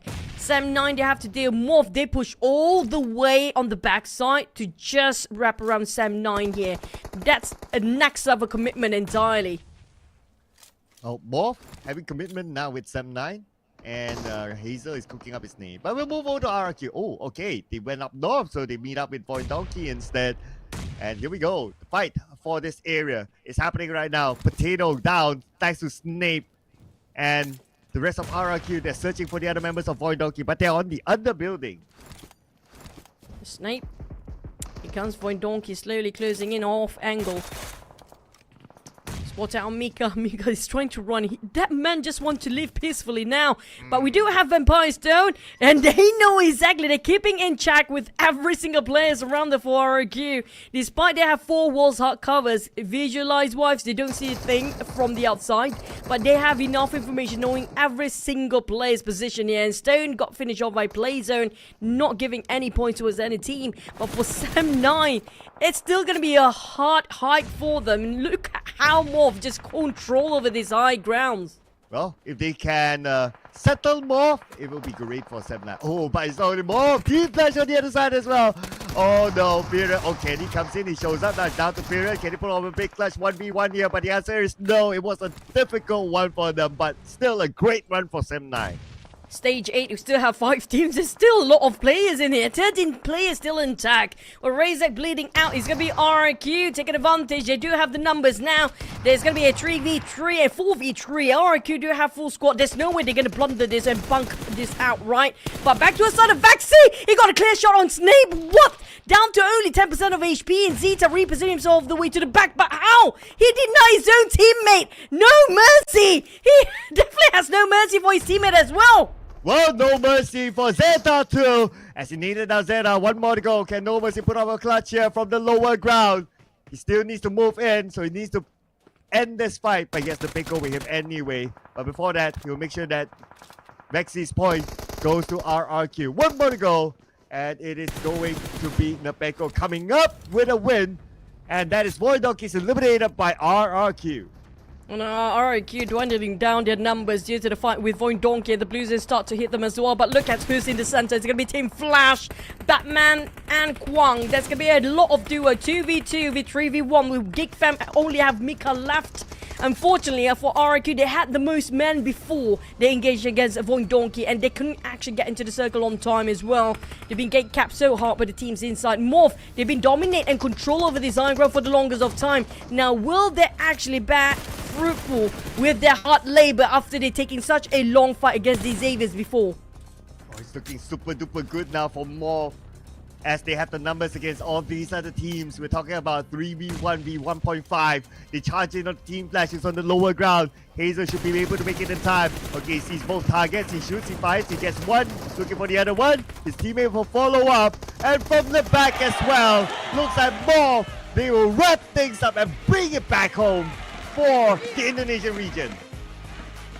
MORPH, they rip down the rest of these Xaviers, taking advantage of the high ground. That was super crucial. If they didn't get the spot where these Xaviers were standing here, they won't be scoring this chicken dinner. That was a crucial call for the IGL to take down these Xaviers in the first spot. If not, we might actually have a 4th chicken for these Xaviers by end of today.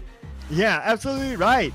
If in an alternate universe, these Xaviers still has that spot, it will be like, they will probably get the same result. So great work here by MORPH to score this chicken dinner after taking over the high ground of the Xavier. And they score it together with a total eliminations of 7. Yep, it's going to be 2 teams they dealt with on the side of MORPH when it comes to the numbers wise. But thanks to Hazel, I mean, Hazel did play out of his mind just now. It was an exceptional run for the side of MORPH, taking such patience to just reap the rewards against these Xaviers here. But when it comes to the top teams as well as our MVP, I have to give it, Hazel did so much play by himself just now. Yes, as he's awarded the MVP with all those plays. 5 eliminations, 724 damage, 321 damage received, 57% team contribution that pulls the chart all the way towards him, and a 27 minute and 10 second survival time. So Hazel, our MVP this round, brought in the damage and also those eliminations.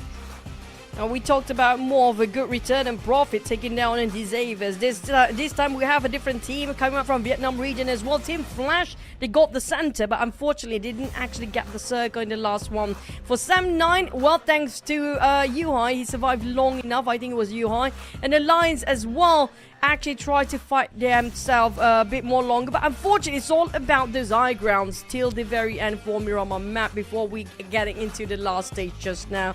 Was still a hard circle for the teams that didn't get those high grounds, especially in the flat plain down there. Multi-level of terrain definitely make it difficult for the teams to actually see whichever teams they try to take it down. But survival times wise, I think Team Flash, despite they lasted long enough, they actually have the least amount of players to last this long. So there's still quite respect for the side of Team Flash. Now let's rewatch the highlight of MORPH just discontinue the Xavier's hectic chicken just now.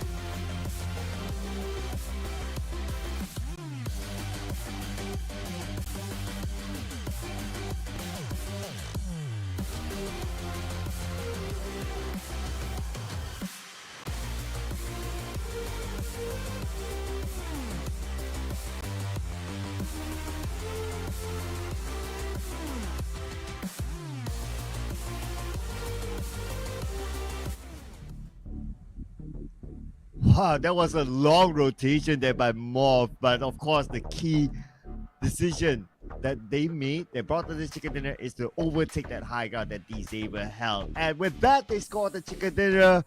D-Xavier, nowhere to be found on page 1 thanks to MORPH. Yep, and the moment they shut down these Xaviers, there's going to be some room for the other teams to make their numbers up here finally. With Sam9 getting 13 eliminations and Alliance getting himself 10 eliminations, this two Malaysian team seems to be scoring eliminations, not prioritizing about their placement points and giving them a double digit as well. But unfortunately for our defending title champions down there, Alter Ego and Boom seems to be dwindling down when it comes to the grand finals day 1. Interesting, since they were both double PMSL champions. But let's see here. It looks like no change for the Xavier. Still on top because they've created a gap there, but now the gap has shrunk. Now they do have a 16-point gap with Vampire Esports, followed by Alliance with 50 points. They're trailing behind Vampire Esports by 11 points. Of course, for MORPH, who scored the chicken dinner, they significantly boosted the rank to number 5 as of now, 44 points, and they're only 2 points behind RRQ. My eyes fixed on the numbers of eliminations. So far, the most still going to be on the top of AD Xavier still. But when it comes to the very bottom here, bad news for Team Secret, Boom, VOIN, Donkey and TALON. Now VOIN Donkey, the only team on the second page with the chicken, drop entirely. They are at the brink of collapse after they start to lose their momentum. After that chicken dinner, it should push themselves up. I don't know whether the pressure getting to them or it's just, you know, they're keeping it for later for their strategy. But we do have the head-to-head between Kenny and Hazel. Yeah, Hazel, who was the MVP before this, but Kenny put in a lot of work. Look at this amount of eliminations and damage, and also even the assists. Like, it surpasses Hazel and his damage, 1052, Hazel 724. Well, I mean, Kenny has been putting a lot of work in this round, and he was the top fragger for 7-9 overall, as he scored half of 7-9's eliminations, which is a total of 13. I mean, like 7-9, definitely no problem getting by with only eliminations. Same goes for Lions here, because they know when it comes to reading out the circle, it's going to be one of the most impossible things to do, except for the Xaviers, of course. But Team Flash got himself 8 eliminations with MORPH at 7. Now, there's going to be a different set of teams. The moment we saw the Xaviers being taken down, a different set of teams start to rise up as well. But it means that it's going to be a very different change of pace when it comes to the last Miramar. Will they go for those eliminations, or will they go for the positions for the teams that are in the dire need of points in this day 1 grand finals? Yes, and we were done with the first Miramar with this lobby. So that is at least some information that the teams would have had by now. Like, okay, this is how the teams will play, this is where they'll drop, and so on and so forth. So those will be important information as we head on to our final match today, which will also be played inside of Miramar. And now I do wonder, will some of these teams be desperate to make substitutions, especially for Alter Ego and Boom? I'm hoping still TALON to actually deploy Red FAZE to actually play here, because firepower wise can see a significant drop coming up on the side of TALON without Red FAZE playing. I'm surprised. I still want to ask why, but it means that we need to get an interview with them first. But with things getting even more intense here, everything seems to be unfolding when it comes to our podium spot. Right now, it feels like these Xaviers and Vampires are just battling each other out to get that number 1, while the rest of the team still struggling to adapt themselves into this grand finals, even our defending champions at the very bottom too. Yeah, but if I were to put out another name that could potentially push the number 1, it's still going to be Alliance. So far, they have been doing pretty well in the grand final. Although no chicken dinner yet, but they're still playing the same play style from what we saw during the league stages. Is that, okay, they see an opportunity, third party, they see an opportunity, they just rush in, they won't shy away from fights, and they focus a lot on getting those elimination points, and it has been giving them the return that they probably would have expected. And so far, they are still trailing tight with both the Xavier and Vampire. I mean, that's one way to actually do it. Like, there's so many methods to actually get yourself points here. One of the methods that for the teams, the Malaysian teams especially, except for GEEK Fam, of course, we don't see a lot of actions coming out from them. But for Alliance and 7-9, you know, they're resorting to get those eliminations as long as they get by for the points. Because right now, for them to get into the circle, we can see how difficult for the circle to get into it with such a flat, plain, open space. If you happen to be choosing the wrong side of the circle, if there's always going to be a street in between when it comes to stage 4 onwards, and the teams, you know what, had enough of that. We just gonna go for the kills instead. Yeah, I know, right? It's like, this circle crazy, this circle only love this area, we will not care about the circle, we take fight. Yeah, and Alliance will be happy to do that. One of the teams that really love that. You don't give me the circle, that's fine. I can still find my own points. Well, every kill actually counts. So when things start to heat up, these teams will be only separated by mere kill points here. So that's why every single point we saw how to get into the grand finals, the qualifiers during the league stage, is those mere kills, those mere points, that 1 point that makes such a difference. Even the placement points actually play a big part when it comes to getting into the qualifiers into this stage. But Red FAZE finally being deployed here. I don't know, is it a bit too late? It seems to be the trend for TALON. When they're hitting a wall, when things are not working out, then only they swap at the very last map.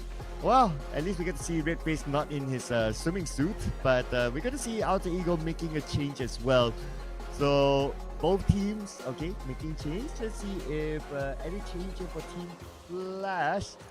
No indication yet. Okay, so it's probably those two teams making those changes. And yeah, especially for Alter Ego, came out 0, coming in as a 2-time champion in the PMSL. Fans expect a lot out of them. They have to do everything that they can right now to turn things around.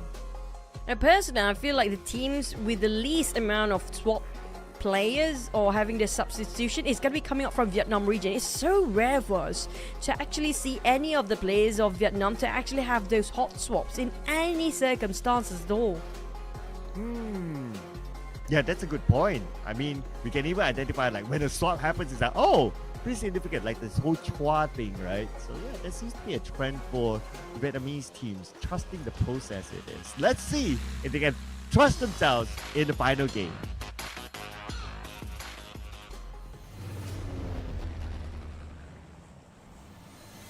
Numbers are getting lower and the maps are getting even lesser. Now we have only 12 maps to go with 2 remaining days of the grand finals, and this will wrap up our day 1 of the grand finals as we fly into the very south flight path from Puerto Paraiso up to the northern side.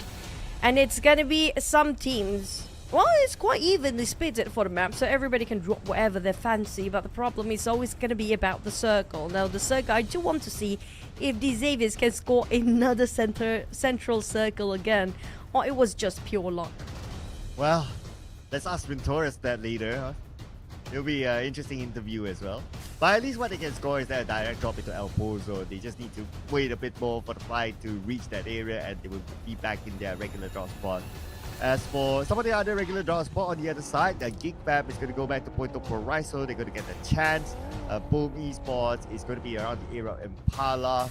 And so far, no major changes, I must say, because of this kind flight path that all these teams can drop to whichever regular draw spot that they would like. But I'll be interested to see if any teams will bump into each other while they grab vehicles, because on the middle part, around the area of Hacienda, MORPH and RRQ seems to be heading the same direction.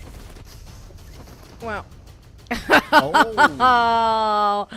of all the days and all the maps here, it's gonna be the first day in the last map to have a tough water circle.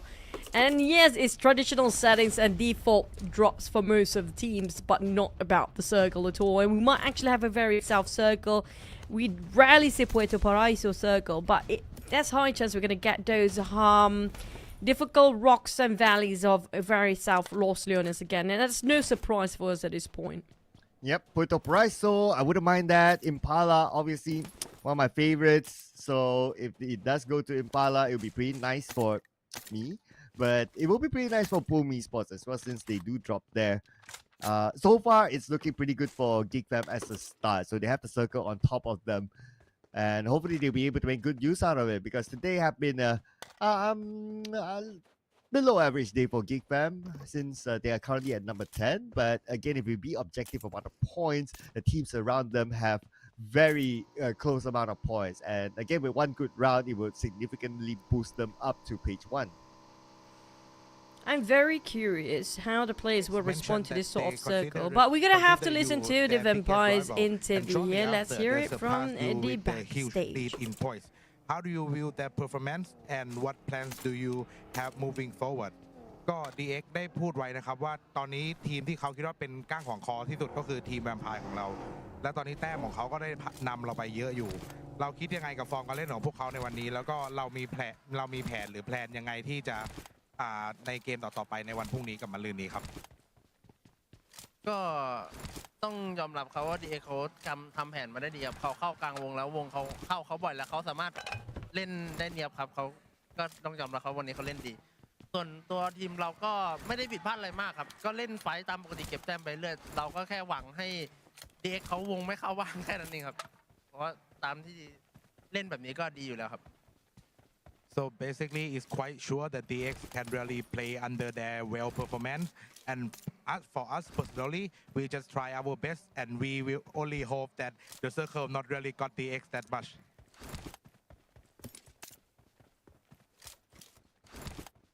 And that's Ravenclaw for you, ladies and gentlemen. In case you miss him, he is still around. He is at the a back end nowadays. He's playing more of the analyst role, and even though there is room to play, they feel fluke instead. So Ravenclaw is still contributing to Vampire Esports from the back, and looks like they are still staying positive about their performance and looking forward to chase up to the Xavier.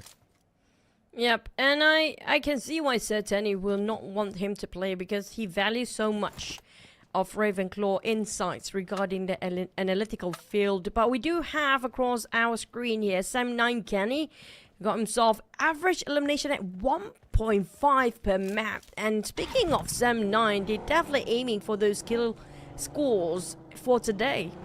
Yeah, with the preferred weapon of the traditional M4 and Scar L, Kenny came up with 6 eliminations out of 13 eliminations for Sam9 in the previous round, and it is their best round today so far.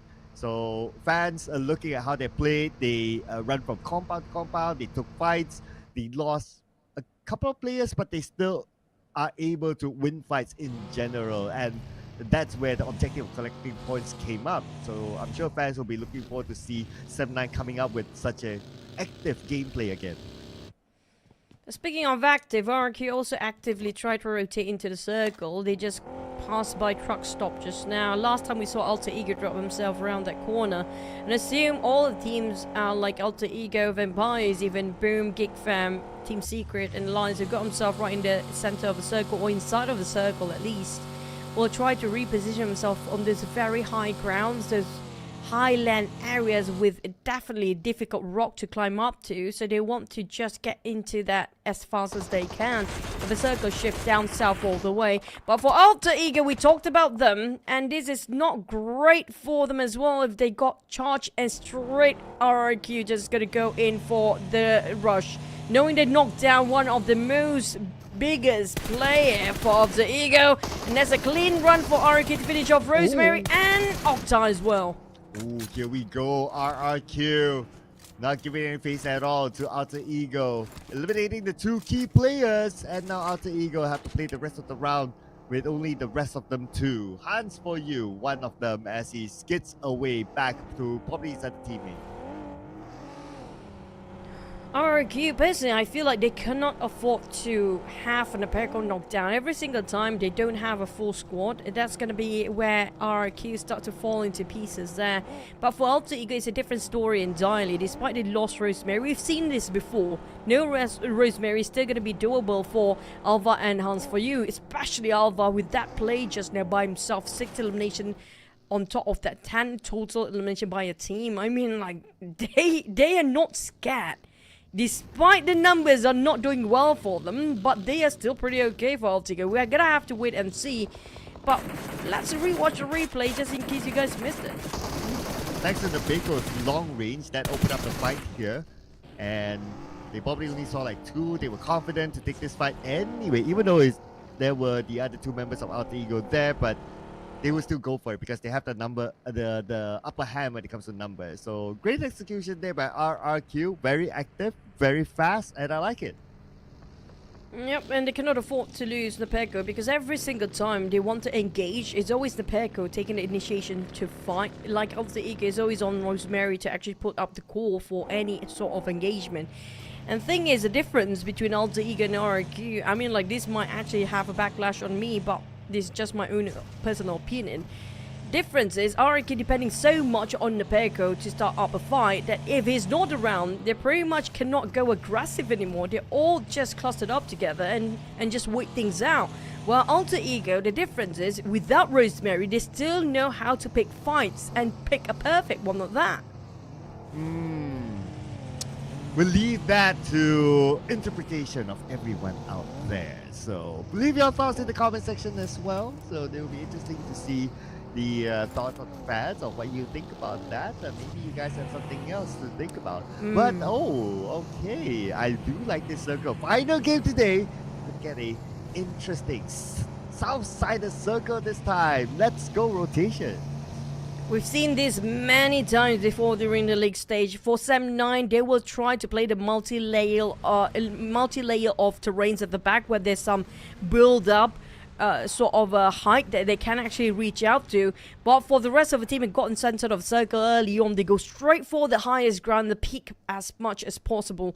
And that's going to be one of them, GEEK fam. Now, don't forget about RRQ. RRQ used to love this Zygra, but since they are coming in later, so I assume there might be gate cap by a lot of teams later on, because coming up from the north is a bit more than the usual. While we do have latecomers, they're not afraid of playing the blue zone here. That's going to be the Xaviers. They're coming up all the way from the Valley and will enter in from the left side. And Vampires, on the other hand, well, they are taking the Valley route, and it's going to be a-okay for them. And do have some elevations too. Oh, and RRQ is not stopping yet. Professor Snape just took out the Cape Crusader Batman. And looks like Team Flash still fighting with RRQ as they took down No Mercy. Still bleeding out though, not eliminated yet. So it will be interesting to see what's happening here. Okay, we have visual right now. No Mercy calling up for help. Well, the other members of RRQ, they don't only have Team Flash, but also another team based on the minimap. Team Flash lost one player just now. Down to 3, numbers-wise, not a great start here, because we have MORPH coming in as well. Gosu veering out of direction here, hoping he will try to just confuse the teams that are trying to eye them down. But Team Flash, they resort to playing in open space. This is not great. They need to leave immediately, because we get a lot of teams crossing over this side here. As soon as they try to just get those higher elevations, we might have some gatekeepers across the other side. But for RRQ, I think they'd have no problem to reach out to the fallen members. They definitely have no threat whatsoever around them anymore. Oh, the threat here right now falls onto the Xavier.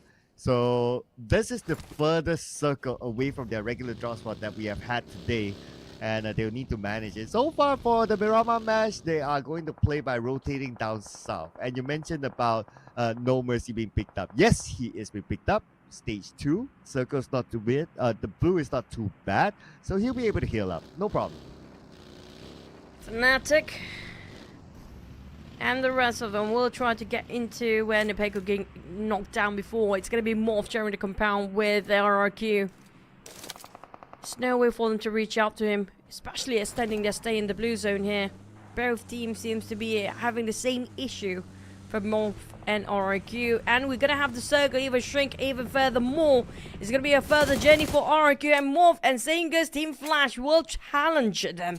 The moment they saw some transition of MORPH and RRQ try to get past, but Sam9 will still staying, even got himself an upgrade of loot with that airdrop coming up early, and these Xaviers will meet up their usual members of VOIN Donkey perhaps the moment they try to get into the center of the circle.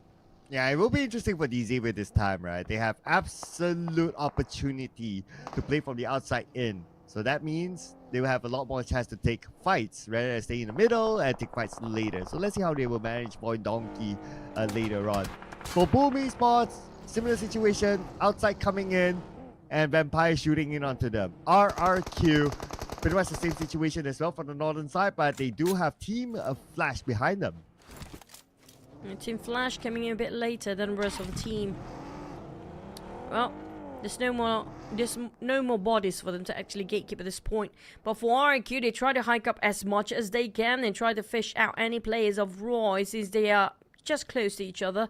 But they do have the compound. The hard cover will actually buy them so much time here. And the same side of RRQ, they have multi-levels of the building itself, so they can slightly visualize around the horizon of the Zygram, but will not be enough for them to shoot them down. But for Boom, it's going to be a clash with GEEK fam. Aizen might caught at the back, and with Aizen start to open fire, and Boom, they're just passing the crossfire with so many teams eyeing them out, including Alter Ego. Oh, Frenzy being shot at by Aizen, and Frenzy navigates around the high ground. He's okay for now. But it looks like a GEEK fam will not want to let them go. Okay, they're still looking for the other members of Boom Esports. Convert passes by onto Audrey, gets knocked down immediately. Beautiful pass by. Audrey, always the first one get knocked down, but never mind. Yummy Mate getting on Aizen back. Damroot can actually make a change for GEEK Fam. The numbers are going down the side of GEEK Fam here. They're falling into pieces in shambles. Limb by limb taken out by Boom. And there's also Semna coming up from the back. They have to actually wrap things up quickly for both teams as Mika knocked down a Frenzy. But it's still going to be a 2v3 outnumbered by Boom. Razy and Pombit try to find the last few players of GEEK Fam. But there's also 7-9 around the corner. And don't forget about that Alter Ego completely. Despite they barely have enough men, they will take charge whenever they can. Okay, for Mika, and that's going to be an easy knock there by PUBG Esports, but Damroot is still around the corner somewhere. Mika will finish off by Yummy May as Pombit will save his teammate, pops up that smoke for an insurance policy, and Damroot on the other building. There's nothing much he can do about that situation, and 7-9 is still around the corner as well, but look at the minimap. Vampire Esports is coming by. And not just that, 7-9's behind there as well. There's so many teams trying to take those very small compounds where Boom is trying to take covers at. But when it comes to the circle, Team Secret got the center. It's going to be a lot of fought down that road later on. It's down to pick and choose and pick your points for the teams. If selected wrongly, then we get to see the final few stages.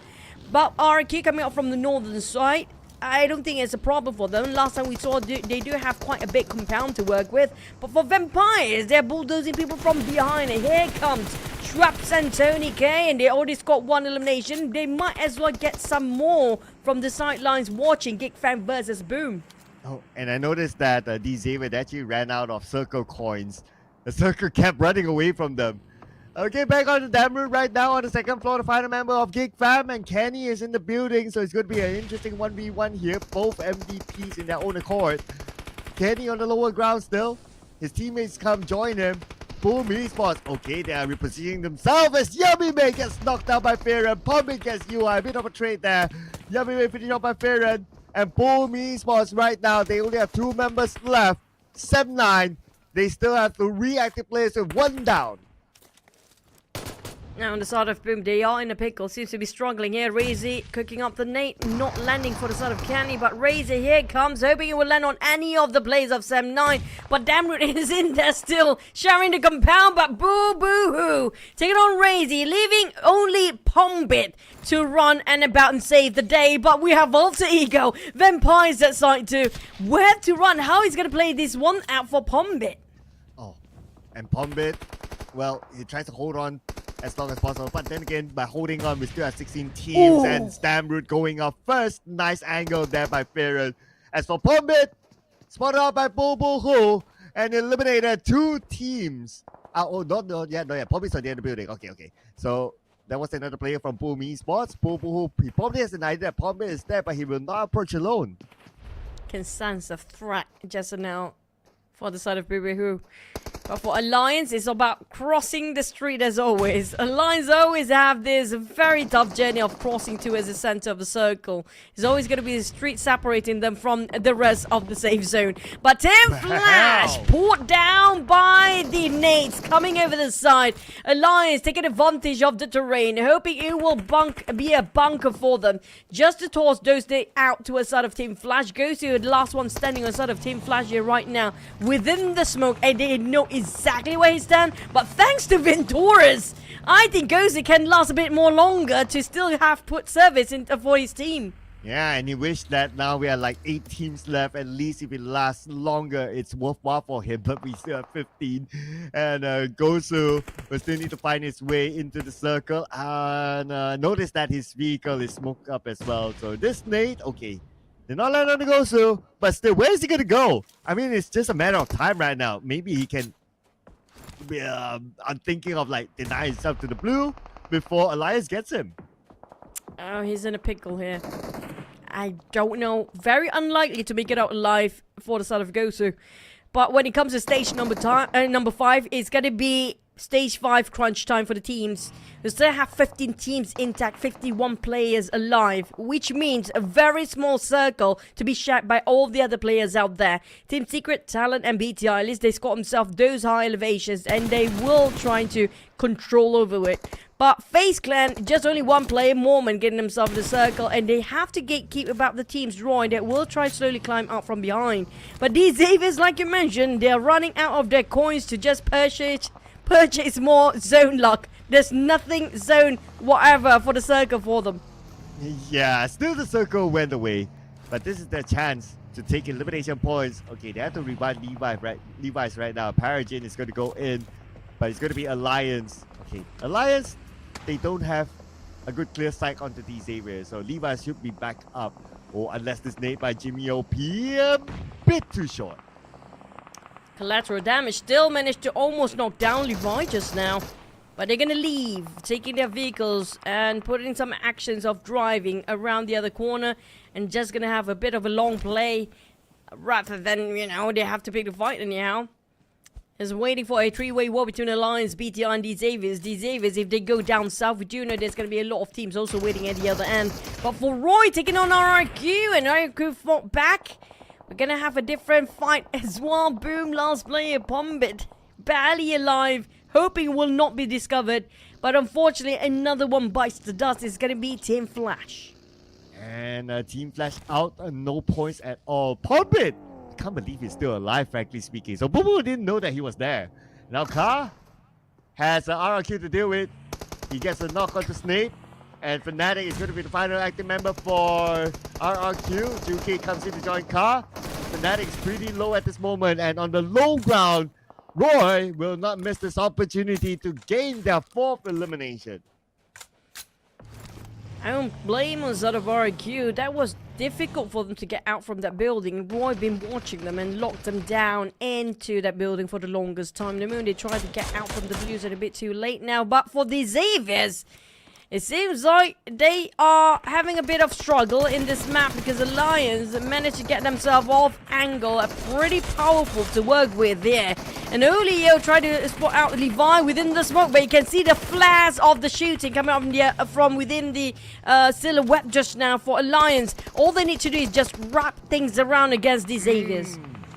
And the Xavier got eliminated, so this is their first 0 point in the round for them.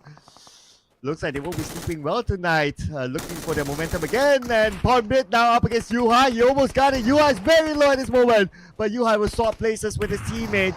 Right now, Pombit is in trouble. 7-9's onto him. And this is going to be the molly from Bobo Ho. But before that, Pombit still got a knockdown onto Bobo Ho. And finally, Pombit went out.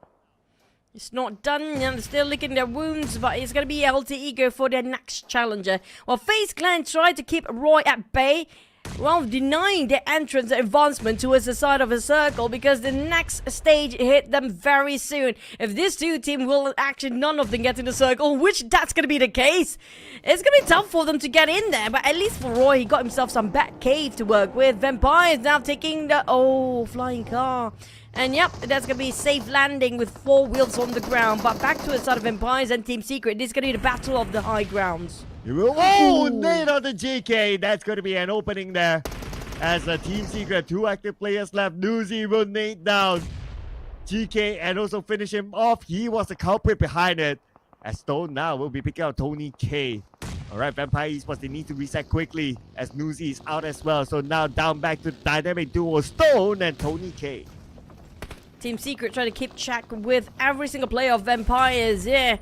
But these two teams, the fight, the only one team will survive through to make it for the next stage. We're down to 9. Next, it's going to be just only 6 teams left because the VOIN don't keep taking a fight against them 9. But for Tony K, he's trying so hard to reposition himself on the flank side. But we have BTR fighting against another team. They're still pretty sitting inside indoors. But the nade was so massive that put Vampires on a hole right now. Tony K has to pull off a Tony K moment here against Team Secret, but he's on the lower ground. It's going to be very, very hard for him. As Drunk will make sure that Tony K gets eliminated. Now it's on to Olio for Elias on the outside of the circle. And look at the space clan and BTR looking at him. At the same time, he has no choice but to navigate around the other side. Takes a lot of damage from the zone. And he's not able to heal up. Yep, it's stage number 6. It's barely workable.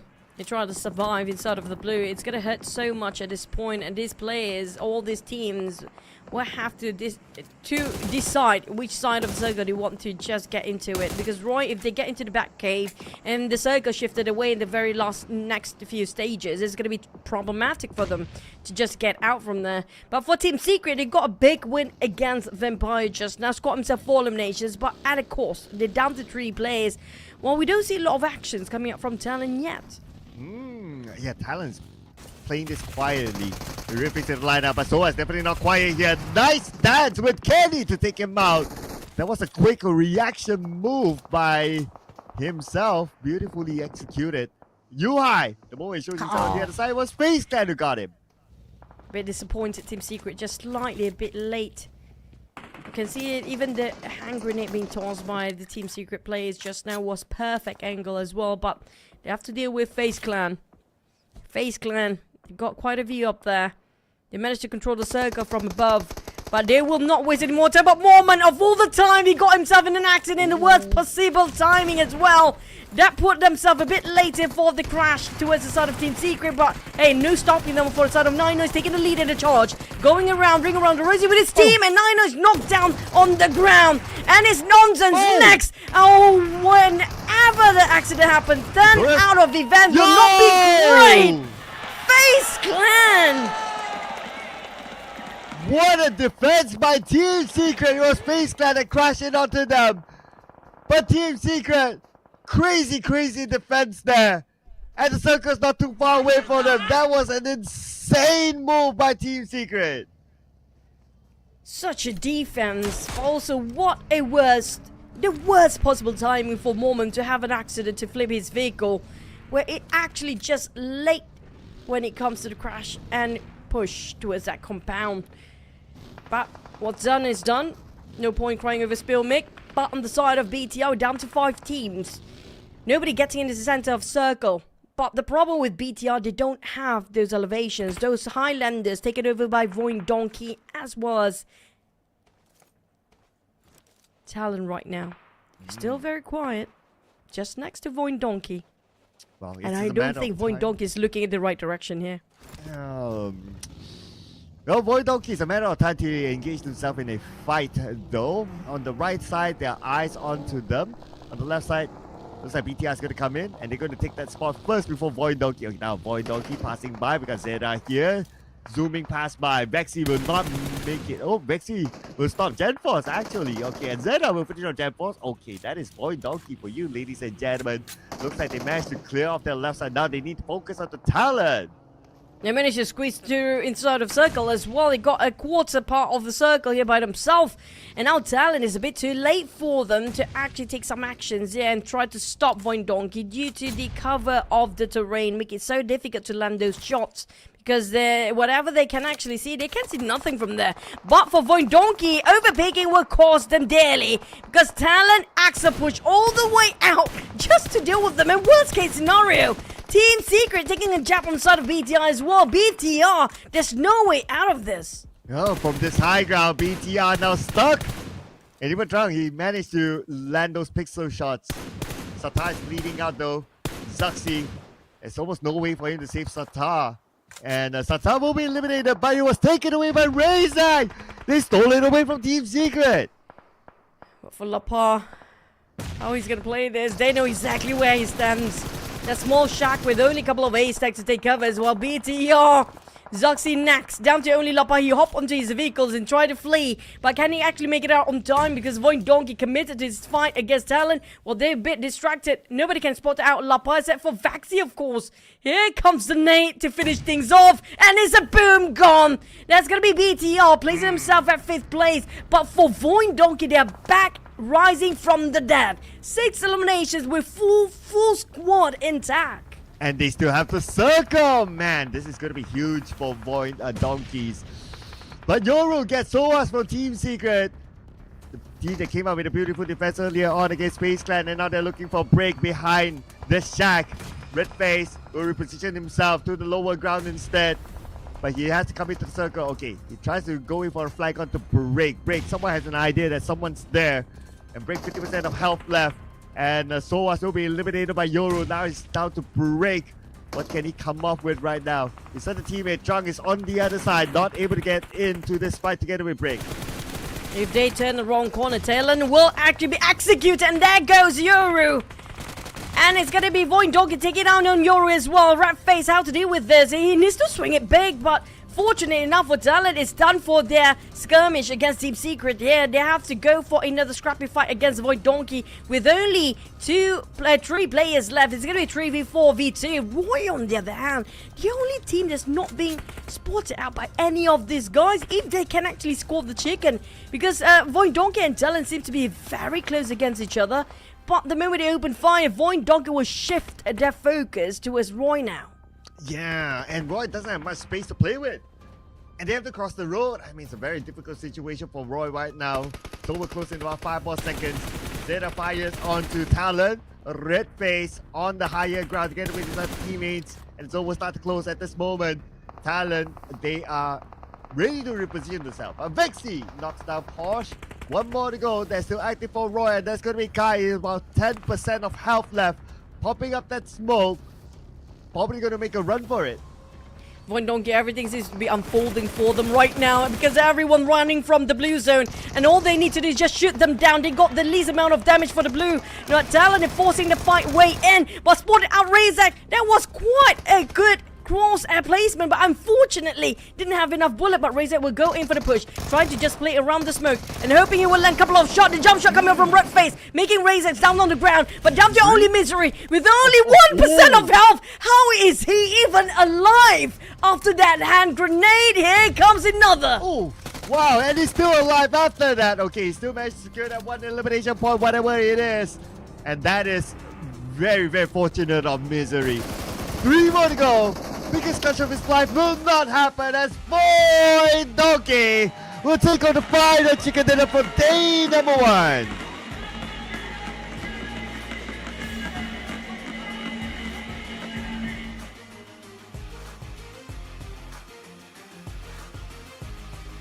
For the side of VOIN Donkey, after that major drop of their performance here, after they got themselves earlier today for the first Erangel map of that chicken dinner, they are back to closing the day for the chicken here again. A double chicken. 3 teams only scored the chicken here today, including VOIN Donkey with their doubles. But that was a huge run when it comes to pushing the numbers up with 12 eliminations across the board. And not just that, thanks to Vaxi. He did so much work and so much hard labor. Oh yeah, even the top damage dealer was by Vexy. Top eliminations Vexy, and top throw was used by him as well. Not the least of damage received, but that's absolutely okay as long as you can bring the points in. Vexy is the man of this round. Well done here by VOIN Donkeys. The last we saw them getting a chicken dinner, it was Razak as the MVP. But this time, our MVP is going to be Vexy. High caliber player, one of the players that we're looking forward to have the FMVP, maybe in the future, maybe this season, who knows. But with 7 eliminations, 2% of the headshot, who cares? Maybe the hand grenade actually did so much work on the side of Vaxi. 958 damage, 46% contribution. That's more than half of those elimination numbers by Vaxi alone. Yeah, and other than VOIN Donkeys who, wow, travel distance 50 kilometers. That's even longer than the one before this. And they scored the chicken dinner. Wow, a lot of hard work here by VOIN Donkey, and they still managed to maintain a full squad towards the end. We got a shout out to Team Secret. Great defense against FaZe Clan. Talon, whose FaZe Clan, whose Red Face debut in this final round, and also Roy here as some of our top teams in this round. Amazing plays all around here as we check out those amazing plays again in our final highlight today.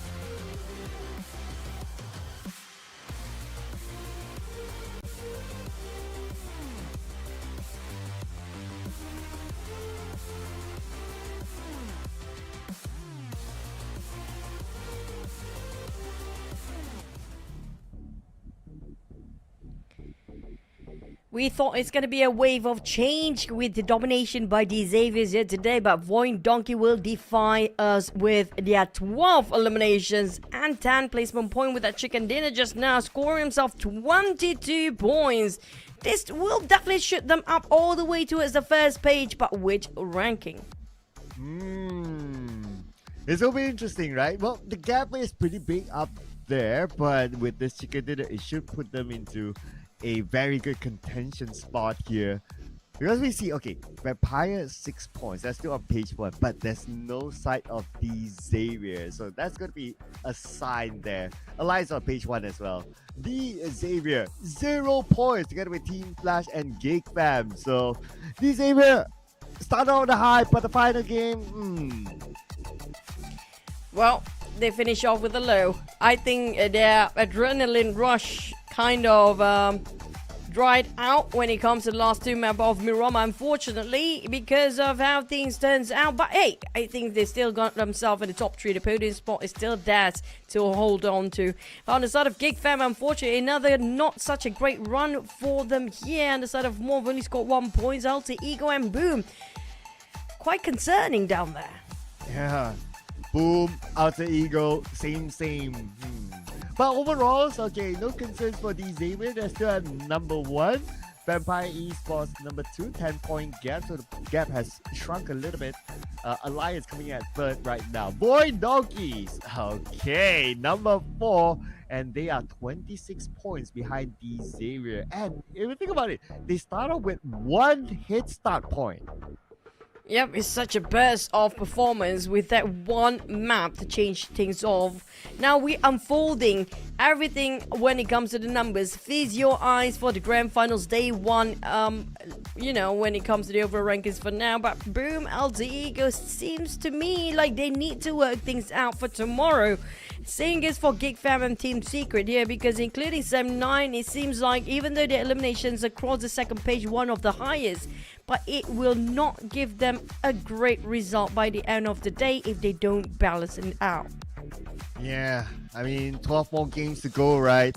And they're at 27 points, 32 points for GEEK Fam, Alter Ego 33 points. I mean, well, it has to come up big tomorrow. If not, I worry that day 3 will be too late for some of these big teams. At least TALON, they have a bit of a rise here with the inclusion of Red Phase. They're at number 9 right now with 41 points. So that's a bit of an improvement by them. But I still got to give it to Team Secret. That defense deserves a standing ovation there. That was amazing. It brought them out to number 13 with 36 points for now. But still a lot more points for them to go to be in page 1 at least. But we're also going to check out our MVP today. Wow! RRQ Snake. I mean, this we don't have him too often, but Snape, he been swapped in and out, and we love to see him a bit more when it comes to the grand final. He's got himself 3rd place in the average elimination field at 2.2. Number 1 when it comes to average damage across the grand finals here at 429.8. When it comes to average surviving time, you can rely on Snape because he's one of the top players at number 4. Well, he doesn't do a lot of assists at number 7, but hey, that one assist still contribute to something. And team contribution wise, I think everyone putting enough of their labor into the side of RRQ. So Snape, who knows? I mean, we don't see Rosemary, we don't see Tony K. It's gonna be a different player entirely, and I love this change. Yeah, it's not your usual names, right? Like even like Adi, Luke and all of that. So it's nice to see a fresh new name up here as our grand finals day 1 MVP. I don't, who knows, he could come out as a surprise MVP, but of course RRQ and Snape himself will need to be consistent throughout the next 2 days as well. The fight is not over yet for all these teams. They will still need to fight it off still in order for them to be not only the champion, but of course who will be the FMVP for this season. Yep, every single point counts towards the very end, because that's what taught us during the league stage, just to get into the slot of the grand finals. And you know what, speaking of the interview, we might actually have another interview. Let's go straight towards the stage. Hi, welcome back to the stage with me, Donna Vizca, and also Darius, and we're gonna have a little bit of chit-chat for the closing interview. Now joined us on stage, we have one of the best performer theme of the opening day of the final. Here comes Xavier's Levi. Hi Levi, how are you? Use the mic. Hi. Hi Levi. First of all, congratulations on the triple winner chicken dinner, and that was awesome. And with that triple winner chicken dinner or 3 winner chicken dinner on this opening day, do you think this is like the perfect stepping stone for the team in the finals? Xin chào Levi's, trước hết là chúc mừng các bạn vì đã giành được 3 suất cơm gà trong ngày khai mạc. Và với thành tích như vậy thì bạn có nghĩ đây là bước đệm hoàn hảo cho DX trong trận chung kết hay không? Sau khi được 3 trận chốt gà thì bọn em sẽ tâm lý được thoải mái hơn và cố gắng hơn trong những ngày tiếp theo, vì đây mới là ngày đầu tiên nên bọn em cần cố gắng nhiều hơn. After getting the first 3 chicken dinners in the first day, we will have a relaxed mentality and we will try our best in the upcoming days because this is only the first day. Oke, jadi tadi Dona sempat nanya apakah mendapatkan 3 winner chicken dinner ini akan menjadi batu loncatan yang baik untuk tim mereka di final. Dan tadi Levi sudah menjawab bahwa katanya dengan mendapatkan 3 winner chicken dinner ini, maka secara mental tim mereka akan lebih santai dan mereka sudah bisa mempersiapkan performance yang lebih baik nanti menuju finals pastinya. What a nice mentality coming from Xavier. And talking about your past performances, especially in the league and especially in the week number 3, what factors like help the team come back so strongly after like we can say a poor performance on Super Sunday in week 3? Nếu mà nói về một chút về thành tích biểu hiện của các bạn trong tuần trước thì vào tuần thứ 3, DX đã có giảm sút phong độ. Vậy thì những yếu tố nào đã giúp DX trở lại mạnh mẽ như vậy sau khi giảm sút phong độ trong tuần Super Sunday tuần 3? Bọn em cùng nhau đoàn kết và sửa lỗi nên là bọn em cố gắng quay lại. Vì mục tiêu chính là chung kết, bọn em cố gắng bắn thật tốt, mang lại cờ Việt Nam lên cao nhất ạ. We try to unite the team and fix our mistakes because our goal is to perform well in the grand finals and to raise the Vietnamese flag to the highest level, which means the top one. Oke, jadi tadi Dona juga sempat nanya apa sih rahasianya sehingga mereka bisa comeback stronger sekarang jadi lebih kuat lagi dibandingkan dengan performa yang mungkin bisa dibilang kurang baik saat ada di Super Sunday minggu yang ketiga. Dan tadi Levi bilang adalah mereka mencoba membonding ulang kembali hubungan mereka antar tim. Mereka mempererat kembali kerjasama mereka. Mereka mau fokus untuk naik ke level yang lebih tinggi yaitu di Grand Final kali ini. Sehingga fokus mereka membawa mereka bisa menjadi tim yang lebih kuat sekarang. And once again, that is a winner mentality. And Levi, anyway, welcome to the Indonesian crowd. And you like already see all of the Indonesian crowd here and also competing offline with many Indonesian audiences here. What obstacles and pressures does the team face especially for this opening day? Chào mừng các bạn đã đến với trận đấu tại Indonesia. Và khi mà thi đấu offline trước nhiều khán giả Indonesia như vậy thì DX phải đối mặt với những trở ngại và những áp lực nào? Bọn em rất là thoải mái, bọn em bắn rất là nhiều mùa online rồi. Bọn em thì giờ cũng có nhiều khán giả này, bọn em đã quen với như này rồi ạ. We find ourselves relaxed. We also have gone through many tournaments and we also face a lot of audiences like this. That's why we are relaxed and try our best. Oke, tadi Dona juga nanya ini mungkin menjadi pengalaman pertama juga ya bertemu langsung sama audiens atau penonton-penonton yang ada di Indonesia. Kira-kira dari tim DX sendiri dan juga Levi apakah ada tekanan-tekanan sendiri atau ada rintangan-rintangan yang dihadapi ketika menemui audiens-audiens yang begitu luar biasa banget dari Indonesia? Ternyata Levi bilang mereka sih sebenarnya cukup rileks karena mereka sudah sering mengalami turnamen-turnamen di tingkat dunia juga. Sudah ketemu sama berbagai macam jenis penonton juga. Jadi mereka sudah terbiasa dengan hal tersebut. Jadi mereka hari ini bisa cukup rileks dan juga tetap meng-aim yang terbaik. And talking about Indonesian audience, actually like I really want to know about the Indonesian audience. What do you like the most about the audience so far? Vậy thì không biết là bạn thích điều gì nhất về những khán giả Indonesia tại đây? Em cảm thấy họ rất là nhiệt tình và em cảm thấy cũng hơi ngợp ạ. I think they're very enthusiastic and to be honest, I feel a little overwhelmed. Wow, jadi tadi Dona nanya ya, menurut kamu apa yang paling menarik nih dari penonton-penonton di Indonesia ya? Katanya menurut Levi bilang, wah mereka itu sangat ini sekali ya, interaktif dan antusias banget kelihatannya ya. Dan jujur itu sebenarnya secara tidak langsung, walaupun mereka tadi bilang mereka relax, itu ternyata sebenarnya memberikan sedikit pressure sedikit lah ya kepada teman-teman dari DX juga. Tapi mereka tetap berusaha sebaik mungkin untuk tetap bisa relax. And because you guys have already triple winner chicken dinner, best performance so far for the opening day, what is actually motivates you to compete so well, Levi? Và với thành tích là 3 suất cơm gạo hôm nay thì các bạn đã có một cái màn trình diễn tốt nhất trong cái màn khai mạc rồi. Vậy thì điều gì đã thúc đẩy bạn thi đấu tốt như vậy trong ngày hôm nay? Em nghĩ là bọn em đoàn kết và điều đặc biệt là có hai người đặc biệt, đó là vợ em và anh Quốc, và để cổ vũ mọi người và các đội tuyển Việt Nam ạ. I think it's because we are a unified team. Thanks to that, and also thanks to the two special people that have appeared today. One is my wife, and one is our caster Quad. And thanks to everyone for cheering us and supporting us. Oke, tadi Dona sempat nanya ya, apa sih motivasinya gitu hari ini bertanding di Grand Final ini gitu. Terus mereka bilang, Levi juga tadi bilang ya kita berterima kasih karena kita ini adalah tim yang udah istilahnya fokus unite gabung bareng gitu ya kan. Dan ada 2 orang yang spesial yang hadir saat ini.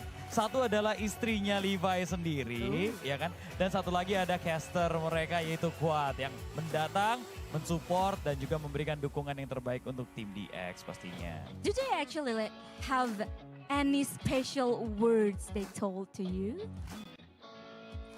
Vậy thì có lời gì đặc biệt mà bạn đã được nghe từ những người mà đã động viên mình hay không? Hoặc là mình muốn gửi đến những người động viên mình hay không? Những lời động viên mọi người dành cho em là chỉ biết cố gắng, tự tin thôi. Và em cảm ơn mọi người đã theo dõi các đội tuyển Việt Nam và đã ủng hộ bọn em trong suốt thời gian vừa qua. Cảm ơn. The motivational words that I have heard from these people are try our best, and I thank them so much for all of this support. Jadi tadi Dona juga sempat nanya ya, apakah ada pesan-pesan dari mereka nih yang mungkin cukup penting buat Levi juga supaya makin termotivasi ya timnya ya. Dan Levi tadi bilang adalah mereka cukup menitipkan pesan yaitu lakukan saja yang terbaik ya kan, lakukan saja yang terbaik, dan mereka terutama tim DX dan juga Levi sangat berterima kasih terhadap pesan tersebut. Oh, what a nice motivation and also what a nice performance for you, Levi, and also from the Xavier as well. Good luck for tomorrow for the second day, and thank you so much for this amazing interview, and also thank you so much Darius for joining me on stage. And now let's toss it back to the caster to close out the day. Bye bye. Silakan caster. Love it. So much support for Xavier, right? Like, even said to the wife, like even one of the talents from Vietnam is actually there to support them. I mean, wow, this is amazing. And not only that, like in one of their chicken dinners, I noticed that one of the Roy, I believe it was the management team, was sitting together with the Xavier's tables, cheering for them as well. This PUBG Mobile esports really brings people together. Yeah, especially when it comes to your spouse and a family, it actually gives so much room for, motivation. And it gives them some sort of drive for the players when it comes to the Xaviers. And I love the fact that they flew all across just to be there to give them support as well. It's something that I think everybody can learn from any team at all. And you guys watching at home, if you guys want to fly to Surabaya, there's still time for that because we have 2 more days to go for grand finals. Yeah, but we unfolded our day 1 grand finals. Seems to me the Xavier is still taking the chart and lead with only 10 points gap. But when it comes to more, it might be a different story entirely. Yeah, so let's see if they can hold on to that number 1 spot. They do have experience doing that the last time they were champions. But of course, this is a whole new era, very different teams that they're up against, and the standard is definitely up there. And of course, we also want to look at our 2 top teams the double PMSL champions, Boom Esports and Alter Ego. Will they be able to come back in day number 2? What will it take for them to make that comeback? What sort of lineup that they will be playing tomorrow as well? Because we know Alter Ego, they do have a solid substitution waiting to play. And there will be a lot of decisions that the management and the coaching staff will need to make coming tomorrow. Yeah, majority of the Indonesian teams do have very solid substitution whenever they need a change, and tomorrow will be one of the day they need to make massive change when it comes to the performance. But it's going to be a wrap for Grand Finals Day 1, and we're going to catch up more actions and live tomorrow, same place, same time. Don't forget, it's going to be the Grand Finals of PMSL Fall Season 2024, and we're going to just take a step back and see you guys for tomorrow. Thank you guys, and good night. Bye bye.